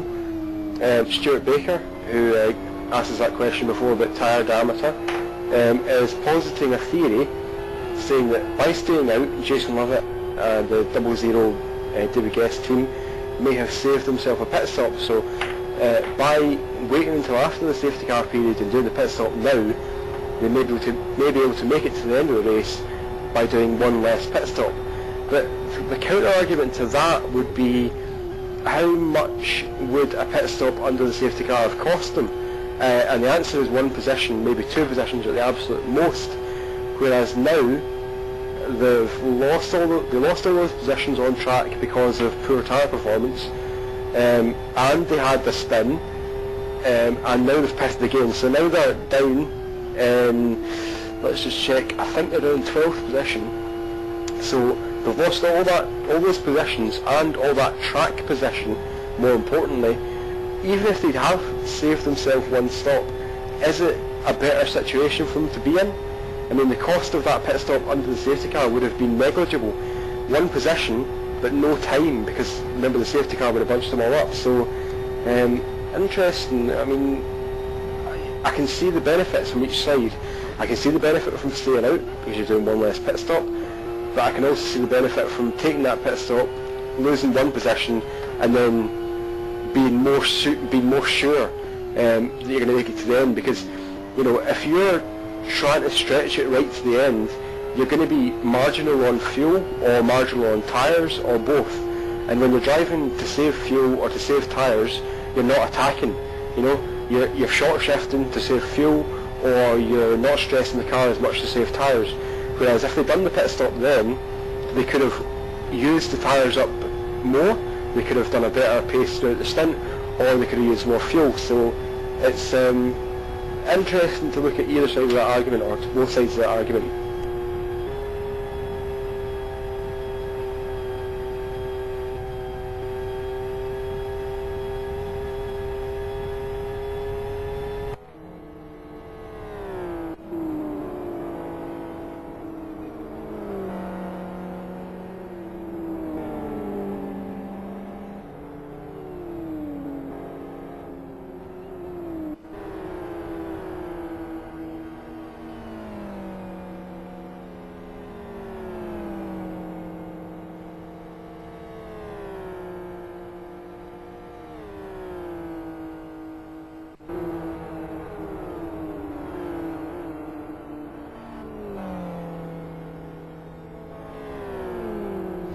Okay, so yeah, Stuart Baker just confirming there that the 00 car, the guest car, is 1 minute behind the 05 car at the moment.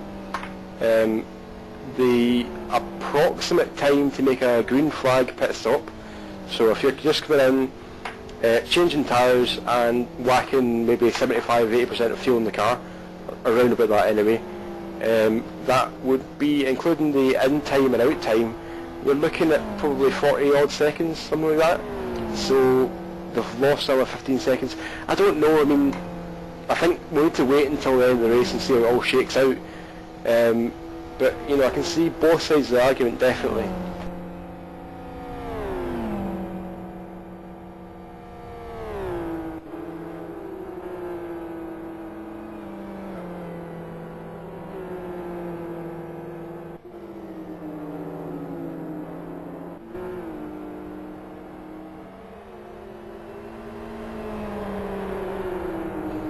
We now have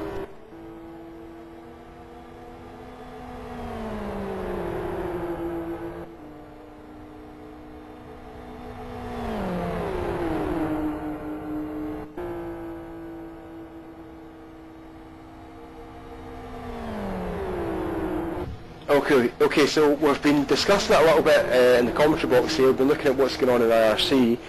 We now have the man in question in the commentary box. So, Jason Lovett from Sonic Realms Racing. First of all, welcome to the commentary box. Hello, thank you.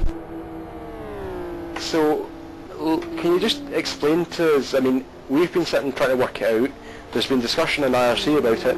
Can you tell us why you didn't stop behind the safety car, and whether you think it's a good idea or not, or whether you think it's worked out to be a good idea so far?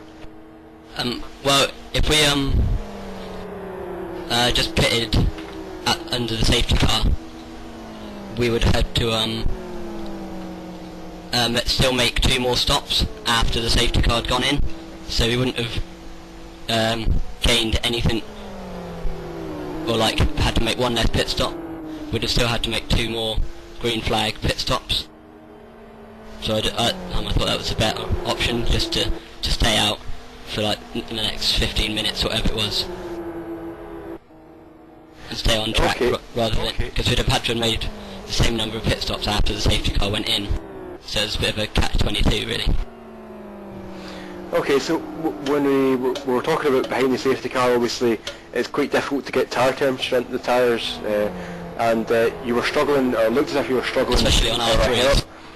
Yeah, on R3s that have done quite a lot of the stint as well. You've not got a lot of tread to work with, so you were struggling a hell of a lot after the green flag flew, and we did see you spin at least once, and drop quite a few positions. So the counter argument that I would make to your, saying that you're going to make 1 less green flag pit stop, the track position that you lost because of the poor tyre temperature, do you think that outweighs the one less pit stop? Or, I mean, it seems as though the difference between the two ideologies isn't a huge amount. Would you agree with that? I'm not really sure what was the better option, but at the time we just thought, just sort of pass the pits and I thought, right, let's just stay out. Just sort of a split-second decision. We did have the wrong decision. Yeah, we did have Seb Hutchinson saying that you knew exactly what you were doing by staying out, and you know, we were, because I mean, when you're up in the commentary box, like we're not plugged into all the teams, so we don't know exactly what's going on in terms of the discussion within each team's event or TS or whatever. So we were kind of puzzling it. Well, I was certainly scratching my head and saying, you know, I don't really understand the move that they're doing, but you know, we'll see what actually comes of it. So it's interesting to see that you've obviously taken a split-second decision and gone, right, I think we can do this, and see how it works out. But the interesting thing for me was that on the restart, obviously you were ahead of your teammate Michael Booth, who's driving in the bona fide Sonic Realms car. Yeah. Obviously you coordinating the start there to try and get a good advantage on the field. Yeah. Well, we had the chance to do that, so... Something that I was wondering was that why didn't you let Michael Booth go through on the entry to turn 1? Why did you try and battle him going into turn 1? Was it because you thought you could get away from him because you had no, I just wanted to see how much grip there was. Ah, okay, so much grip, and thought, well, there's no way I'll be able to stay ahead, so I then moved over to let him pass. Right, okay, so if you had lifted off on the entry to turn 1, let Michael pass and then tried to sense the grip, you would have been swallowed more quickly by the cars behind, so you wanted to get a read on it for yourself and then make a decision after turn 1, so that's okay, that's quite interesting. So apart from that, I'll pit stop aside, how do you think the race has gone so far for the David Guest team? It was going quite well. The wind made that car quite tricky in some of these corners in the middle of the sort of where Magnus is now, but generally it felt pretty good and fairly easy to drive, apart from the odd incident with tyres on track and stuff. Yeah, we did have Chris Wilkinson was on earlier on talking about, obviously he's been doing some driving as well today, and he was saying that the wind was quite difficult in a couple of places, so we were speculating a little bit before about how is it that a small amount of wind can make such a big difference to these cars, and obviously it's just because they've been driven on the absolute limit that when you have a small variation in downforce levels caused by the wind, it just has a massive impact on your car performance. Yeah, it changes the aero balance quite significantly if you've got a tailwind or a headwind. Yeah, so if you've got a headwind you can brake a bit later into, if you've got a tailwind you can brake a little bit sooner. Yeah, and it's very loose if you've got a tailwind, normally. It's loose rear downforce. Okay, so is there anything you'd like to plug? I'm assuming you'd like to plug Sonic Realms website? The Hot Lap League, the LFS Hot Lap League, that's currently in the first event. Okay, and that's just on the LFS forum or on your website, or? Yeah, there's a link, well, a whole page about it on our website, sonicroundsracing.co.uk, and there's a couple of servers to go on and set the laps. You can win money and servers and stuff. That was quite interesting. I saw the announcement earlier on in the week, and the thing that got my attention was you can win money. You know, a lot of LFS leagues don't really have any prizes or don't have any significant prizes, but you're giving away, am I right in saying £250 in cash? Is that right?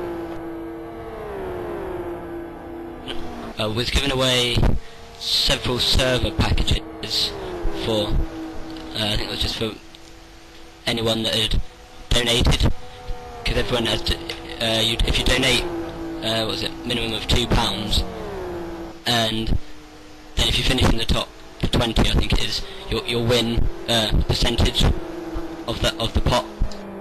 So like first place at the moment would win like about £20. and obviously the more people that put in the pot, the more there is to win. Okay, that's pretty interesting. So yeah, good luck with that then, and obviously good luck in the rest of the race. I'm assuming that Marcus is going to be in for the rest of the race, is that right? Yes, yeah, he should be in for the rest of the race. Okay, so good luck, and thanks for the interview, thanks for clearing up the strategy decision, and we'll see how it works out in the final placings. Yes, thank you. It's always interesting to, when we're in the commentary box and we're talking about decisions that we see on track, obviously we don't always have all the facts, so it's interesting when we get, the driver who was actually involved in it, the driver who made the call, when we get them on and we say to them, so, why did this happen? And it was a very interesting chat we had there with Jason, so we'll see how it works out. At the moment they're in 16th position, but as Jason said, they will make one less pit stop, so hopefully, well, we'll see how it works out for them, but interesting either way.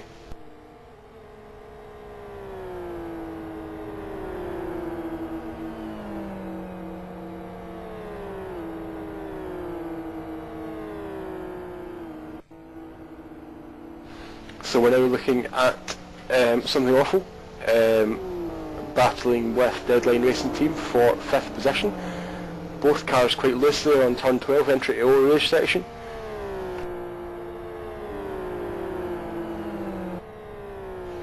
We're going to take an onboard lap with Eric Smith from Something Awful Racing.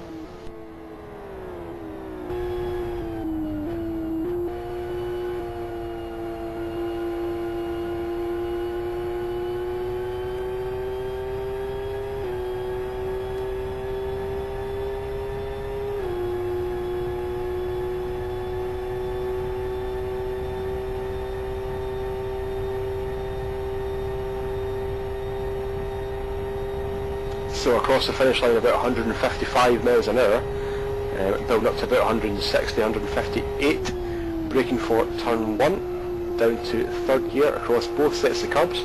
Use all of the exit curb up the hill now, up into 4th. Probably going to use, well, I don't know, maybe 3rd or 2nd gear, okay, for turn 2. So about 70 miles an hour in the apex, and Staskevicius from Deadline Racing Team runs wide on the exit. That is everything that Eric Smith wanted to see. He's now going to go around outside of Staskevicius, and Staskevicius always been very greedy with the road there, a little bit naughty. 140 miles an hour these two guys are doing. Eric Smith on the inside for turn 5. Will he make the move stick? He is up the inside, 140 miles an hour. Oh, Staskevicius is still there on the outside. He's going back around the outside. Staskevicius, good move there. These two guys are battling wheel to wheel at 120 miles an hour.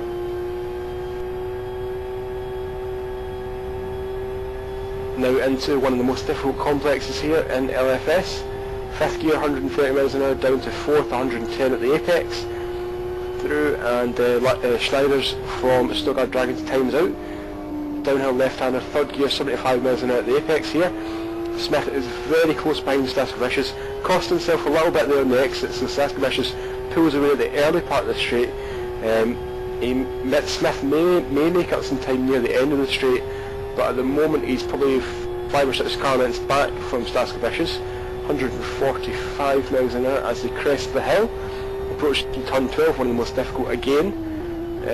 110 at the apex, 110 through the second part of the corner now, through Eau Rouge, 108, 109 there, through Eau Rouge, a little bit of a couple of tyres in the middle of the track there, obviously dislodged by the car ahead.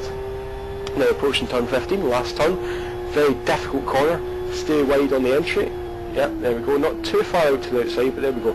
Late apex now, it's turning in, a little bit of oversteer, you saw that small correction of the wheel. A little bit of oversteer, but a very nice lap there from Eric Smith. We saw some good side-by-side racing with Staskevicius. We saw good car control there at the last turn, and he's back across the finish line now, doing about 151-2 miles an hour, 2 minute 29.56. So that's, to give you an idea of how this lap speed there, that's about 3 seconds slower than the fastest lap in the race. and that's obviously because he was battling along with Staskevicius, and with no disrespect to Eric Smith at all, he's not as fast as Sebachus has been going today. So very interesting lap there to watch on board.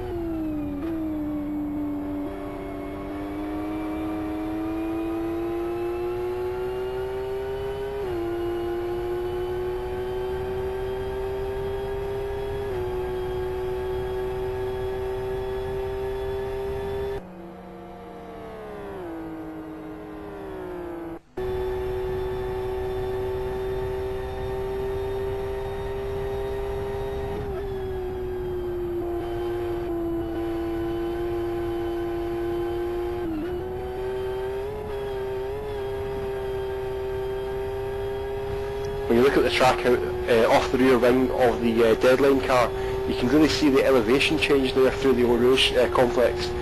A lot of elevation change, very, very steep hill there. Always very wide there through the last turn, quite close to the grass. And Eric Smith puts the right wheels off the track there as well, so these two drivers are absolutely on the ragged edge. They are getting every single bit of performance out of the car. And just as I say that, we passed the 4-hour mark, so we are 2/3 of the way through today's 6-hour race.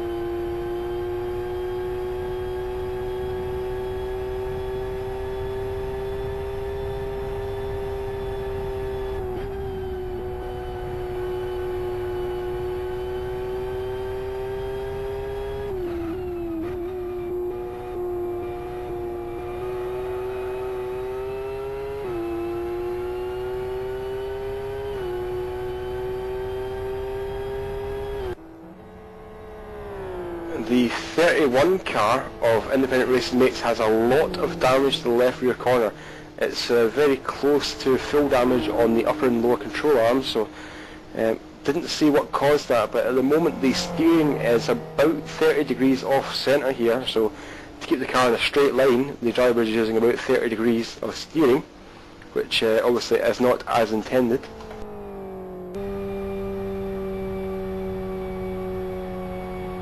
That car's crabbing quite badly, like a NASCAR, I suppose.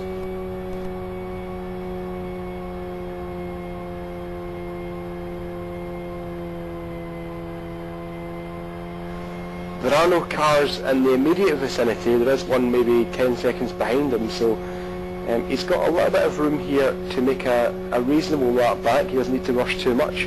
Obviously he is losing time, but you know, IRM are not going to get a huge haul of points here, so you know they're racing for experience more than points at the moment.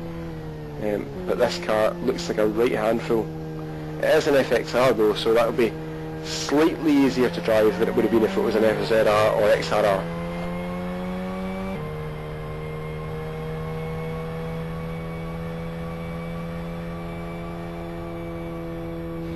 He now has those two cars that I mentioned. They're approaching him now. He stays well to the right hand side of the road, which is good driving. They're approaching now from behind, so here they come. Number 1 and number 2 is coming past now, so there we go. There is another car there, but I think it's a few laps down. Oh, he's being very courteous and letting it pass as well. So there we go, 3 cars past, and he makes it through the turn 12, entry to Eau Rouge. There's 1 car behind him, about 5 seconds behind him now, but as long as he doesn't panic, he'll be okay. Stay right here now. There we go. So the car behind him is coming through Eau Rouge. As long as he stays out of the way, that'll be okay. He's going sort of middle of the track. This could have been done better. He could have stayed further left. Okay. And he's now got a pretty clear track until he makes it back to the pits.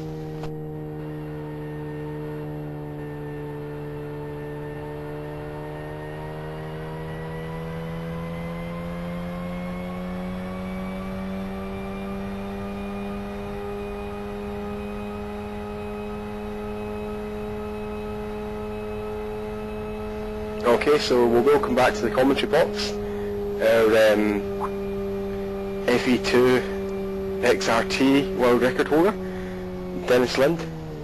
Welcome back, Dennis. Thank you, guys. Oh, Angus, you're alone now. Yes, I'm all alone and I haven't broken anything yet, so I'm doing an okay job, I think. I haven't killed anyone, I haven't broken anything, so everyone's okay. Ministry of Speed is losing. Oh, can you give me a sit rep of what has been happening the last 20 minutes, just for fun? Well,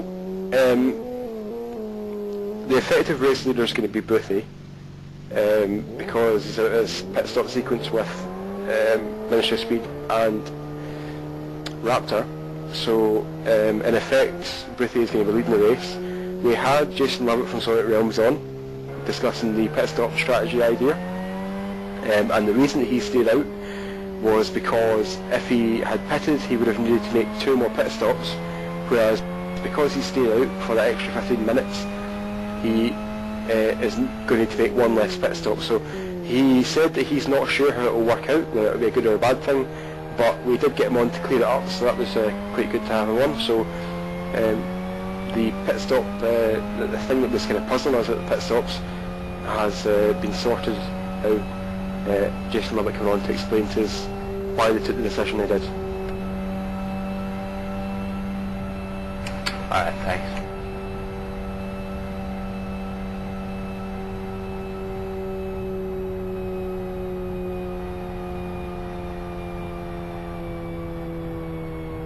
Whoops. Beyond all of the David Guescava was just talking about had a huge slide coming off the first turn, which was the chicane up the hill. He went into grass and was sideways for at least 50 meters.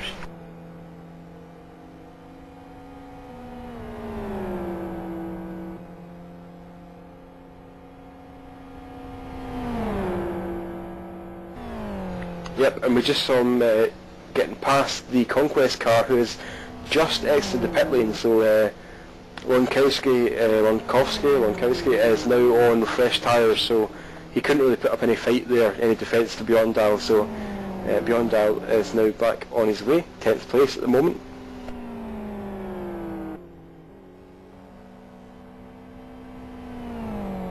Oh, and Staskovicius from Deadline Racing Team has made a mistake. I just saw him going very slowly on the exit of Eau Rouge, so that allowed Eric Smith and Sean Williams to get back past. So Staskovicius dropped from 4th to 6th place there, a couple of places dropped. Eric Smith is now up into 4th position, Sean Williams 5th therefore.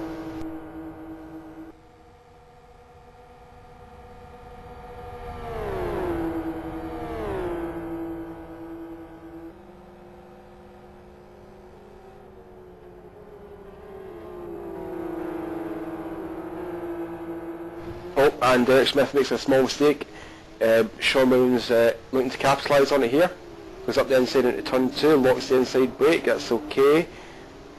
how is the exit drive? Will Eric Smith be able to put up a defence here? Will Eric Smith be able to repass Sean Williams? Is trying to go around David's side. Is he going to make it?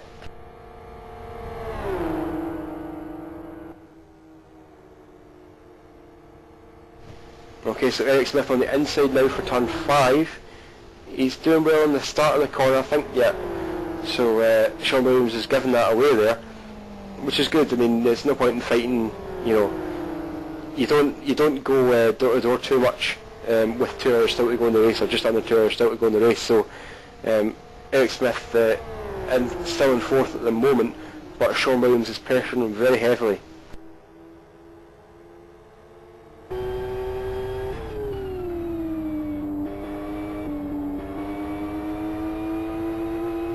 On board now with Sean Williams. Watching the onboard is quite interesting because you can actually see the car behaviour of the car in front. When you're looking at the car from the track cameras, the cameras at the side of the track, it's quite difficult to see exactly what the car is doing. Whereas when you're in the driver's seat of the car behind, you can actually see the rear end of the car stepping out. You can see it squirming all over the place. So you get a lot of information from the onboard view, and obviously when you're actually driving that car, you get a lot of information as well. And when you've always got a runner on here, so Sean Williams got a good run on Eric Smith. Sean Williams up the inside into the last turn. Eric Smith gives it away at the moment. I think Sean Williams got this one covered because he's pulled out a reasonable gap already.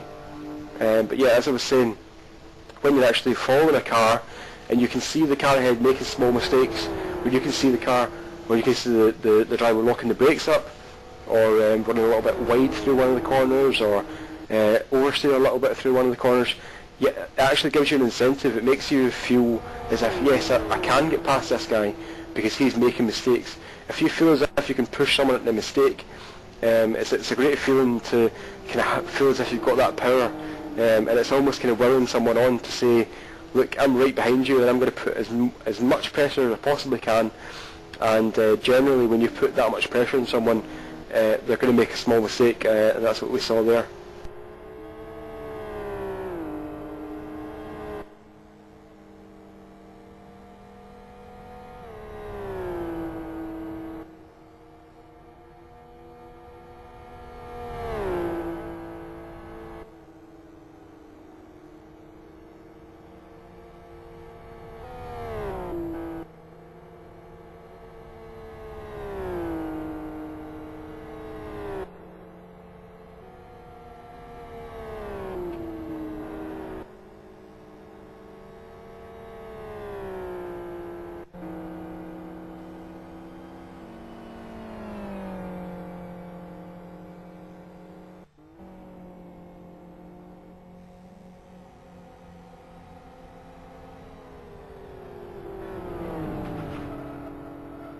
Oh, that just, the Ministry of Speed car just lapped the Danish Racing Team car, and I think the Danish Racing Team car put his left rear tyre on the grass, and he spun off very violently in the back of the shot.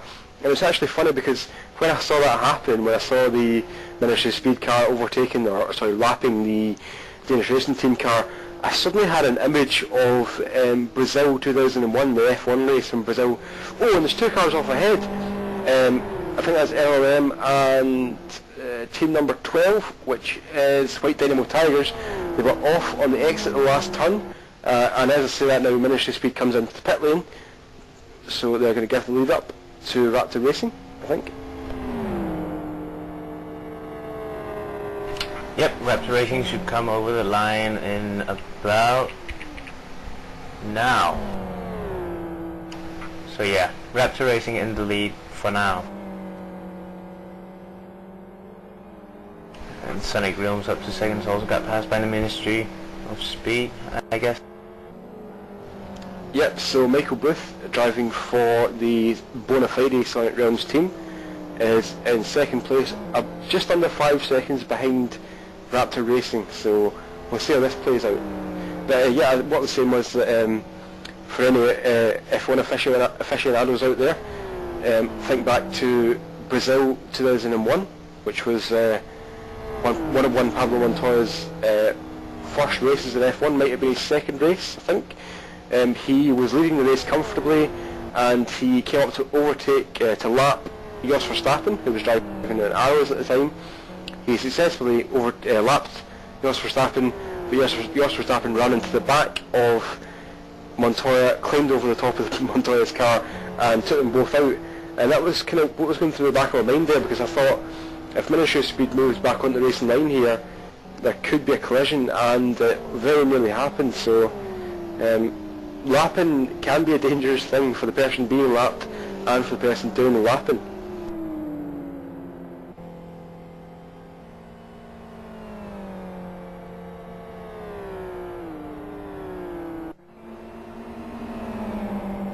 A battle here between Bjorndal and Gehammer.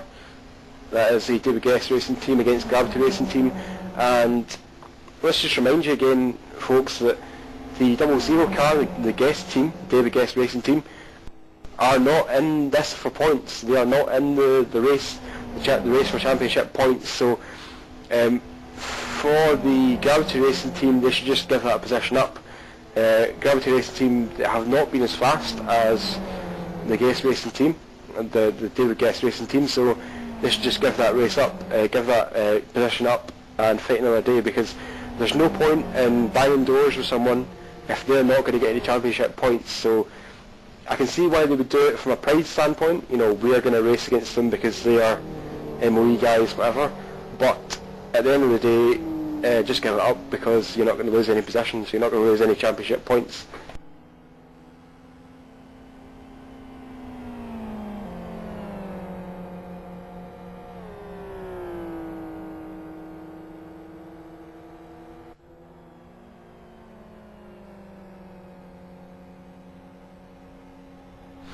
And the LRM car is in the pits at the moment, and Mustang Man, who is in the LRM team, says, "I'd love to know why we're pitting."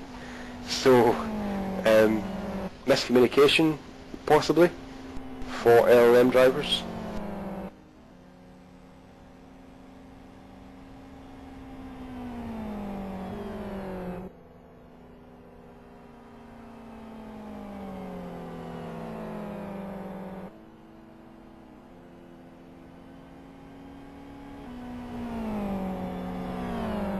Oh, and a spin on pit exit. The LRM car, Last Lap Motorsports car, exited the pit lane, and as it exited the pit lane, it was funneling into turn 1, and there was a car coming down very quickly, high rate of knots, directly behind it, and I don't know whether the driver of the Last Lap Motorsports car got scared or looked through his mirror and panicked, but whatever the cause, he had a half spin at the exit of turn 1. So I think probably a troubled race is the best way to describe it for LLM today. Yep, and Ministry of Speed has gotten a drive-through penalty, and if I'm not too wrong, it was for cutting the pit exit line. Yep, that's confirmed. That is the third time that this driver has cut the pit exit line.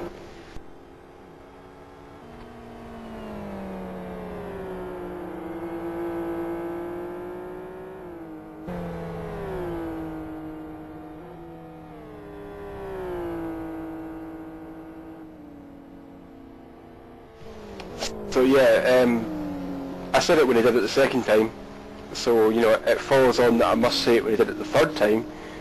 Why is this driver doing it? You know, he's done it. He did it once. He got a penalty for it. He did it again. You know, I can very, very nearly. There's a little bit of latitude. You can almost understand why he did it twice, right? I mean, that's given him, you know, a lot of leeway. But 3 times, I don't understand it. How can? I mean, it's a simple rule. It's not difficult to stay within the blend line. Oh, and as I say that, the Last Lap Motorsports car, there's a face plant in the wall at turn 12, and the Ministry of Speed car is in the pit lane now to serve the drive-through penalty. So I will. I'll leave LLM on the stream because they are kind of crashing a little bit right now, and I will watch the Ministry of Speed guy when he exits the pit lane. So he's out now, and he stays within the line with all 4 wheels. Give that man a coconut or a cookie or something, because he did really well. Hey.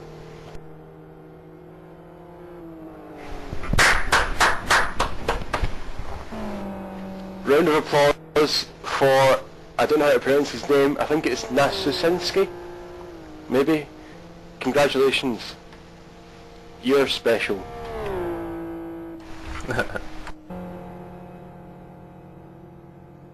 Now, Angus, don't be rude.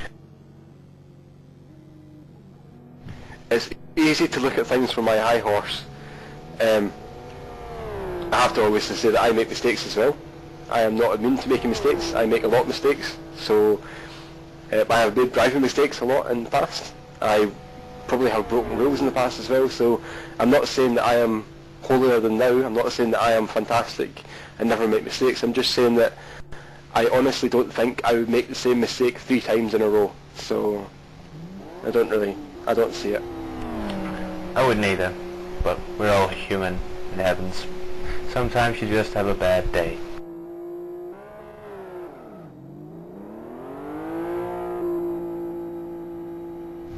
So LLM, it turns out, they've actually decided that they want to use pit lane more times than the actual racetrack, I think. That's their 394th pit stop today, out of 96 laps, so that's great going for LLM today. It's a learning curve though, and he almost spins it on the exit of the pit lane again. But yeah, it's a learning curve, and you know, GTR endurance racing is hard. Everyone acknowledges that. It takes a lot of time and effort, because you're doing, you know, hour-long stints pretty much. It takes a lot of time and effort to get good at it. At the moment, I think LLM would not be too disappointed in me saying they are beginning their GTR career. At the moment, they're making some mistakes, but you know, in the future, who knows? They could turn out to be one of the future teams in LFS. Who knows?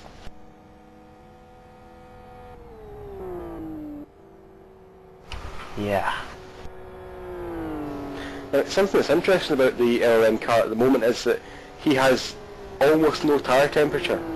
And something that I've heard Martin Rundle, who is has been the F1 commentator for a long time in the UK, he often says that when a driver is going out on the track, on a wet track with slick tyres or dry tyres, he can, as long as he pushes hard enough, as long as he attacks the racetrack, he can keep enough tyre temperature to make grip. Whereas if he thinks to himself, I'm going to be safe by going, you know, a little bit slower than I think I can through this corner, he just loses tyre temperature. And when you lose tyre temperature, you lose grip, obviously. When you lose grip, you can't go as fast. So what the LLM driver really needs to do is keep driving as fast as he possibly can. But when you've got very cold tyres, which is what he's got right now, it's incredibly difficult. So that's what he's learning just now. And when you've got quite a lot of power, you've got not a lot of grip, and you've got quite a lot of weight, it's a difficult thing to handle. And that's why GTR endurance racing is a difficult thing to do. And everyone who does it well deserves a prize or a medal or something. Another coconut. Yeah.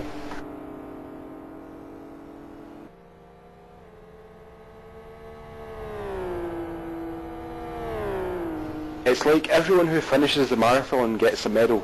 You know, everyone who finishes a marathon gets a bronze medal, whatever I don't know if it is actually bronze, brass maybe, but everyone who finishes it, because it's an achievement, everyone who does it gets a medal. I'm not saying that GTR endurance racing is as hard as a marathon. I'm just saying that it is a difficult thing to do. There aren't that many people who do it really well. There are quite a few people who do it quite well, and there are quite a few people who don't do it that well. I would put myself in the last category, people who don't do it that well, but you know, it takes guts to try it, and at the moment LLM are not doing great, but they're trying it, and that's more than some people do.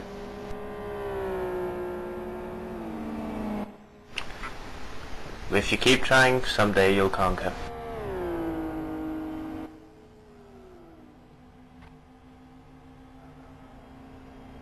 And we have Clockwork back in the lead. Yep, that's what I was going to say, because Raptor Racing have just pitted, so M. Seidel from Clockwork Motorsports is back in the lead of the race. In fact, I'm not sure if he's been in the lead yet, but he is currently in the lead of the race with 4 hours, 23 minutes and 30 seconds gone, just about.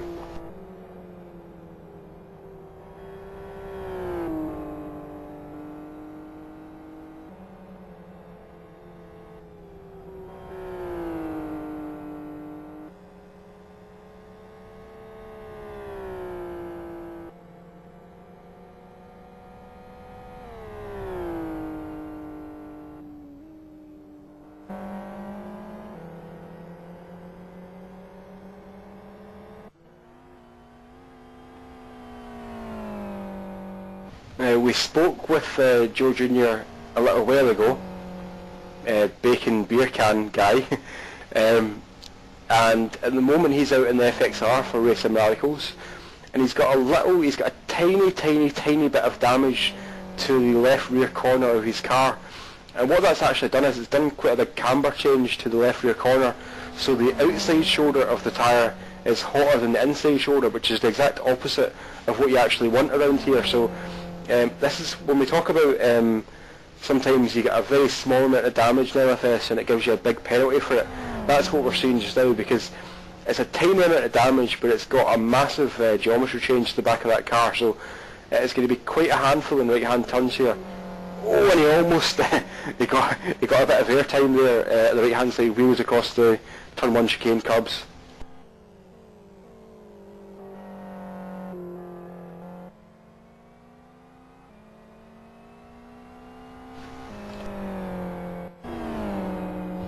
Okay, so the LLM guys are going to do another driver change, and at the moment the clutch is very hot, so what they need to do when they leave the pit lane is that for the first lap or so, the incoming driver should probably lift off the accelerator to change up gears, because if he keeps flat shifting it, then they're going to put more and more heat into that clutch and possibly put it over the edge, and if the clutch goes over the edge and you get an inexperienced driver, it's a recipe for disaster. So if the LLM guys are listening right now, please advise your driver to lift off on upshifts, because if he doesn't, he could put his clutch temperature over the top, and that will cause massive problems in the future.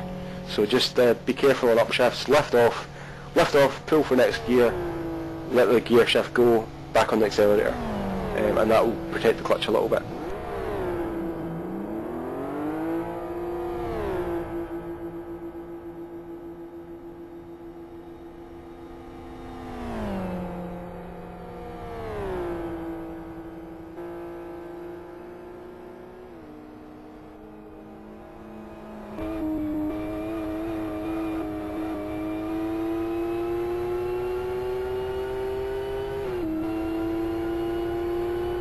Yes, and I saw a lift up shift there, so I don't know whether that's actually me getting through to them or him realising on his own, but yes, there was a lift up shift there and another one, so that's good. The clutch temperature is recovering.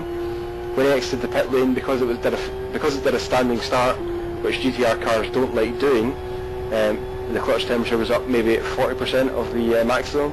It's now down to maybe 30-odd%, so that was it seems to be working at the moment for LLM guys. And the thing that he needs to do right now is he needs to get tyre temperature up. So he needs to get in a section of the track where he's on his own. He's not under pressure from people lapping him and people battling for position. And just try and get into a rhythm where he can get some good tyre temperature and then just press on and try and do laps without going off the track, which sounds easy but isn't in all cases. So good luck to them.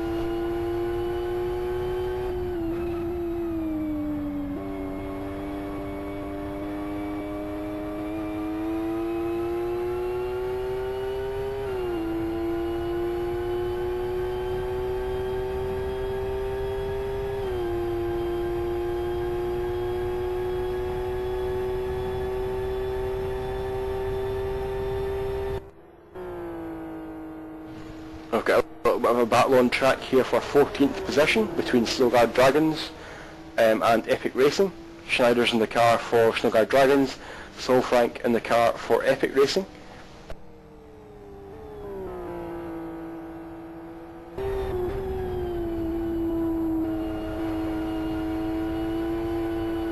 And Schneider's kicking up some dust in the face of Sol Frank there. A little bit wide through the second part of Eau Rouge.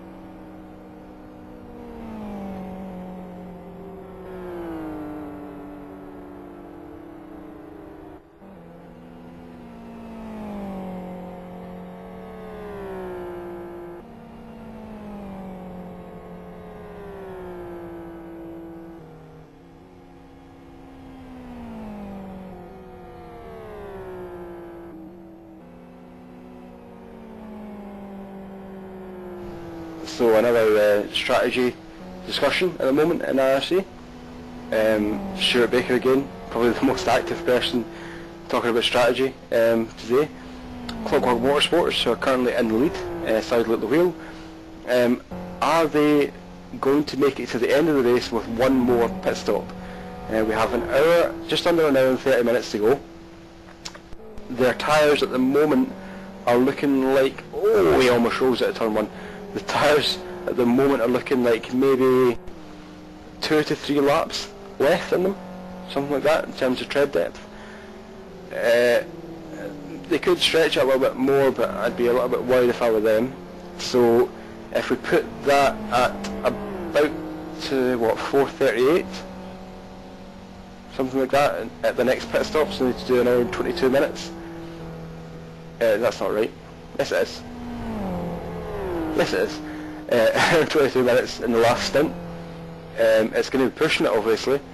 If we have a full green race to the end of, if we have a full green race from now to the end, it's going to be very tight. If we get a safety car period, that would help the burden a little bit. So I think the determining factor here is going to be when they actually make the next pit stop.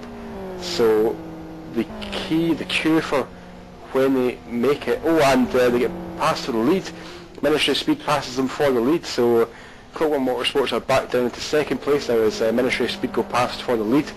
But yeah, the determining factor here is going to be when do Clockwork pit, and we're going to find out when, well, if they do a driver change, we're going to find out when the incoming driver connects to the server. But I would imagine it's going to be within 2 to 3 laps time.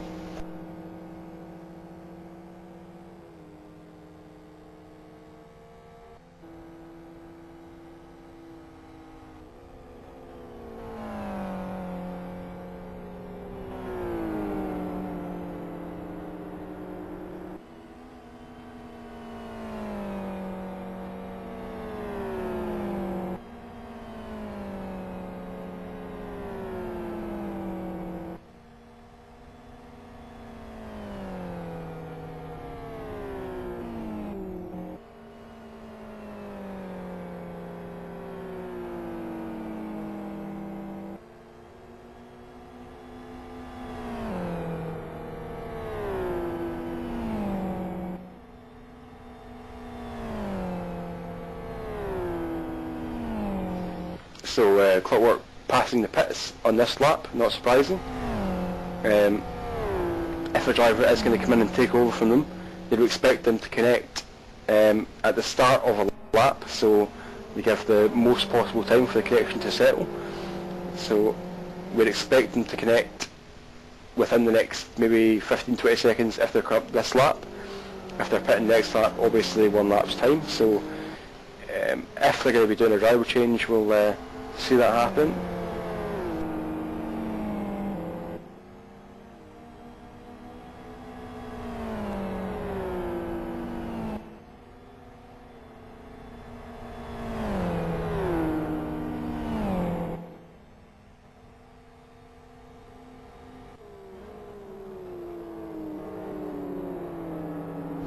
And while we're waiting for that to happen, here's a little battle between Something Awful Racing, Gravity Racing Team and Conquest Racing Team for 6th, 7th and 8th position on track. Something Awful in the FZR with Wilkinson, Chris Wilkinson, our commentary partner, at the wheel. Gahala in the FXR for Gravity Racing Team and Lonkowski in the FZR for Conquest Racing. So these 3 guys are within... Oh, chat for 09. Chat for Football Racing. And almost immediately a drive-through penalty, so ninja-like precision for whoever gave that drive-through penalty, one of the admin team. Disappointing when you make a small mistake like that.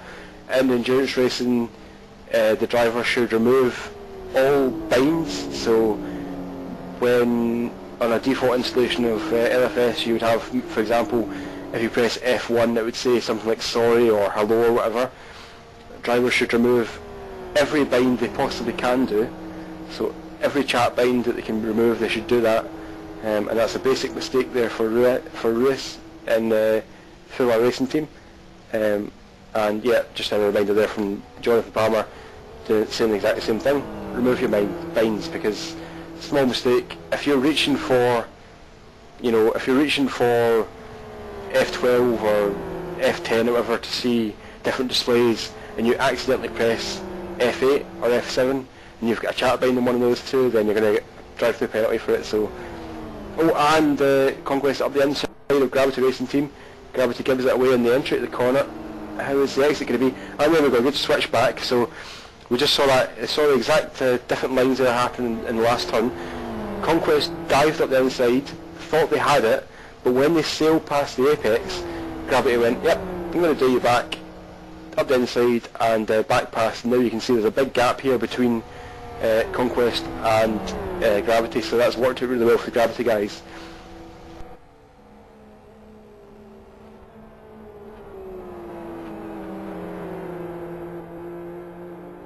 Timeout for Raptor Racing. They were in 3rd position. Thank you, Stuart. We should get Stuart up in the commentary box. Yes, Raptor Racing, who had been doing a very good race. They hadn't really spoken about them much today, but they had been doing a very solid job. They timed out from 3rd place. Will rejoin now. They're allowed to rejoin. And Conquest, Clockwork Motorsport are still out on track with 4 hours, 36 minutes, 45 seconds gone, so it's looking more likely that they might be able to get this 1 stop left in the race done. It really depends when they actually come in to do this.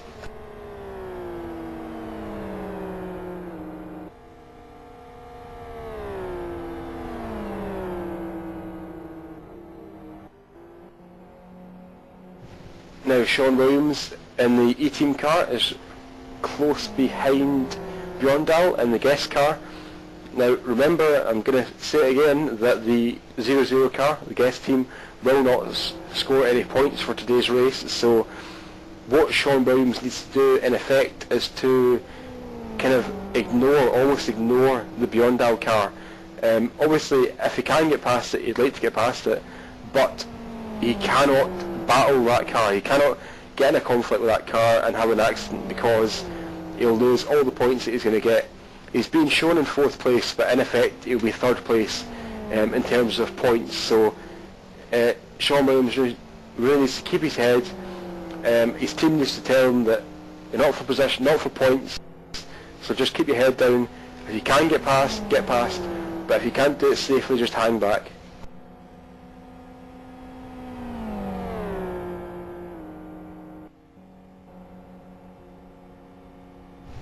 and the Clockworks guys go through for another lap, so at least one more lap to do for Seidel in the Clockwork Motorsport car.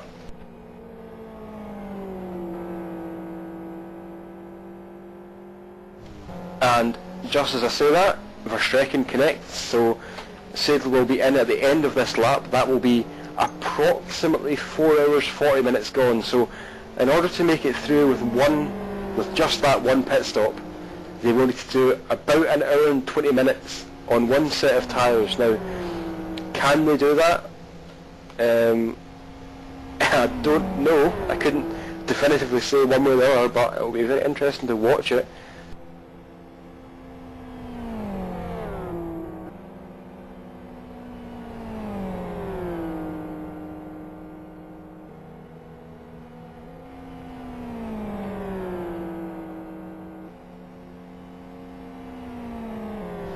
The Clockwork Motorsport team actually lost almost a second and split one alone to the car behind, the Beyond Dial car. So that gives you an idea of how much time you can actually lose when you're at the end of the tyre life. So I just said there, will they make it through in one set of tyres?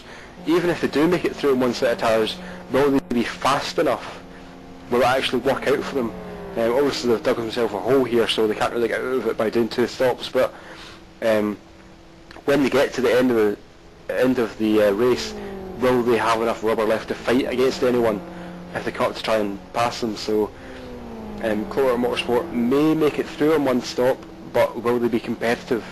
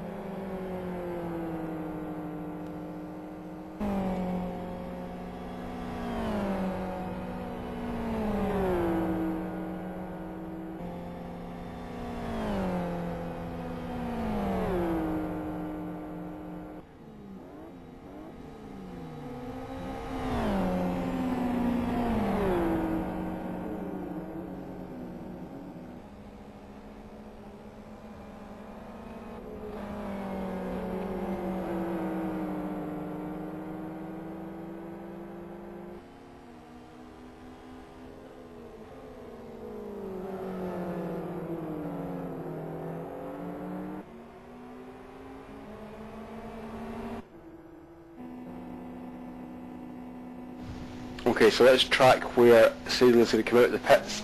He's currently in 10th, oh sorry, Verstappen going to come out of the pits. Currently in 10th position,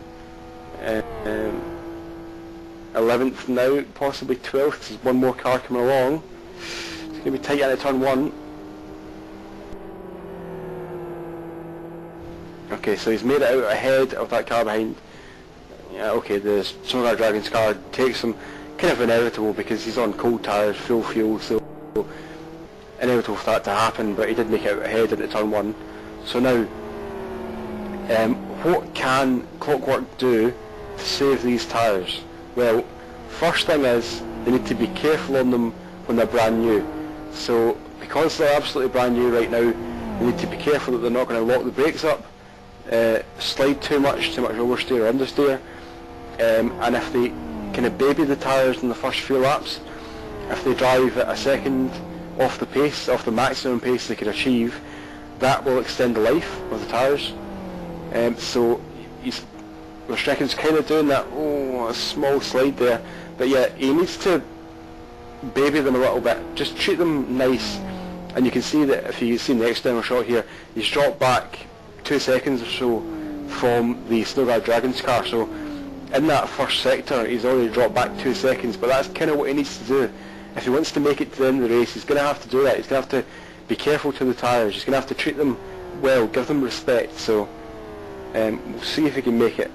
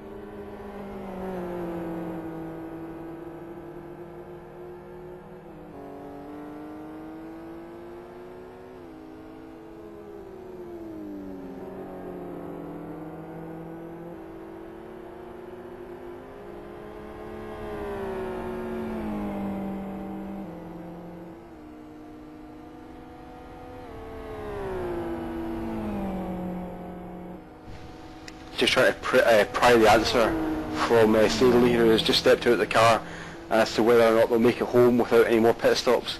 And he's not giving anything away, as you'd expect, but he just said he's looking forward to other people pitting. So does that say, yes, we're going to make it home without another pit stop?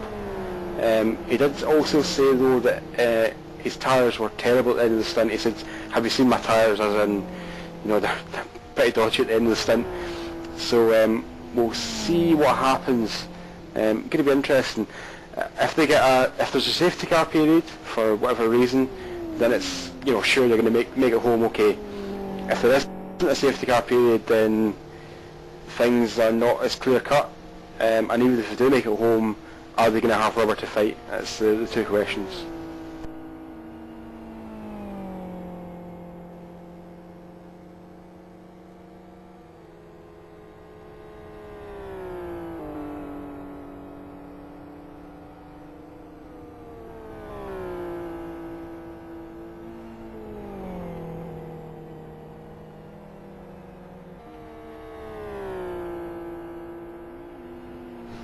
So the top three positions as it stands at the moment. Ministry of Speed, first position. Oh! Beyondal's dropped it. Beyondal has dropped it. Beyondal spun on the exit of turn 1 on the way up the hill to turn 2, so he dropped out of second place. That has promoted E-Team to second place. So now Beyondal is in third place, but remember that's not a real third place because they're not getting championship points. So effectively, Something Awful Racing is on the podium because they're going to get third place points. So small mistake from Beyondal. We've seen a lot of mistakes today. It is a very difficult track, and the line between hero and zero, or making a mistake and doing a great lap time, is quite small. So you know, you expect mistakes at a track like this.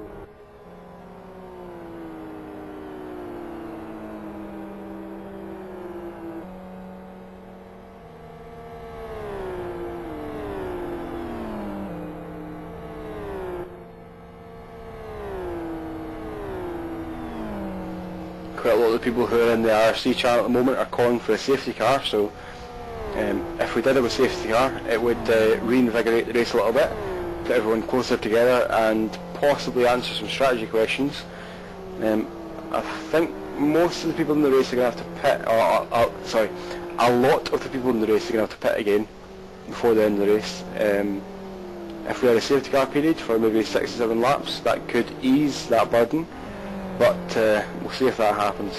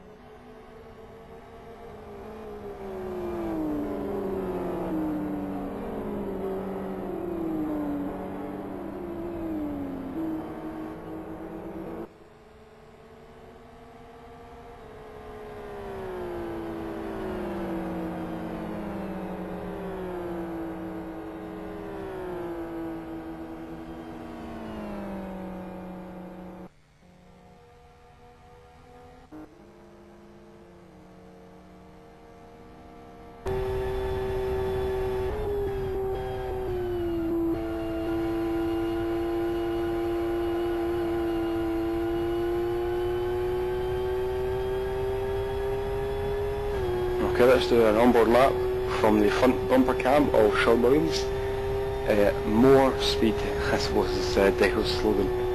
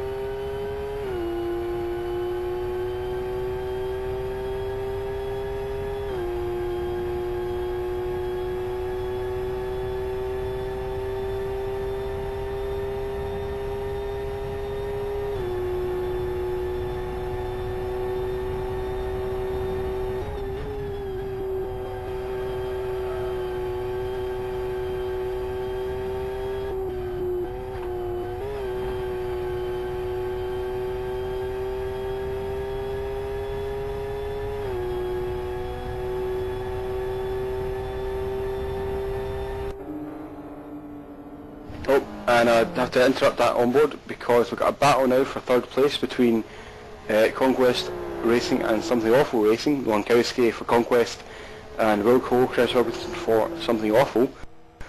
They were very close together coming through the old Rose section. This could develop into a great battle.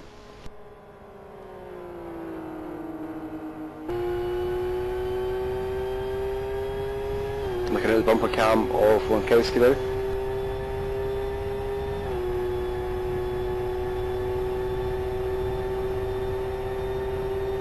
Great slipstream now on Wilkinson. He's oh, look at that camera angle, was great there.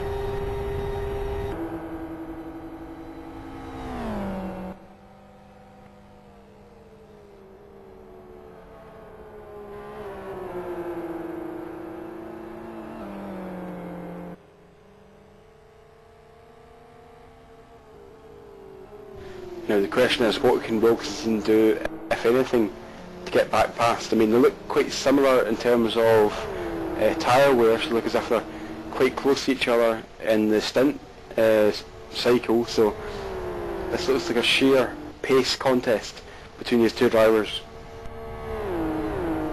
Oh, and we're being informed that Wilco and the Something Awful car might have engine damage. You can damage the engine in LFS by over-revving, so if you change down too early, you can put more revs on the engine than it's designed to handle, and that can do damage to the engine. So I can't hear it myself, but I'm not... He did lose a little bit in the straight line there, so he could have some slight engine damage, and that'll just be costing him a few miles per hour in the top speed section.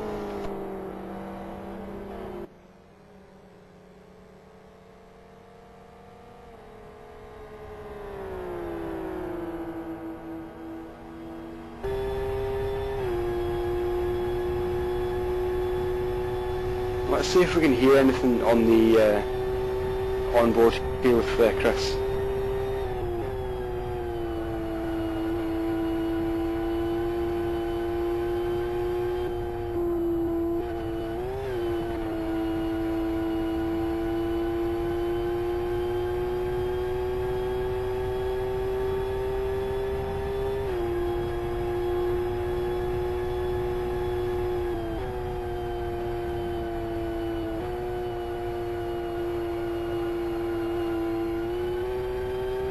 Oh, and Chris is off the track.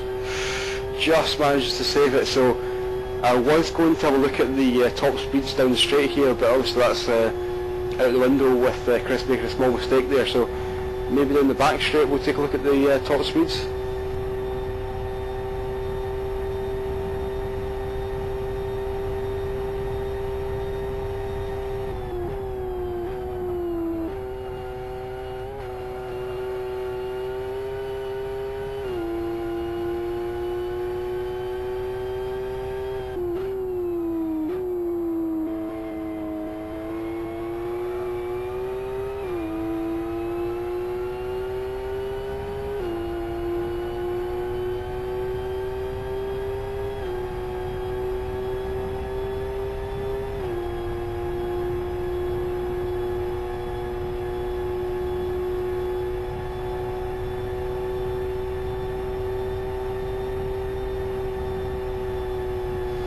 Just take a look at the relative top speeds there between the Conquest car and the Something Awful car.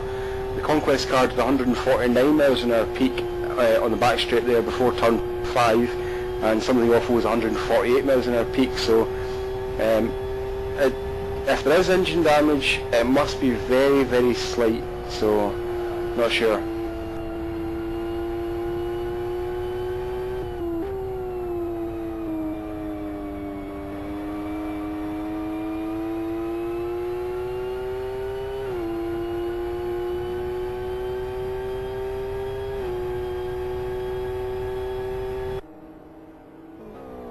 And Gav Mason, Sonic Realms, just passed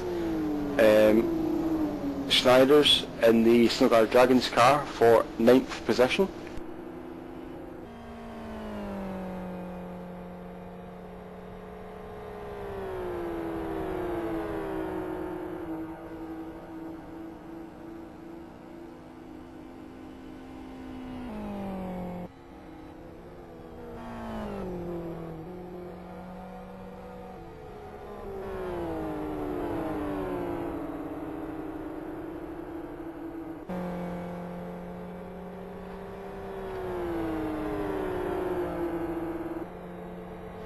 Oh, and we've got the Zion Racing team. We had a report from Dennis Lind a long time ago now, probably, I don't know exactly, but an hour and a half, 2 hours ago, something like that the Zion Racing team had a large lag spike, and I just saw one there myself, so we could see a connection problem here for Zion.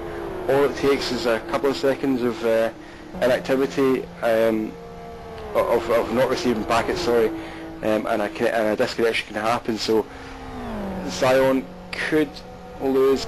Oh, and there's a car off ahead. Let's just see who this is. It's Lombardi, so that's not a race changing issue.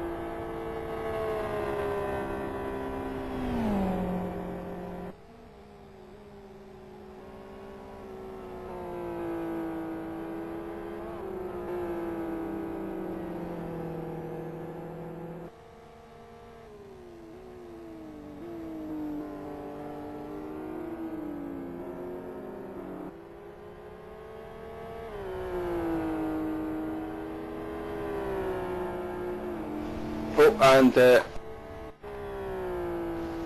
Sean Williams just off on the exit of Rouge again there.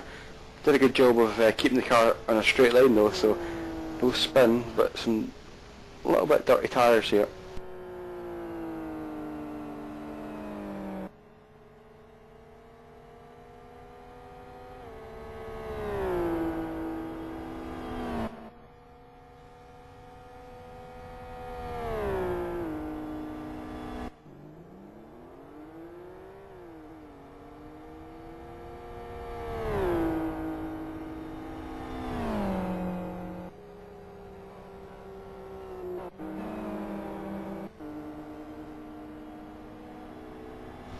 a battle developing here between Runas for Deadline Racing Team and Gahammer from Gravity Racing Team. In fact, just to say that Gahammer pulls off at the pits, how many times have I said that today, that there's going to be a battle developing and then one car pulls off in the pits? It's terrible.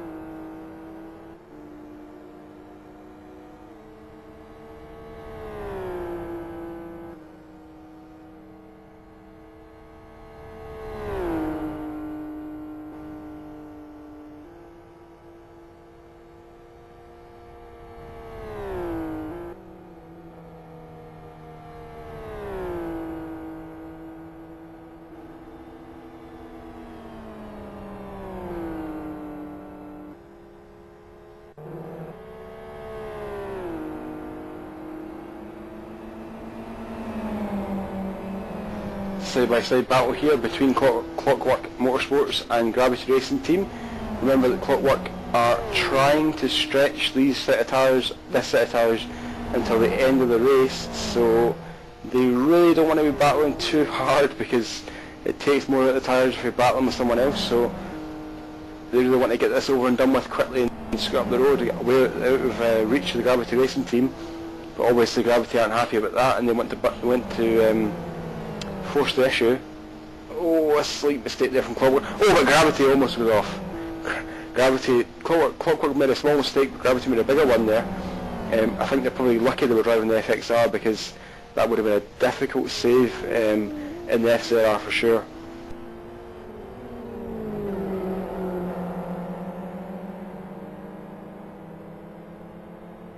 And we've got the 7 Carat guys.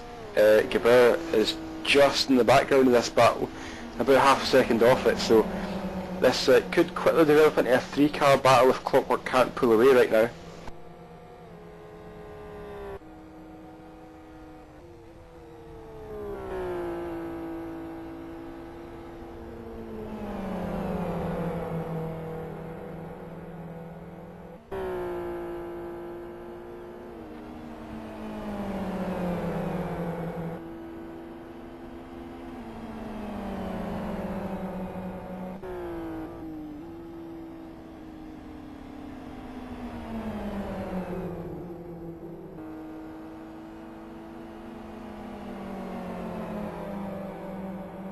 Oh, 7 Carat gets a good run here.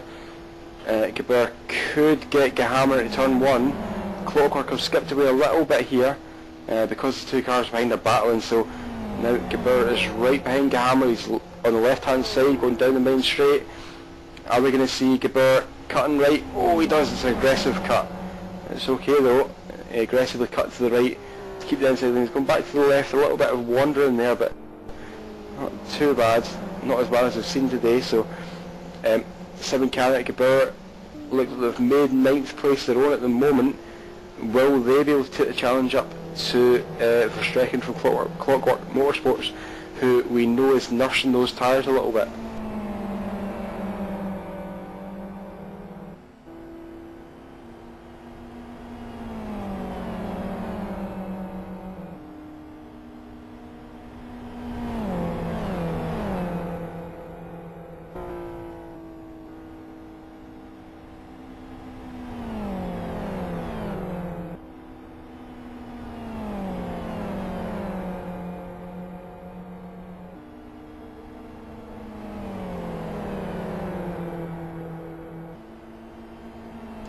And joining me back in the commentary box is Jonathan Palmer. So Jonathan, how do you think the race has gone so far today? The race has gone 5 hours and 5 minutes far so long this race. Oh wait, sorry, you wanted me to answer the other one, right? Yeah, the race has gone pretty well so far.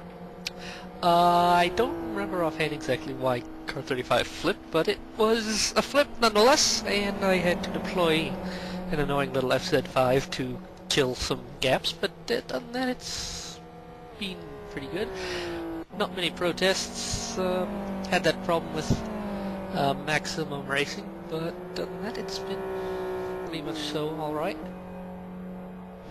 And that problem with Maximum Racing was because they were using a driver not on the roster, so his laps were removed, deducted from their total, and obviously they're not very happy about that, but rules are rules. Yeah, and I do try to nerf people to remind them if they try to confirm drivers that aren't on their roster, but sometimes I either forget or get sidetracked, or I just don't realize it at the time. And it apparently, and I guess he actually raced last round and we didn't catch it, and then Chris Ford, who asked me about 3 laps into his stint if he was on the roster, and I started looking, and of course then we had the safety car come out while I was looking, so that's why he was on the track for so long. But you know, things like that happen. We don't like having them happen like that, but things are rules. Now, going back to the rules again here, we've seen that Ministry of Speed have got 3 drive-through penalties. The same driver cutting the pit exit blend line. Now, what do you think about that? I mean, do you think that that's acceptable? Do you think that the driver should take more responsibility? Do you think that repeat offences like that are a kind of indication that the driver is not fit for league racing? I mean, what do you think about one driver getting 3 or having 3 offences for the same thing in one race? To be perfectly bluntly honest, I think it's quite kind of silly. He got 2 in succession, one for the first time exiting pits, and he got another one for crossing the line on the exit. 3rd time was the charm. He got it right that time. He got it well right that time, but he did it again on one of his other pit stops. So I gave him the DT again, and he got it right on that exit. But there is a point where if they do like 3 bang, bang, bang in a row, I will upgrade the penalty to a higher level penalty, but because he had a little time off between them, that's why I went back to a drive-through. It's not one of those things that I would consider something to maybe revoke their league status for. It's one of those things where I would just kind of let slide unless it happened more and more often. Okay, and as we're talking here, we've seen the 2 lead drivers come in for a pit stop, and Something Awful Racing are up into 2nd place, literally just behind Ministry of Speed on the road, but this is not a fair battle at the moment because the pit stop strategy is still to play here. But yeah, it's Chris Wilson is right behind Holmes in the Ministry of Speed car. And Chris has done a good job. I mean, we took the mick out of him a little bit at West Hill, but Chris has done a good job today. We had him on after he came out of the car, and we were talking about that dodgy manoeuvre with Sean Williams at high speed. But yeah, it was interesting stuff. But Chris has done a good job today, so we should say congrats to him. I should add that it's always acceptable to take the mick out of Wilco.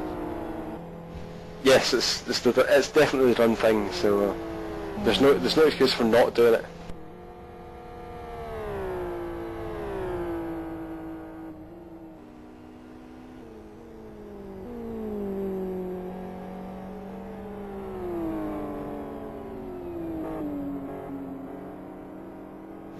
Okay, so Sonic Realms have just completed what should be their last scheduled pit stop, and stuck Seb Hutchinson back in the car.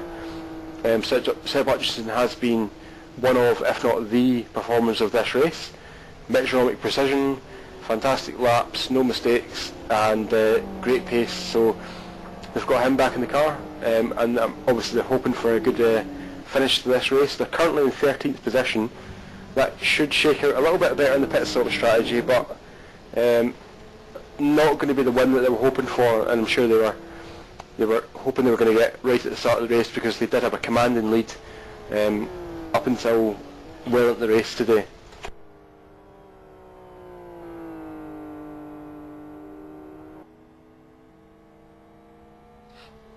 Well, I didn't see why Sonic Realms dropped back into the mid-pack after the restart.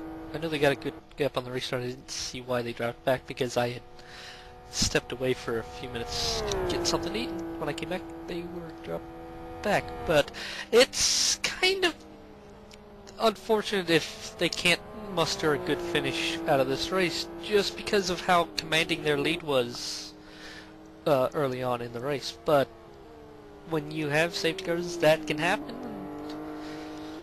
And even though the gap was lost, they're like, of course, still not knowing what happened, there's still always other things than safety cars that can cause a loss of lead.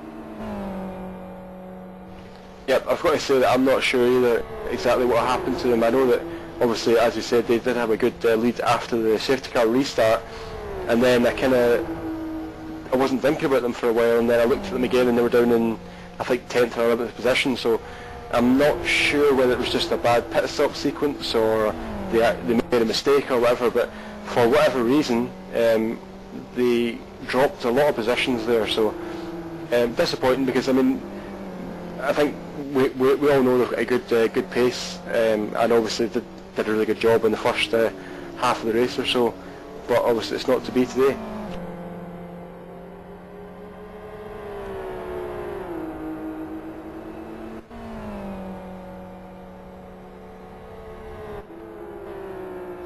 And the Snowguard Dragons car of Gary's has just reeled the Zion Racing up the inside.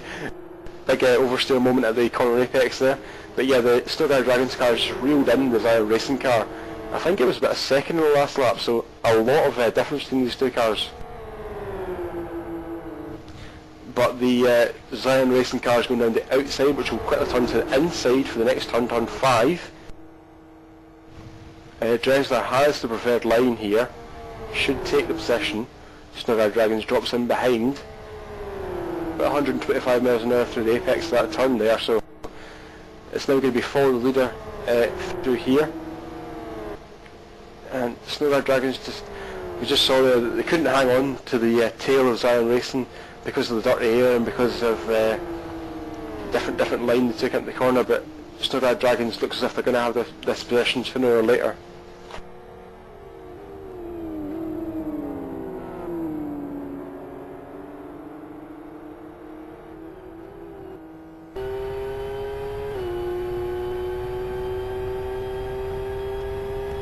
I'm going to be looking forward to kind of is the 12-hour race on May Day.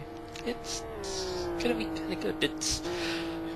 Kyoto Nashville is kind of one of my favorite LMS tracks. I think it's going to be a pretty good track to have that nice 12-hour race on. Yeah, Kyoto National really lends itself to good racing. I mean, there's a lot of interlinked corners that just, it just breeds good racing, side-by-side action. So it should be a fantastic end to the season. Yeah, for those who don't know, it will be live here on Multi-BC Stream 3. 12-hour race starts from 11 a.m. UTC GMT. That is noon British Silly Time, or I'm sorry, British Summer Time, and Eastern or Central European Summer Time. It would be 1 p.m. there. Of course, it starts nice and early at 7 a.m. for me. That's when the green flag will fall for all of us East Coast USA people. Now, we've just seen that Eric Smith is back in the car for Something Awful Racing, currently in 3rd position, and Beyond Al in the Guest team, David Guest team, is about just over a second behind him. Now, as we said before, the Guest team are not going to get points for this race, so if the Guest team are faster than the Something Awful team, which I think is probably going to be what's happening here, Something Awful should just let them go. There's no point in fighting against a team that you're not going to lose any points to. So rather than risk an accident, a collision, loss of points, damage, whatever, Eric should just let them go and be safe in the knowledge that he's going to get points for 3rd place.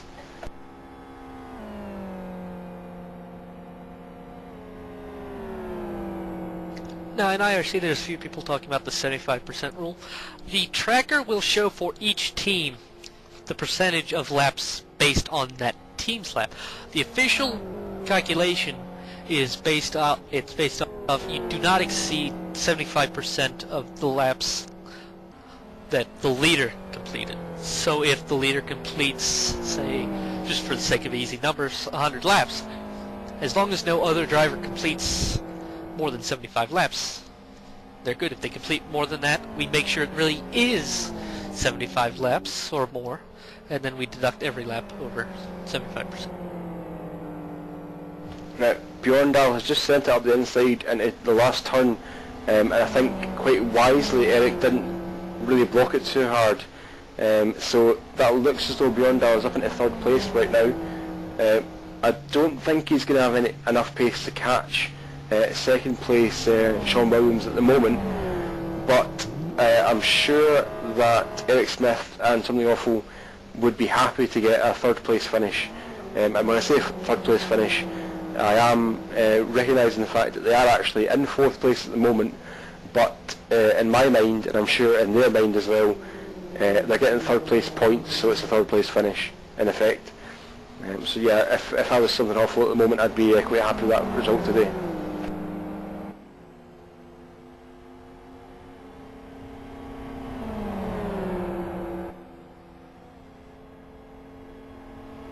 So guys, you've seen quite a bit of the season so far. What teams that you've seen so far, and you've done a few of the rounds, what teams do you think have improved some of the best over the season? That's a difficult question. Because I've only seen part of the season, and honestly, I've not been following it.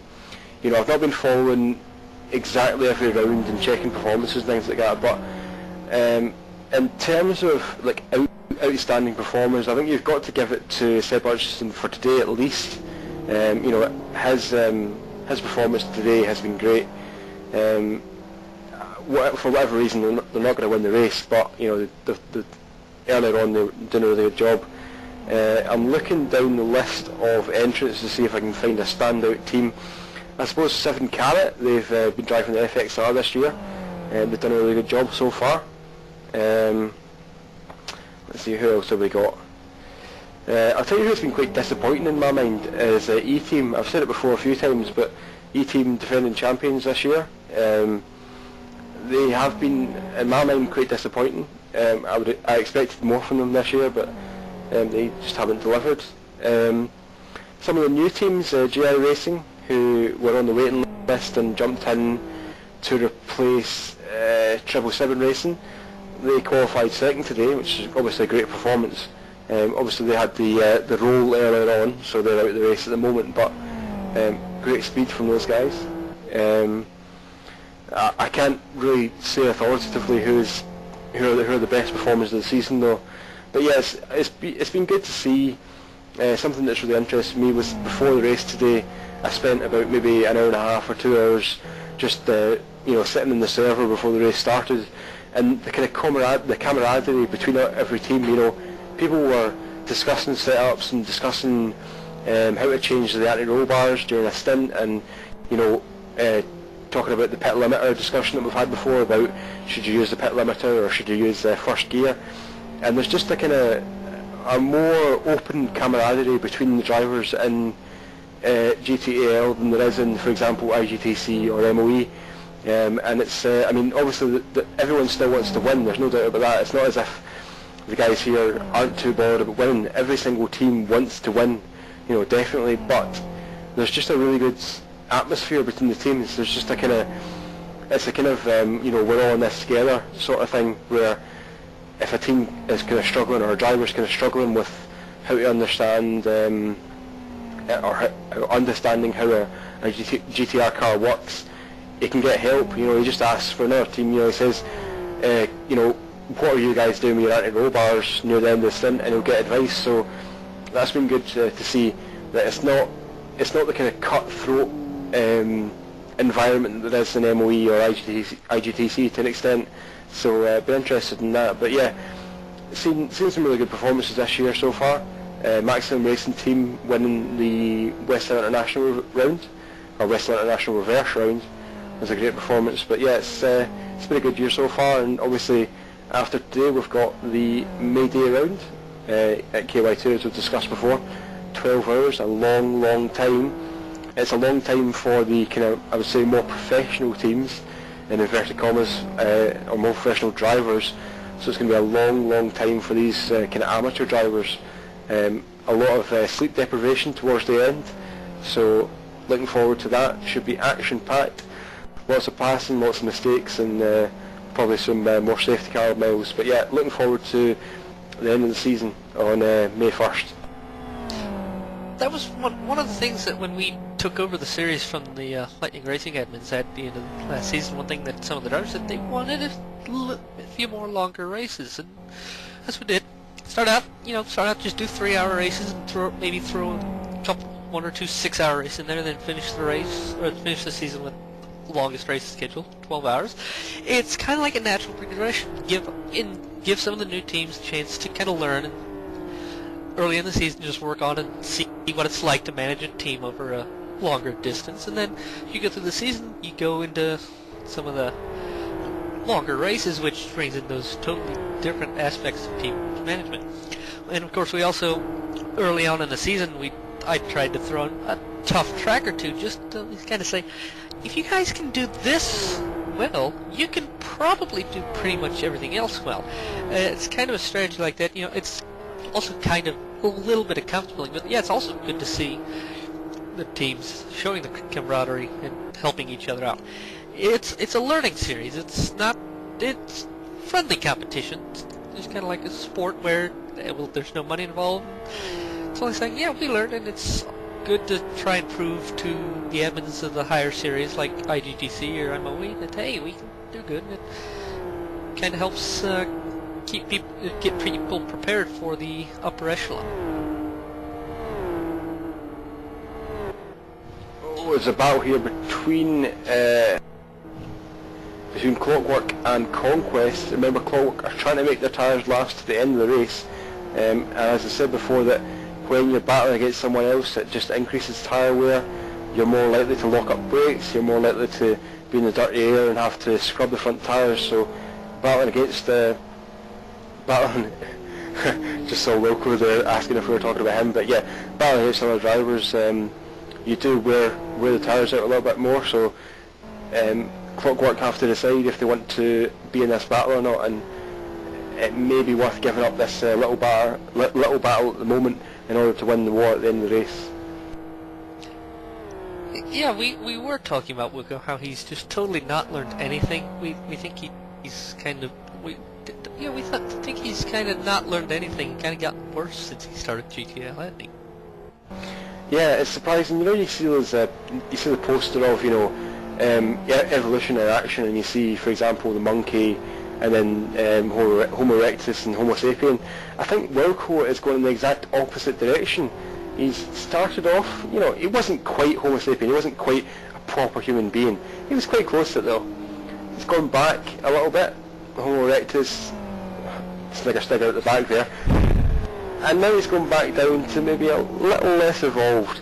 But he's not doing too bad, Yeah, he's doing okay. But, it's not bad. And don't panic, everyone. Wilco is back. Hi, Wilco. Did you kill the car? Hello. There was nothing wrong with the engine, okay? There was nothing wrong with that engine. The operator's head failed. I haven't got a clue what happened, but... Yeah, couple wheels on the grass. Yep, Seb Hutchinson was a little bit off on the exit turn 1, so even though I was saying that he's done nothing wrong today, a slight mistake, but yeah, we did, when we were looking at your car, Wilco, before, the car ahead, the Conquest car, was doing 149 miles an hour and you were doing 148, and as it's pretty obvious, when you've got a digital display that only has full whole digits, the margin of error is plus or minus 1 digit, so that's within the margin of error. So it didn't look to me as if there was any difference in engine performance, but then you could have been running different wings. But I think maybe the something awful guys were looking for an excuse to your incredibly slow pace, Chris. Well, I haven't got a clue what happened. It was just I just seriously don't know. But we came back, and 37s at the end of the stint, which is fairly poor overall, but it's good for me. First 27s, sorry, of my life ever. So yeah, I can't complain. Left it in the lead. That's Well good. done. Thanks, darling. Yeah, it was a good effort. It was a good effort. We said that earlier on. Good effort. Well done. Ta. So, in this season then, I've driven one stint for Something Awful Guys. You've driven, what is that, 4 or 5 stints maybe? Something like that? Something like that, yeah. Something like that. 2 hours... 5 stints. No. Yeah, 5 stints. And Deco hasn't driven any stints. So, Something Awful Guys, you want Deco in your team for the next round? Look for any extra drivers, you could have Deco. He's experienced, he knows what he's doing. You can have him in your team. What do you think of that, guys? I'm waiting for the backlash of IRC. Waiting for the Something Awful Guys to just explode. No! Well, you know, one of the Something Awful Guys lives fairly only about 15 minutes away from my house, so I could always go around and make sure he's awake, and if he's not awake, I just hop on and pretend I'm him. Interesting. So, if you're looking at the last round and you see a really, really poor performance from, and when I say poor, I mean worse than Wilco, right? I mean really poor performance. It's possibly Deco.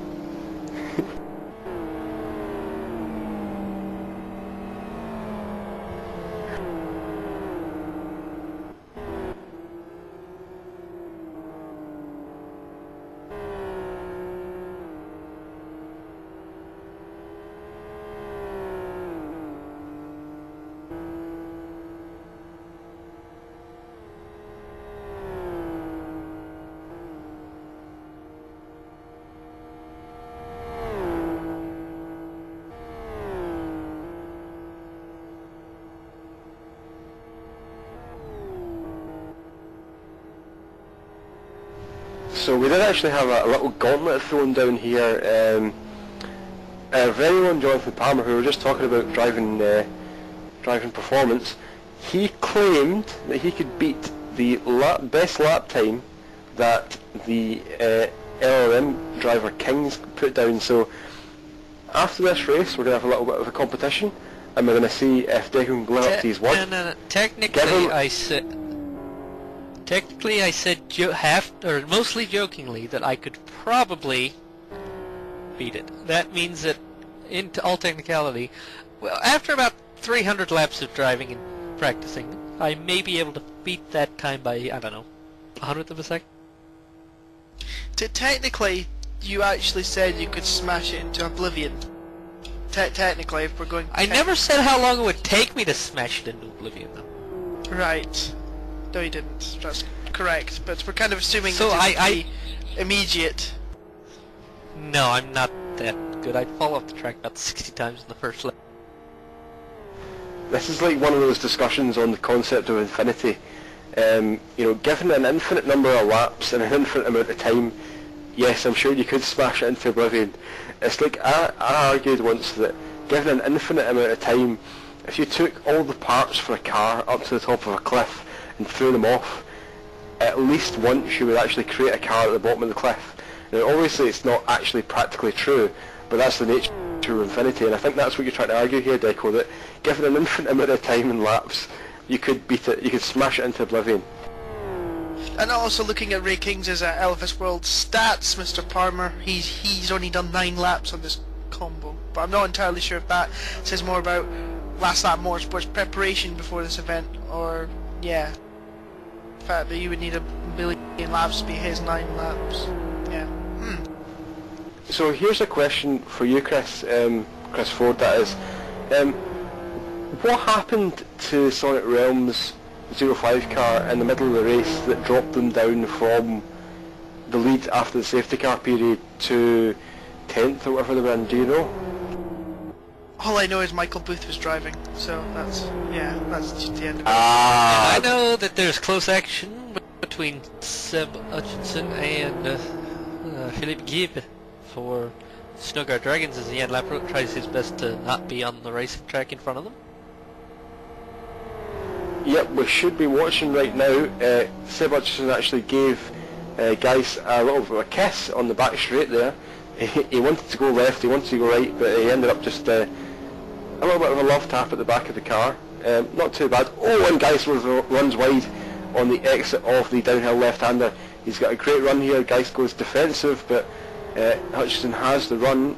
Oh, he's round the outside. It's going to be on the entry to turn 12 here.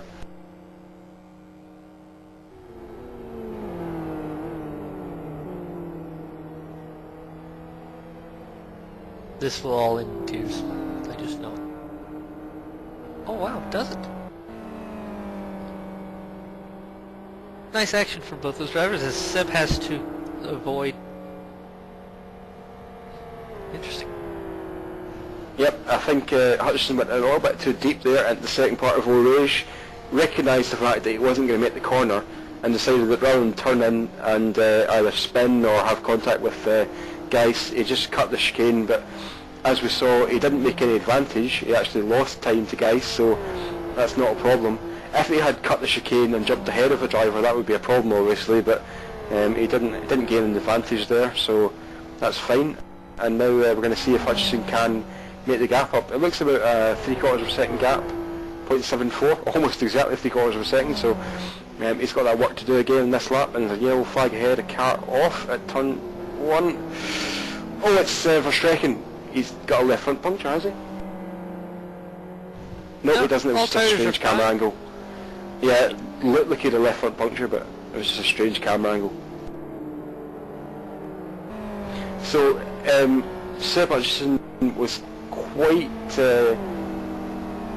conservative there. When he saw the yellow flag come out, he slowed right down, and that let the car ahead, the guys, get away from him by quite a long distance.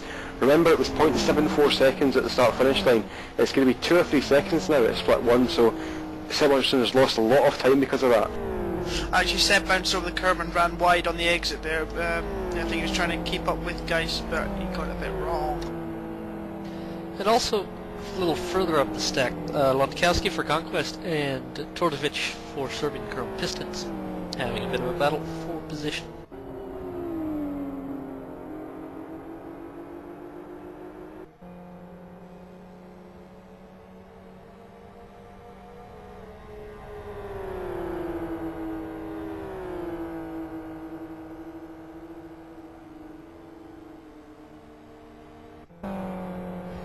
So have you guys been surprised at the lack of protest today?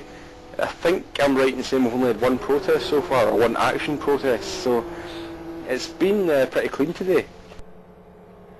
Yes, I wasn't expecting much. We didn't have that many at the other 6-hour race, West Hill. There were like 13 or so, but we knocked, I think, every single one of them out during the race too, which is much easier. It means we can get the results done and out quicker for the most part. Yeah, the only main problem we've had today is the issue with maximum racing, but should like be sorted out.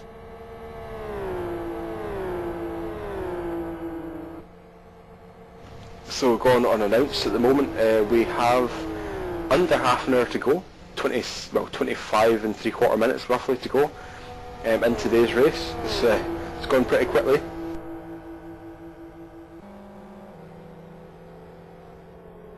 Well, it's gonna take 6 hours. Just feels like it's going quickly. Yeah, time is relative. As Albert Einstein said, when you're sitting on a hot stove, 1 minute feels like a week, and when you're talking to a beautiful woman, an hour feels like a minute, so time is relative.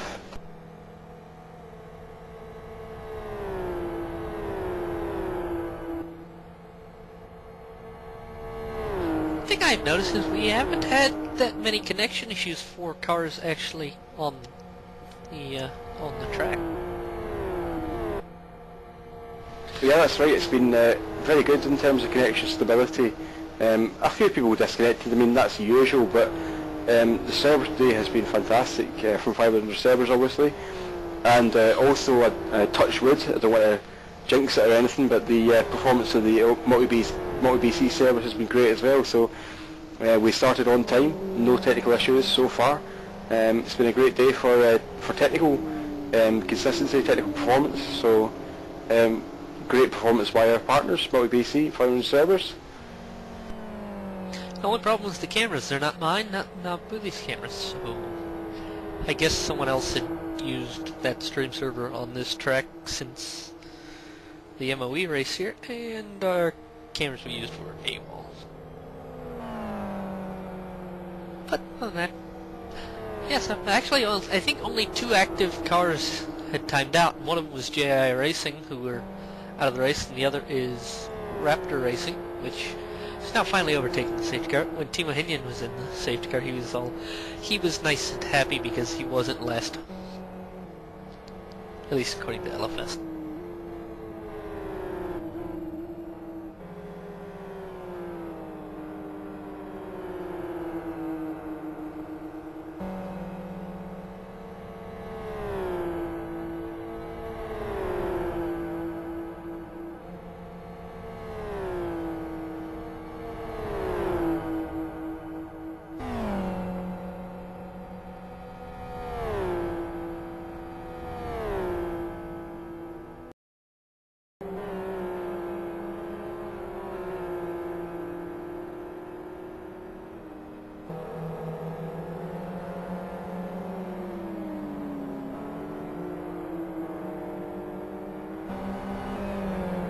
So Chris, we've been debating a little bit about whether the Clockwork Motorsports car will make it home. It looks as if it's going to go to now, but we did see at the end of the last stint they had very thin tyres and the performance was really bad. They lost almost a second in the first sector of one lap. Do you think that it's worth risking the car, risking a puncture, and having really bad performance near the end of the stint just to decrease the number of stops by 1, or do you think, if you were managing the team, do you think that you would plump for 1 more pit stop but be more secure, have a faster car more often, and have less chance of punctures?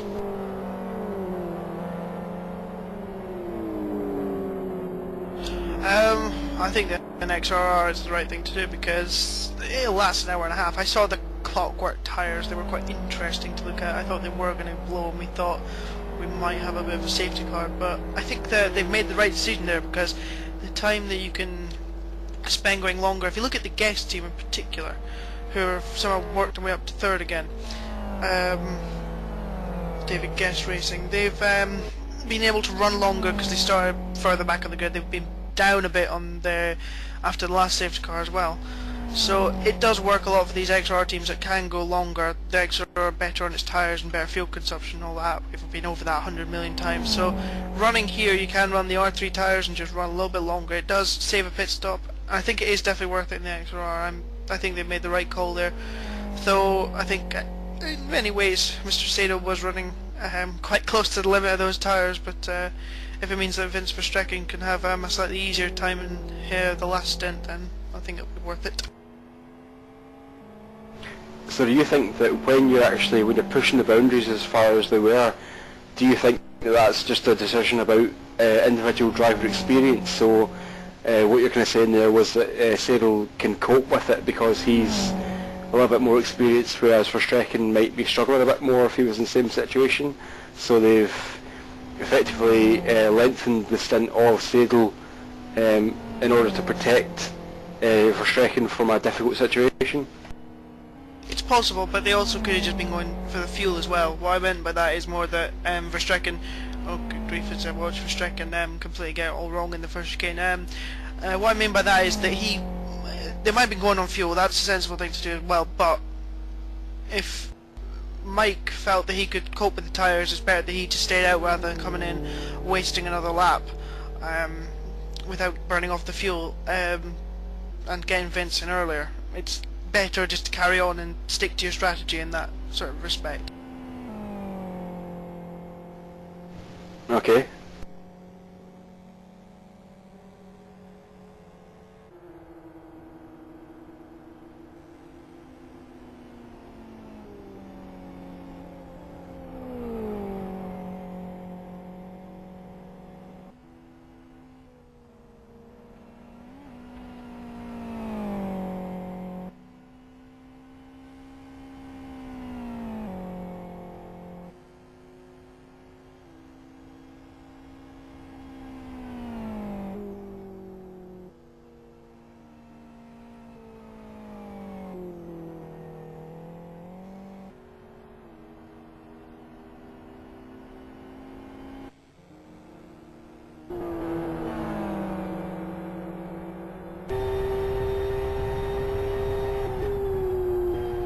look through the field, looks like Sevenkarat is closing in just a little bit. Looks like, at least it looked like it coming out of the final turn.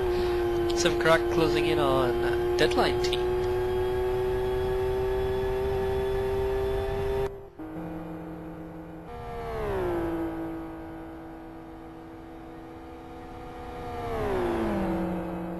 Yep, and the 7 carats left rear damper shock absorber has got a lot of damage on it, about 60% damage I'd say.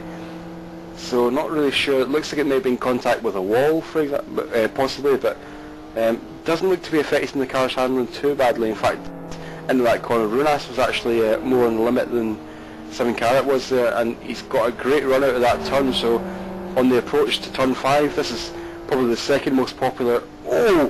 Runas was very naughty there. They closed the door and almost had contact with the 7 carat car. This has probably been the second most popular overtaking place today. And there's barging. These two are touching. They're touching.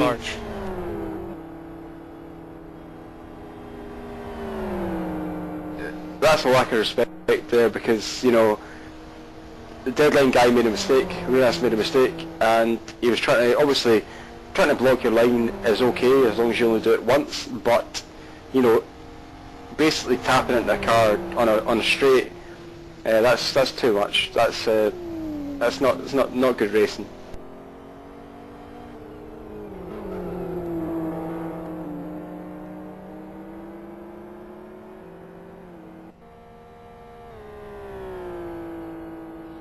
One thing that will come into play a little bit on May Day will be the Kyoto National. Half the lap is basically the oval, and we have in our sporting code a whole section of specific things about the oval, saying that on an oval section of track, and it also applies when part of the track is an oval section, so kind of like a like Kyoto National. It on that part of track, it is everyone's job to ensure that they don't crash. If there's a car coming on the inside, you don't come down on them. If there's any chance that there's a car on the inside, don't come down on them. There's no need when it's a fast, long straightaway to be right door to door. Leave space. There's no need to risk a lag collision sending both of you over towards the moon.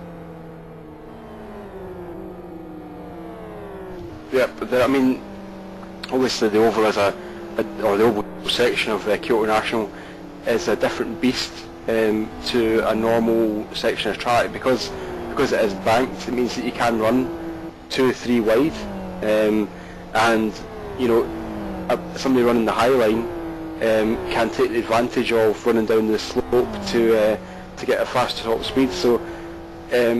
And obviously that the average speed is going to be a lot higher there on the oval section, so there is more responsibility on everyone to avoid an incident. So it's going to be interesting to see, because obviously, as you say, a lot of the percentage of the track length is the oval section, so there's going to be a lot of slipstream battles there, and it's going to be about if a car can stay close enough in the last turn to get a good slipstream, which is what we saw in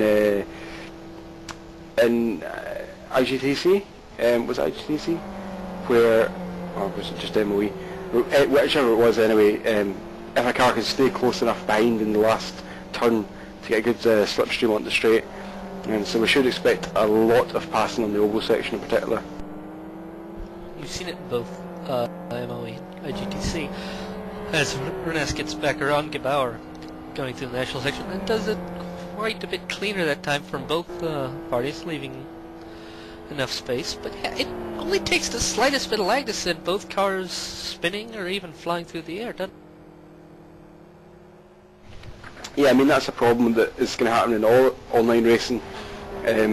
You just can't race as close to each other in online racing as you can in real life racing, because lag can happen to anyone. And even the best connections in the world are going to suffer lag at some time, and if lag does happen, then, you know, if a car temporarily disappears and then reappears, it can reappear in an unexpected position, cause a lag contact, and then you have a massive problem. So everyone needs to be aware of that, aware of the fact that lag can happen to anyone at any time, and leave gaps accordingly. So lag, you know, it's one of those things that's never going to be eliminated. As connections for everywhere in the world improve over time, it's going to be decreased, but it will never be eliminated. Well, it won't be eliminated in our lifetimes anyway, and I imagine it won't be in a long time anyway. Well, of course, there's always still going to be just a little bit, just because of the distance everything has to travel.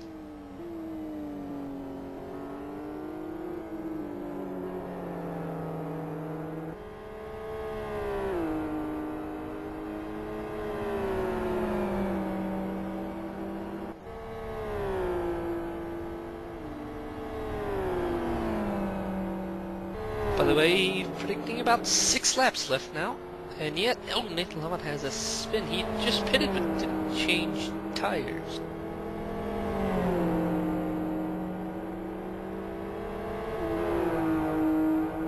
He has got incredibly cold tyres. They've really struggled all day. We talked about this a little bit earlier on. They have really struggled all day with getting tyre temperature, and you know, it's because of the set, well, it's because of the tyres they're using on this set.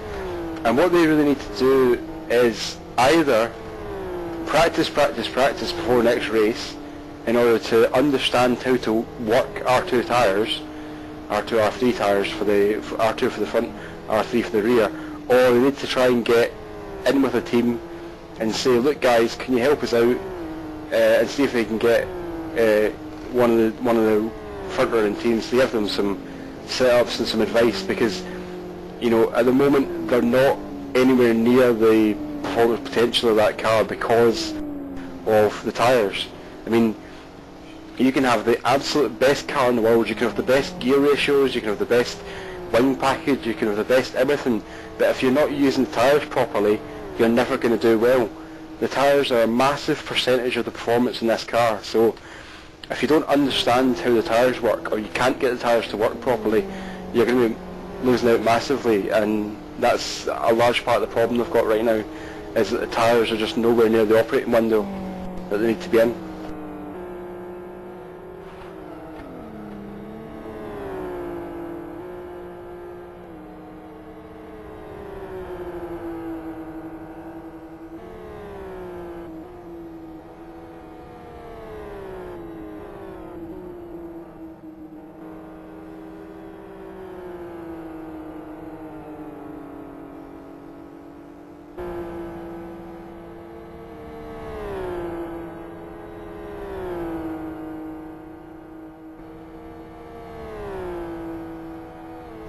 Well, if there's any teams out there who are charitable and want to help, then I'm sure you can contact LLM and help them out for the next race. Because, all joking aside, you know, if you help them out, then they're going to be less of an obstacle for you, because they're not going to be spinning all over the place. Which that sounds really harsh, but I think that's probably a fair Oh, we got a summation car of the with race puncture. today. Just talking of obstacles, Simon Cattell has punctured his car in the Epic Racing car. He had just set Both a rear new tires. personal best. Both rear tires, oh dear, Simon. We saw someone else earlier in the race have both rear tires and the front right tire punctured. Yep, we did see. That's the first time I think I've seen 3 tyres punctured in an actual event. I think it was Conquest Racing. 3 tyres punctured in an actual event, which is quite surprising. But yeah, Simon Cattell has 2 rear punctures, and that's a very difficult car to drive. He's doing a good job.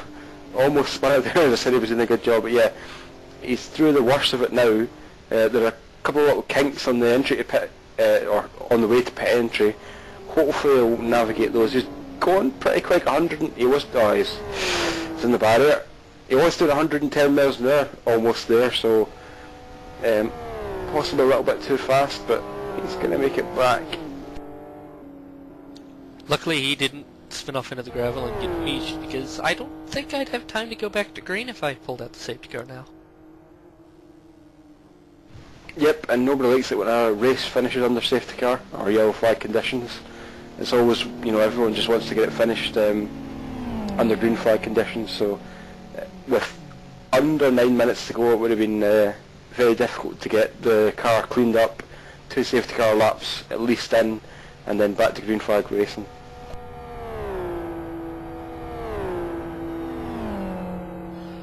At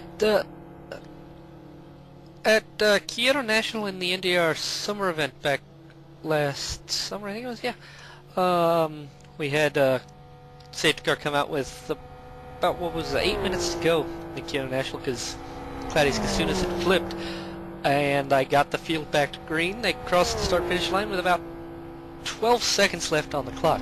I try my hardest to get a green flag finishing if there's a late race safety car, but sometimes you can't do it.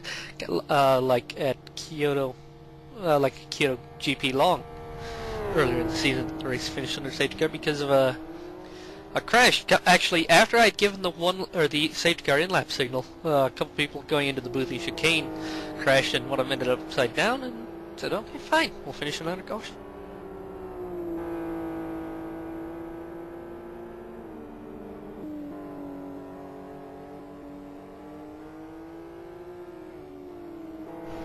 I just noticed in chat there that E-Team are saying this is going to be the first podium of the year they're going to get, and I think that's a reflection of their year this year.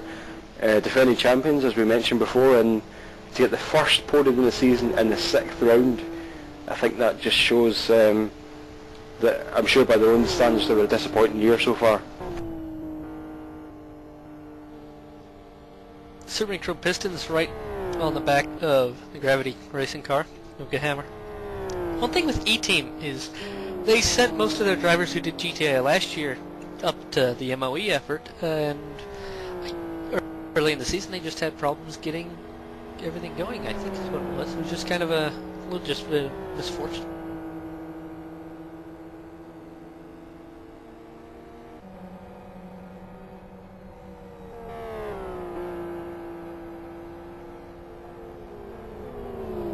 Of course, this round offers 1.5 times points as Gahammer has to take the short way around. He doesn't gain enough time to make it worthwhile. Oh, Pistons runs to the tires! And that gives Seb Hutchinson a position. Oh, there's a car coming along as well. But yeah, that's one of those situations, we talked about it before, where you're blinded by the car ahead. Gahammer cut the track on the turn 12, between turn 12 and turn 13, and joined back on the track, and then Zorovic was trying to follow him through the second part of Eau Rouge and just turned in too early, hit the tyres, and that's one of those things where you can't really see exactly where you want to go. Unlucky there for Zorovic, because Serbian Chrome Pistons looked as if they could have been on to take that position there from Gahammer.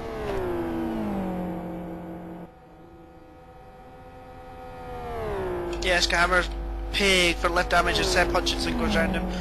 Gahammer clearly having a few visits with a wall at some point. There's a few cold tyres out there. This isn't over for some teams yet. Not just last lap motorsports. Also, Deadline looks like they may be catching up or close to the Something Awful racing car, so they may have a battle for the 4th position before races end. Yes, the tyre I'm most looking at now is the Gebauer car for 7 Karat or Championship leaders. I think that's looking a bit thin, shall we say, more than slightly thin now. Yep, the front right tyre in that car looks pretty thin. One problem that makes it a bit difficult to read the tyre wear is that when the tyres get down near the end of the life, the tread is, as we discussed before, or generally is colder than it is near the start of the stint, and that means that you can't really see exactly how thick the tyre is until it gets some heat in it. So for a lot of the lap, when it is cooling down, you can't really see how much exactly how much tread exactly there is, and then when they go through a high load corner, it suddenly lights up again. So it does look really thin, but they're going to make it to the end of the race, but it's pretty marginal. I could see a little bit of heat. It's mainly the middle part of that tyre that I'm worried about. You can actually see just enough of it to be able to make the prediction, and I'm not convinced that's going to make it to the end. There's a few high load corners in this track for high load left-handers, and that's not going to be a great car for the end of the race. Bauer still pushing on though. You can see I'll now. bet you £2.50 that's not going to blow before the end of the race. Deadline Getting gets up on it, no? around Smith, by the way, and Smith will try to stick on the outside. Ooh, contact between them going into the chicane, and Smith has a bit of Dukes of Hazzard moment over the gravel in the chicane. How did that manage to work out without A, Smith busting the whole suspension, and B, cleaning out the Deadline racing car? That was very, very lucky. The brakes don't work very well when you're... Yeah, the brakes don't work very well when you're on the gravel or in the air. Sorry, carry on. I think he hit the brakes just enough before he started flying to where it slowed him down enough, and then when he landed he was full on the binders and kept him down. Also, another person we were talking about before, Verstrecken, also has some interesting tyre. His are pretty much as bad as Mike Sadel's were earlier. But I'm willing to take you up on that bet about Gebauer, by the way, because that tyre is not going to make the last 4 minutes, 2 laps. Okay, £2.50, and that is a lot of money for a Scotsman. So £2.50. I am saying that none of Gebauer's tyres will blow before the end of the race. So I think it's a safe bet. Looking at that tyre, that ain't a safe bet. There's only 1 lap to go though. This is it. After the end of this lap, there's 1 more to go, so it's going to be fine.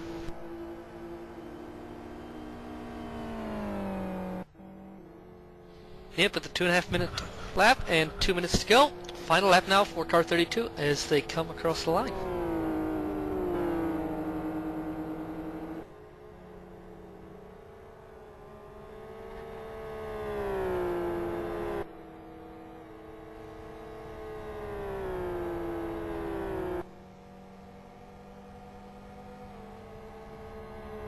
So Ministry Speed heading toward the first GTL victory.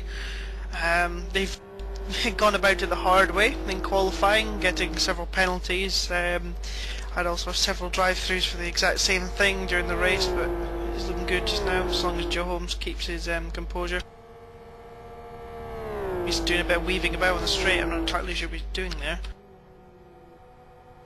Yeah, he was still on the rev limiter in 5th gear for about 150 metres, so not sure if he's celebrating prematurely. If I was him, I'd be keeping my eyes on the road and making sure I got across the line first before doing anything else. So maybe he was attending to a problem, but could just have been celebrating too early. But he was definitely on the rev limiter for quite a long time on the back straight. So yeah, let's just run down what the positions are likely to be, as long as nothing else changes. First position, as I said, Ministry of Speed. Second position will be E-Team. Third position, the Guest Team, David Guest Team. They will not be classified for points though. Third place in points will be Deadline Racing Team. Fourth place in points will be Something Awful Team. And fifth, as long as their front right tyre does not blow, will be 7 Carat Racing.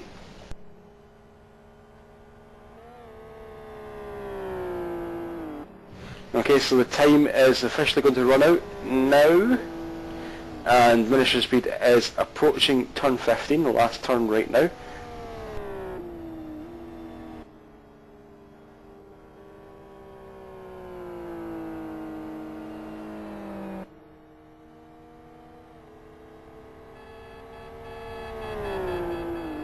So Ministry of Speed are already beeping the horn in celebration.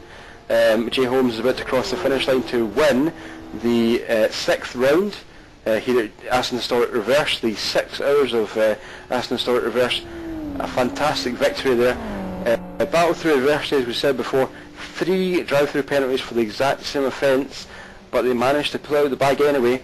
A great victory there for Ministry of Speed Racing. Second place will be E-Team, across the finish line now. Third place will be David Guest Racing, the Guest Team for this round. They will not score points though.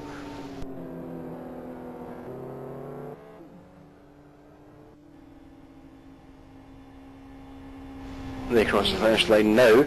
Fourth position will be Runas from Deadline Racing.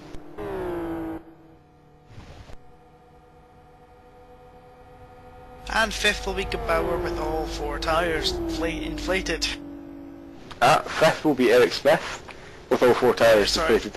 Sixth will be Gebauer with all 4 tyres inflated. And that's £2.50 that you owe me, thank you very much. So there you go. I earned £2.50 for my day's work. Darn. Well, There's the fastest lap of the race on the last lap. Fastest lap from Seb Hutch on the last lap. That is a Peter Brock lap. Peter Brock did the fastest lap of Bathurst. I think it was 1,000 at that time. I'm not sure if it was 5,000. I think it was 1,000 at that time. Fastest lap on the very last lap. So Seb Hutchinson's doing the same thing. Finishing in 8th position, but the fastest lap on the last lap of the race. About 2 tenths faster than the pole position time that he set.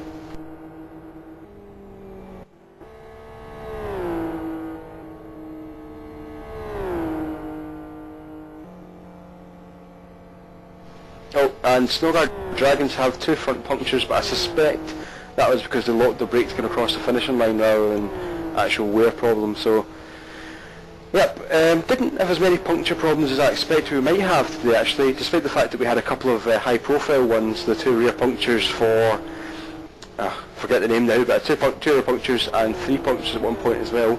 But yeah, didn't have as many punctures as I thought we would. Only 1 safety car as well. I was kind of expecting more than that, but you know, happy that we only had 1. But yeah, we saw some really good racing, side-by-side battles quite often at the turn 5. A lot of overtaking, hell of a lot more than F1 anyway. But yeah, some really good racing and great performance today from Ministry of Speed. Saved the small mistakes in pit stop etiquette, did a good job. Congratulations to all the podium. Well done guys, and obviously we'll see them all at the last round of the season. May Day, KY2, KY National, 12-hour race. And 12-hour race, obviously it's double the race length, but there's a lot more work goes into it than just double the work.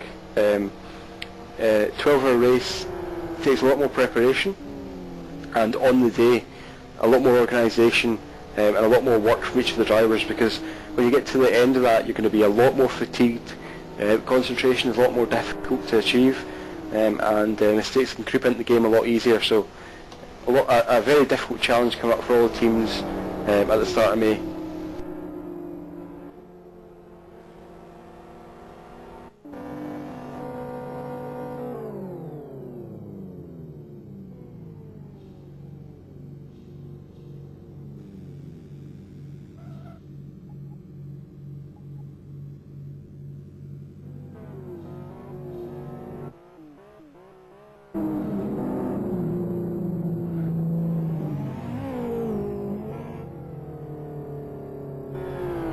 Here goes here comes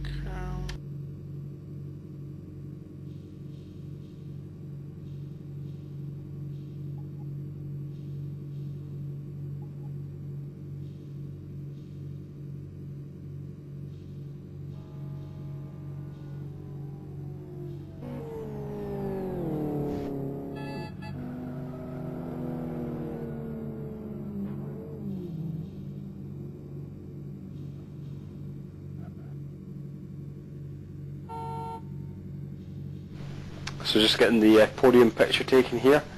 Obviously the 3 top teams in the race, Ministry of Speed in the middle. E-team doing a good parking job on the left. Better racing drivers than they are parking attendants. And beyond doubt from the David Guest team on the right hand side. It seems like it's going to take longer to actually get the podium picture taken than it does to do the full race.